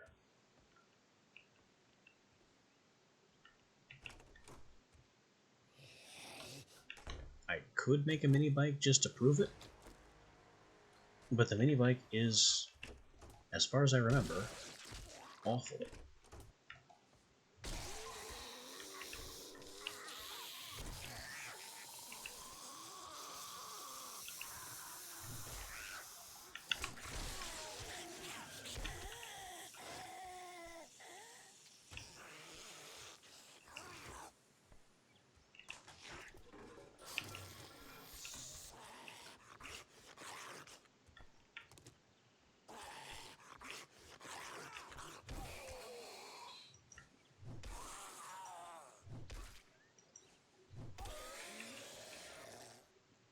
He took a few hits to finalize.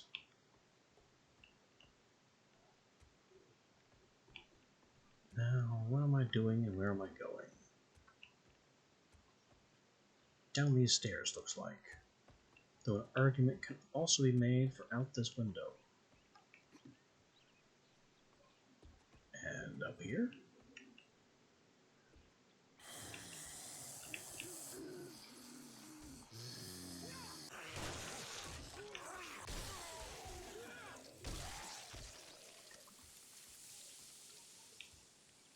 Well, there's nobody up here, but a lantern usually denotes the correct way to go, but in this case, it doesn't.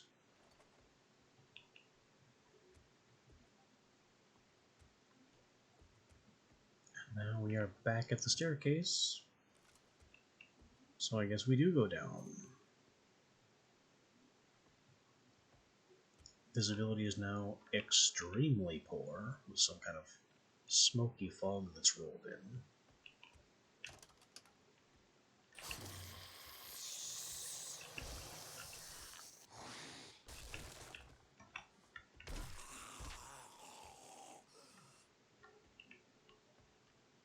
I can't see anything more than 3 steps away. Is that my satchel? Underneath the toilet? Well, now we know where it is, roughly.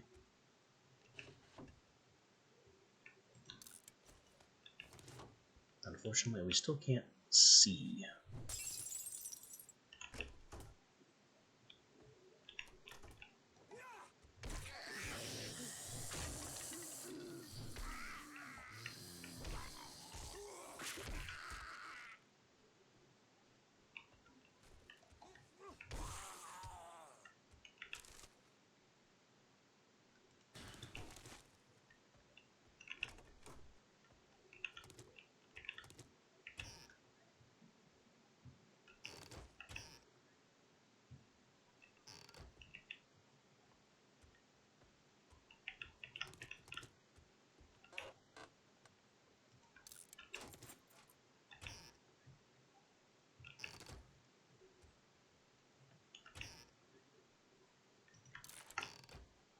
Given how strong and inexpensive hobo stew is, we have a new reason to collect rotten flesh. All of it. All the time, from everywhere.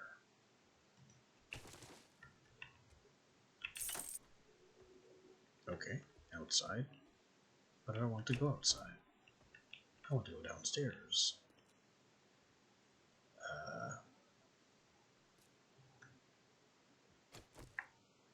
That large screen is suspicious. Apparently not that suspicious. I'm still fairly sure zombies will come smashing through it.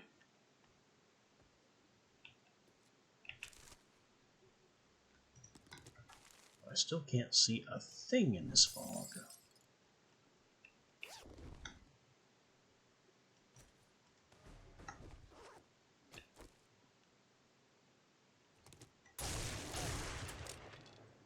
Okay, nothing behind the screen. I'm convinced now.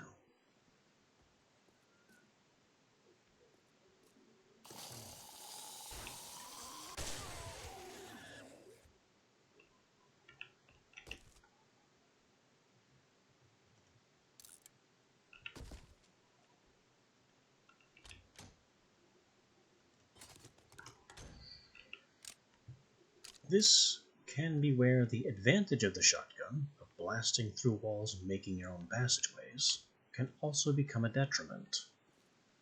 Flimsy containers tend to disappear if abused with shot shells. And if you haven't looted them yet, the loot won't appear in a convenient backpack, it's just destroyed.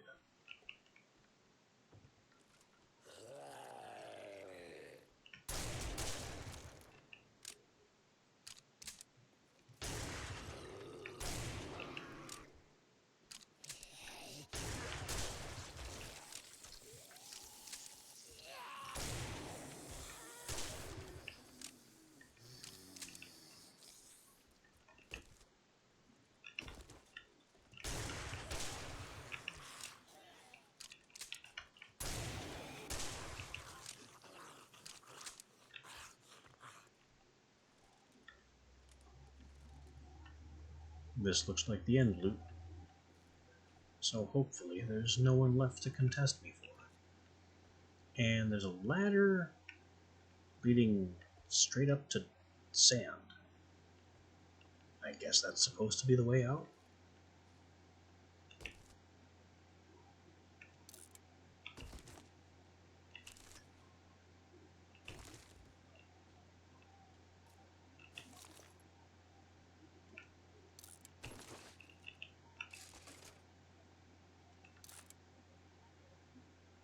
Let's use this. Oh, good. Now I can make plaster casts.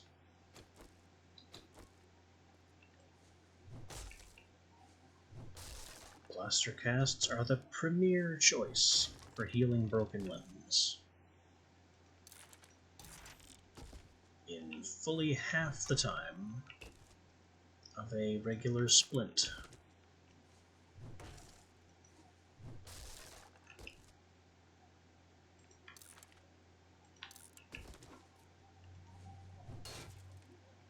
$5,000. Let's try the lockpicks.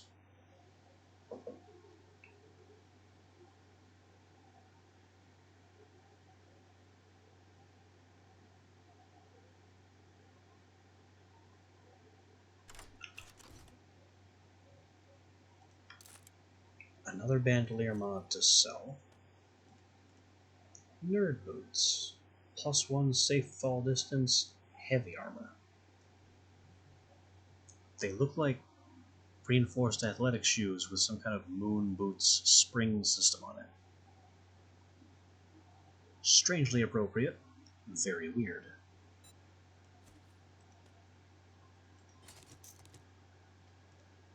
I like the times charges though. They will be a good alternative to us being poor at lockpicking.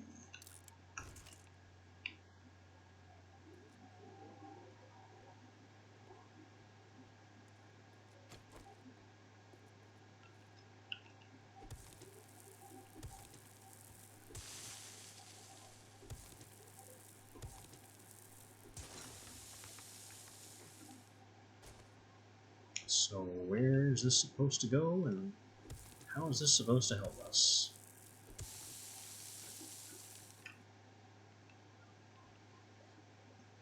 Oh, it comes out under the dirt pile.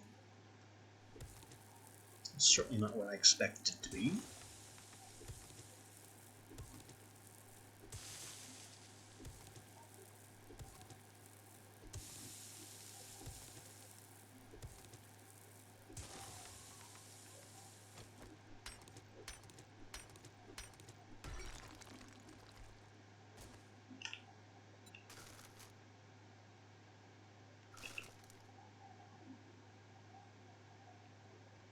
But that's it. We're done. Let's try going home in this awful brown fog.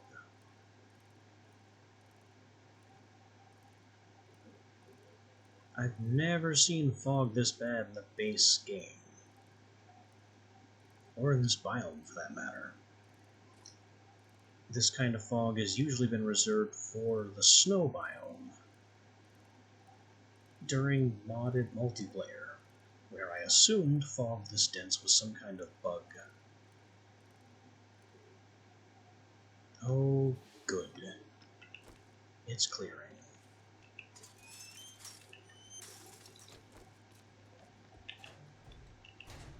Finally, we can see. Well, at least wipe that shit off your boots before you come into my shop.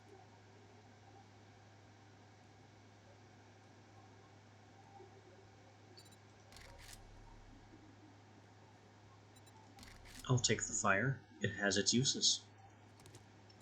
Let's get this over with. I don't see anything else for sale to this gross little man. All that gawking at goods and that's all you buy? If you want a job from me, good luck. You better not make me regret this.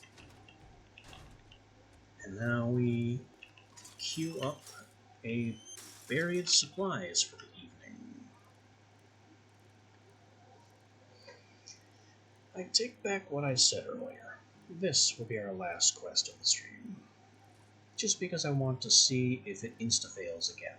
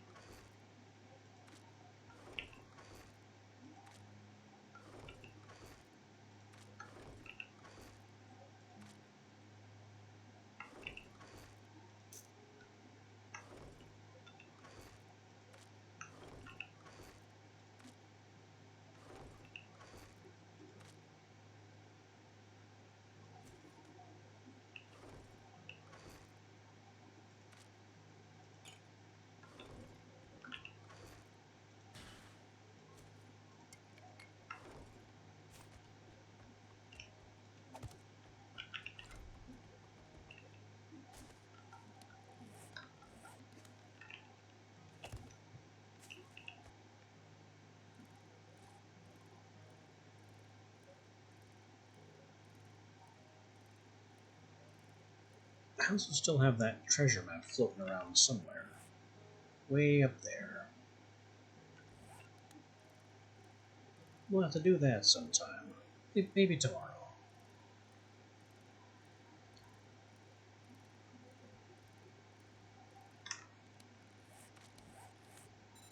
I could cram some more perk points down there somehow.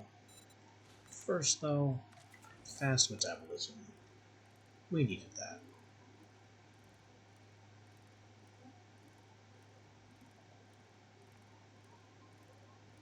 Now I have a slightly accelerated healing factor.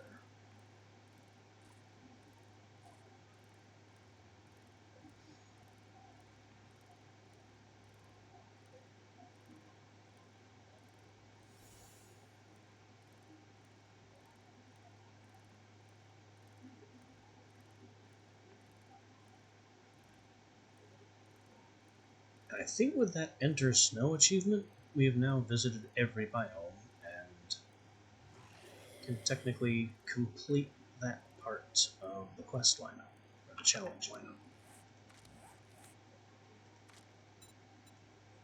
Oh, not quite. Still missing desert.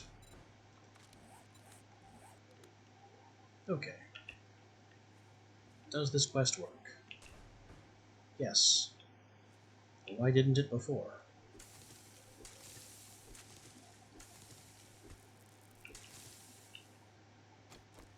No matter. Time to diggy diggy hole.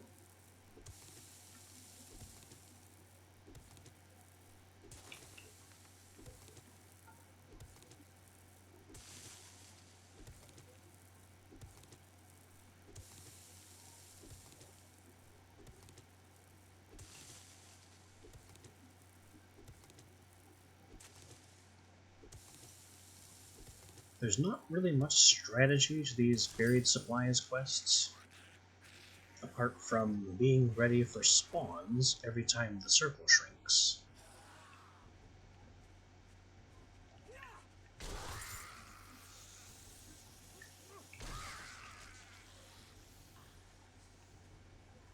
And I usually find it most effective to strip a layer off the top and not try to dig down early, not until you know where you need to dig down.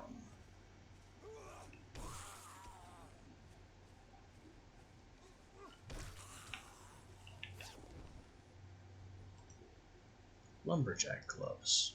Axe damage up. Not impressed.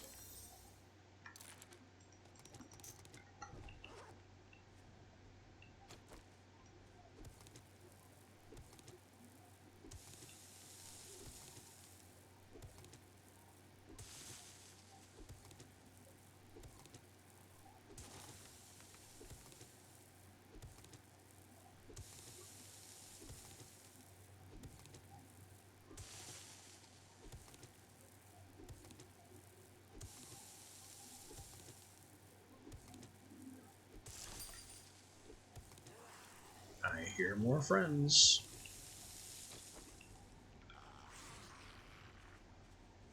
None of which are feral sprinters. That's good.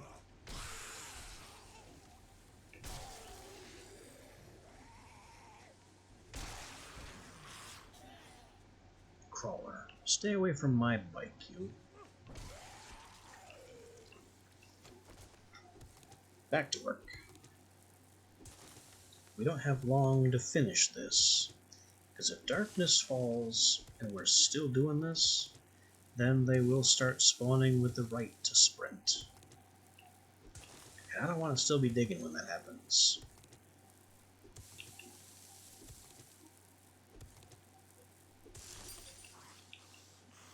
Especially since they seem to be spawning with every shrink.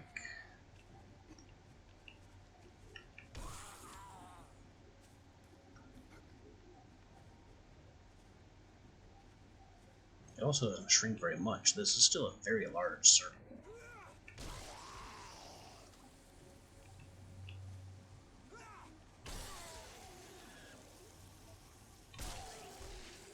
I think it's time to abandon my strategy and go down.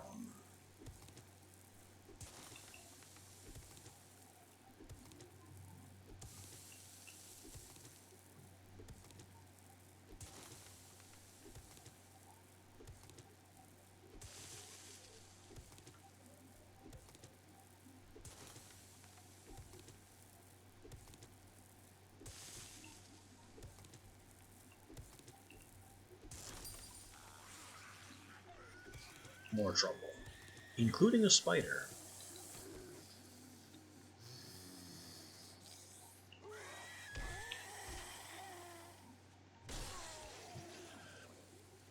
Come on, you jump. He tried. There he goes.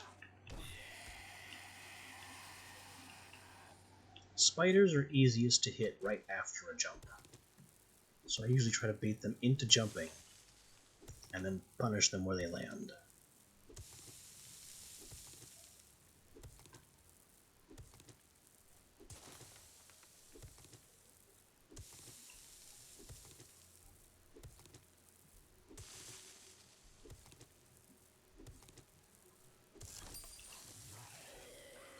Come on, stop wasting my time. I don't have much left.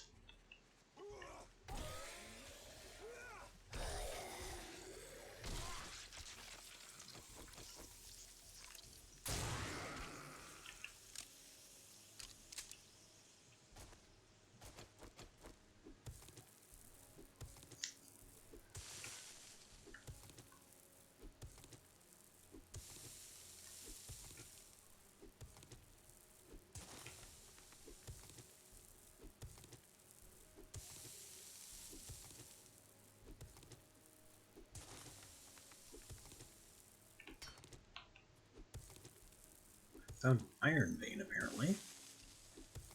Not at all what I'm looking for. More of them.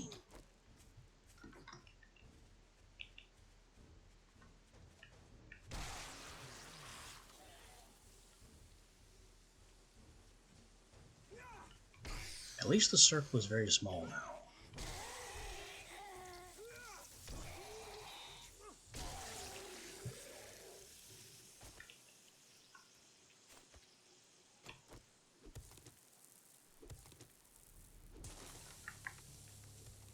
Okay.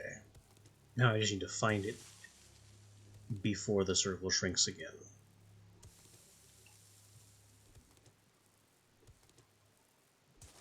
4, 5, 6. The next dig will trigger more creatures.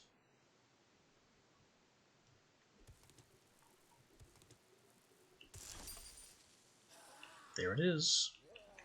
And here they come. I'm just going to hang out in here and hold my ground.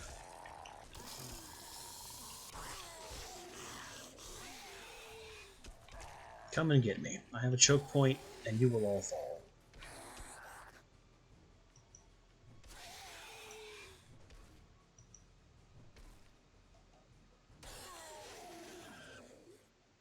Okay. And we got it. Which is going to trigger another wave when I take this out.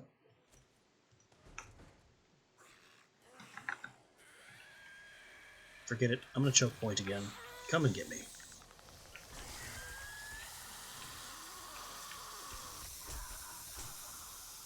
Come on, swing!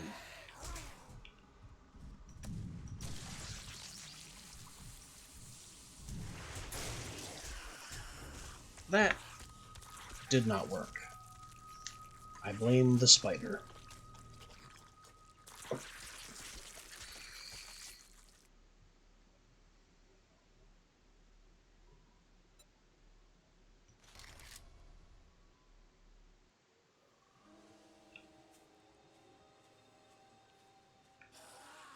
Uh-oh. I can't have a zombie right on my back sprinting as soon as I spawn with no gear. Whose idea was that? Now I have my stuff. Now I can fight you. Okay.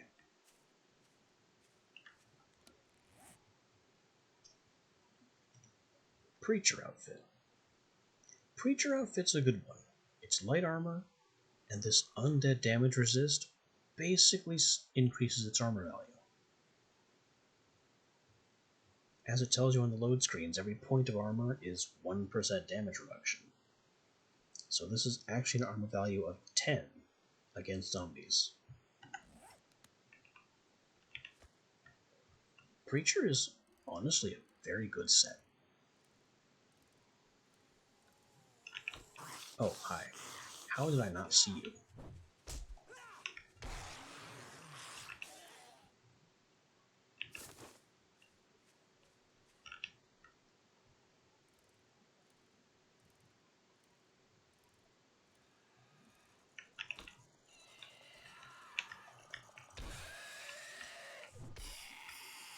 Every couple feet.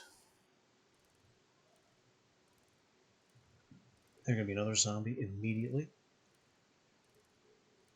Yes, dead ahead.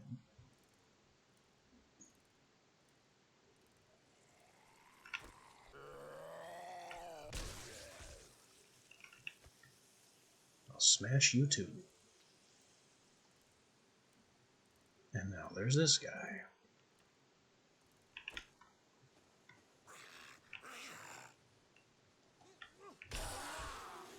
Did they increase the spawn rate? Because I'm not used to there being a zombie every 10 feet. I mean, I am, but I'm also not. There's something behind that. In the early versions of the game, it was like that, constantly. Especially at night. But in more recent versions, they've gotten a bit more sparse and a bit less constantly oppressive. Now we're back to oppressive.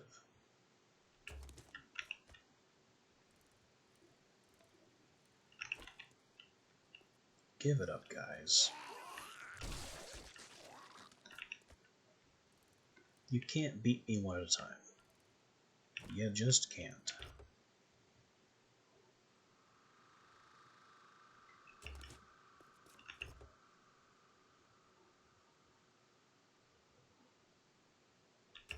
All these seeds are great, though.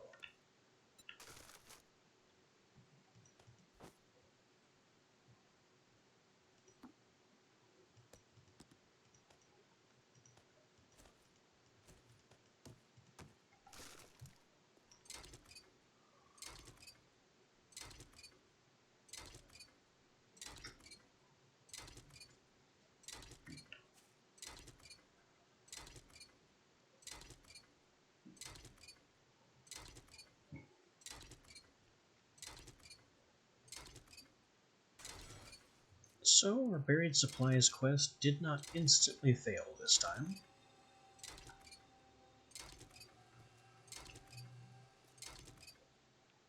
The failure was a bit more delayed as we got cornered in a hole due to our own poor strategy and, honestly, allowing it to get that late.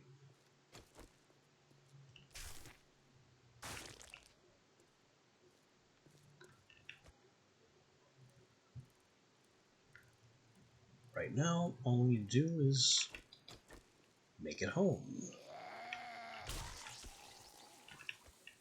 And flatten every zombie between here and home because they just won't stop coming.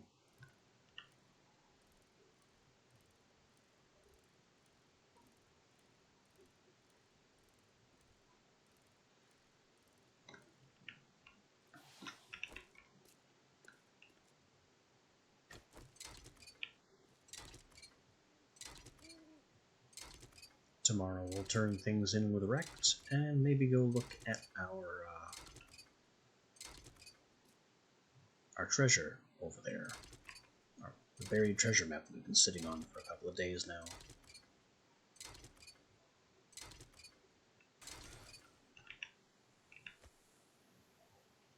Is that a snake?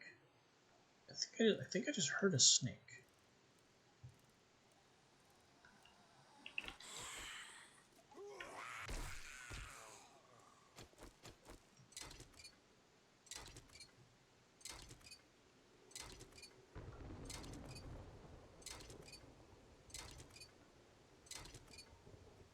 wrenching all these cars is useful because there's also iron and a bunch of other materials. Not to mention the XP we can use to dig ourselves out of our death debt.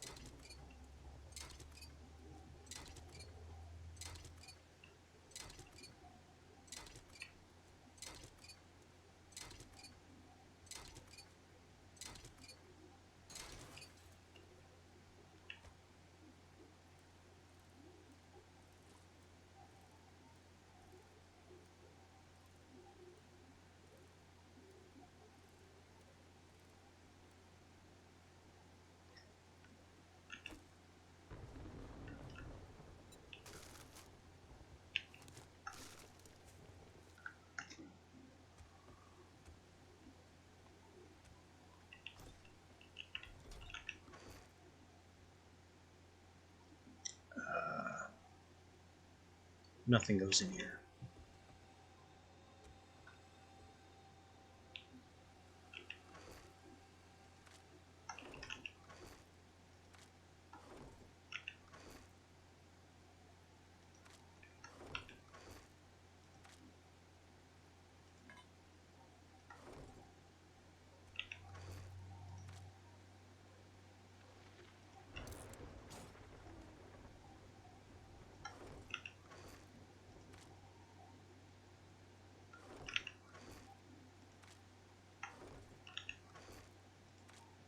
And hey, 2 more eggs.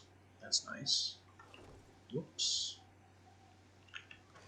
Also mistakenly stacked my fire. Because it wasn't on my hotbar.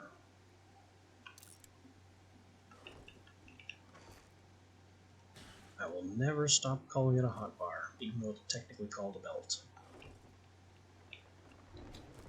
Or tool belt.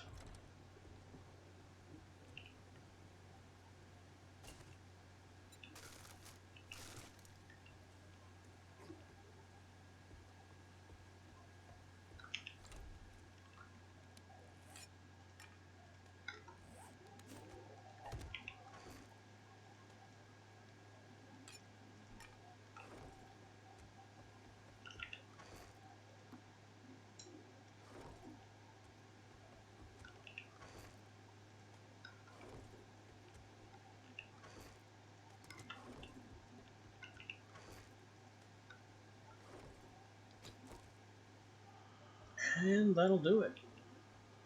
Midnight today, trader and treasure tomorrow. Just make sure nothing is running. I will give you a hearty until then.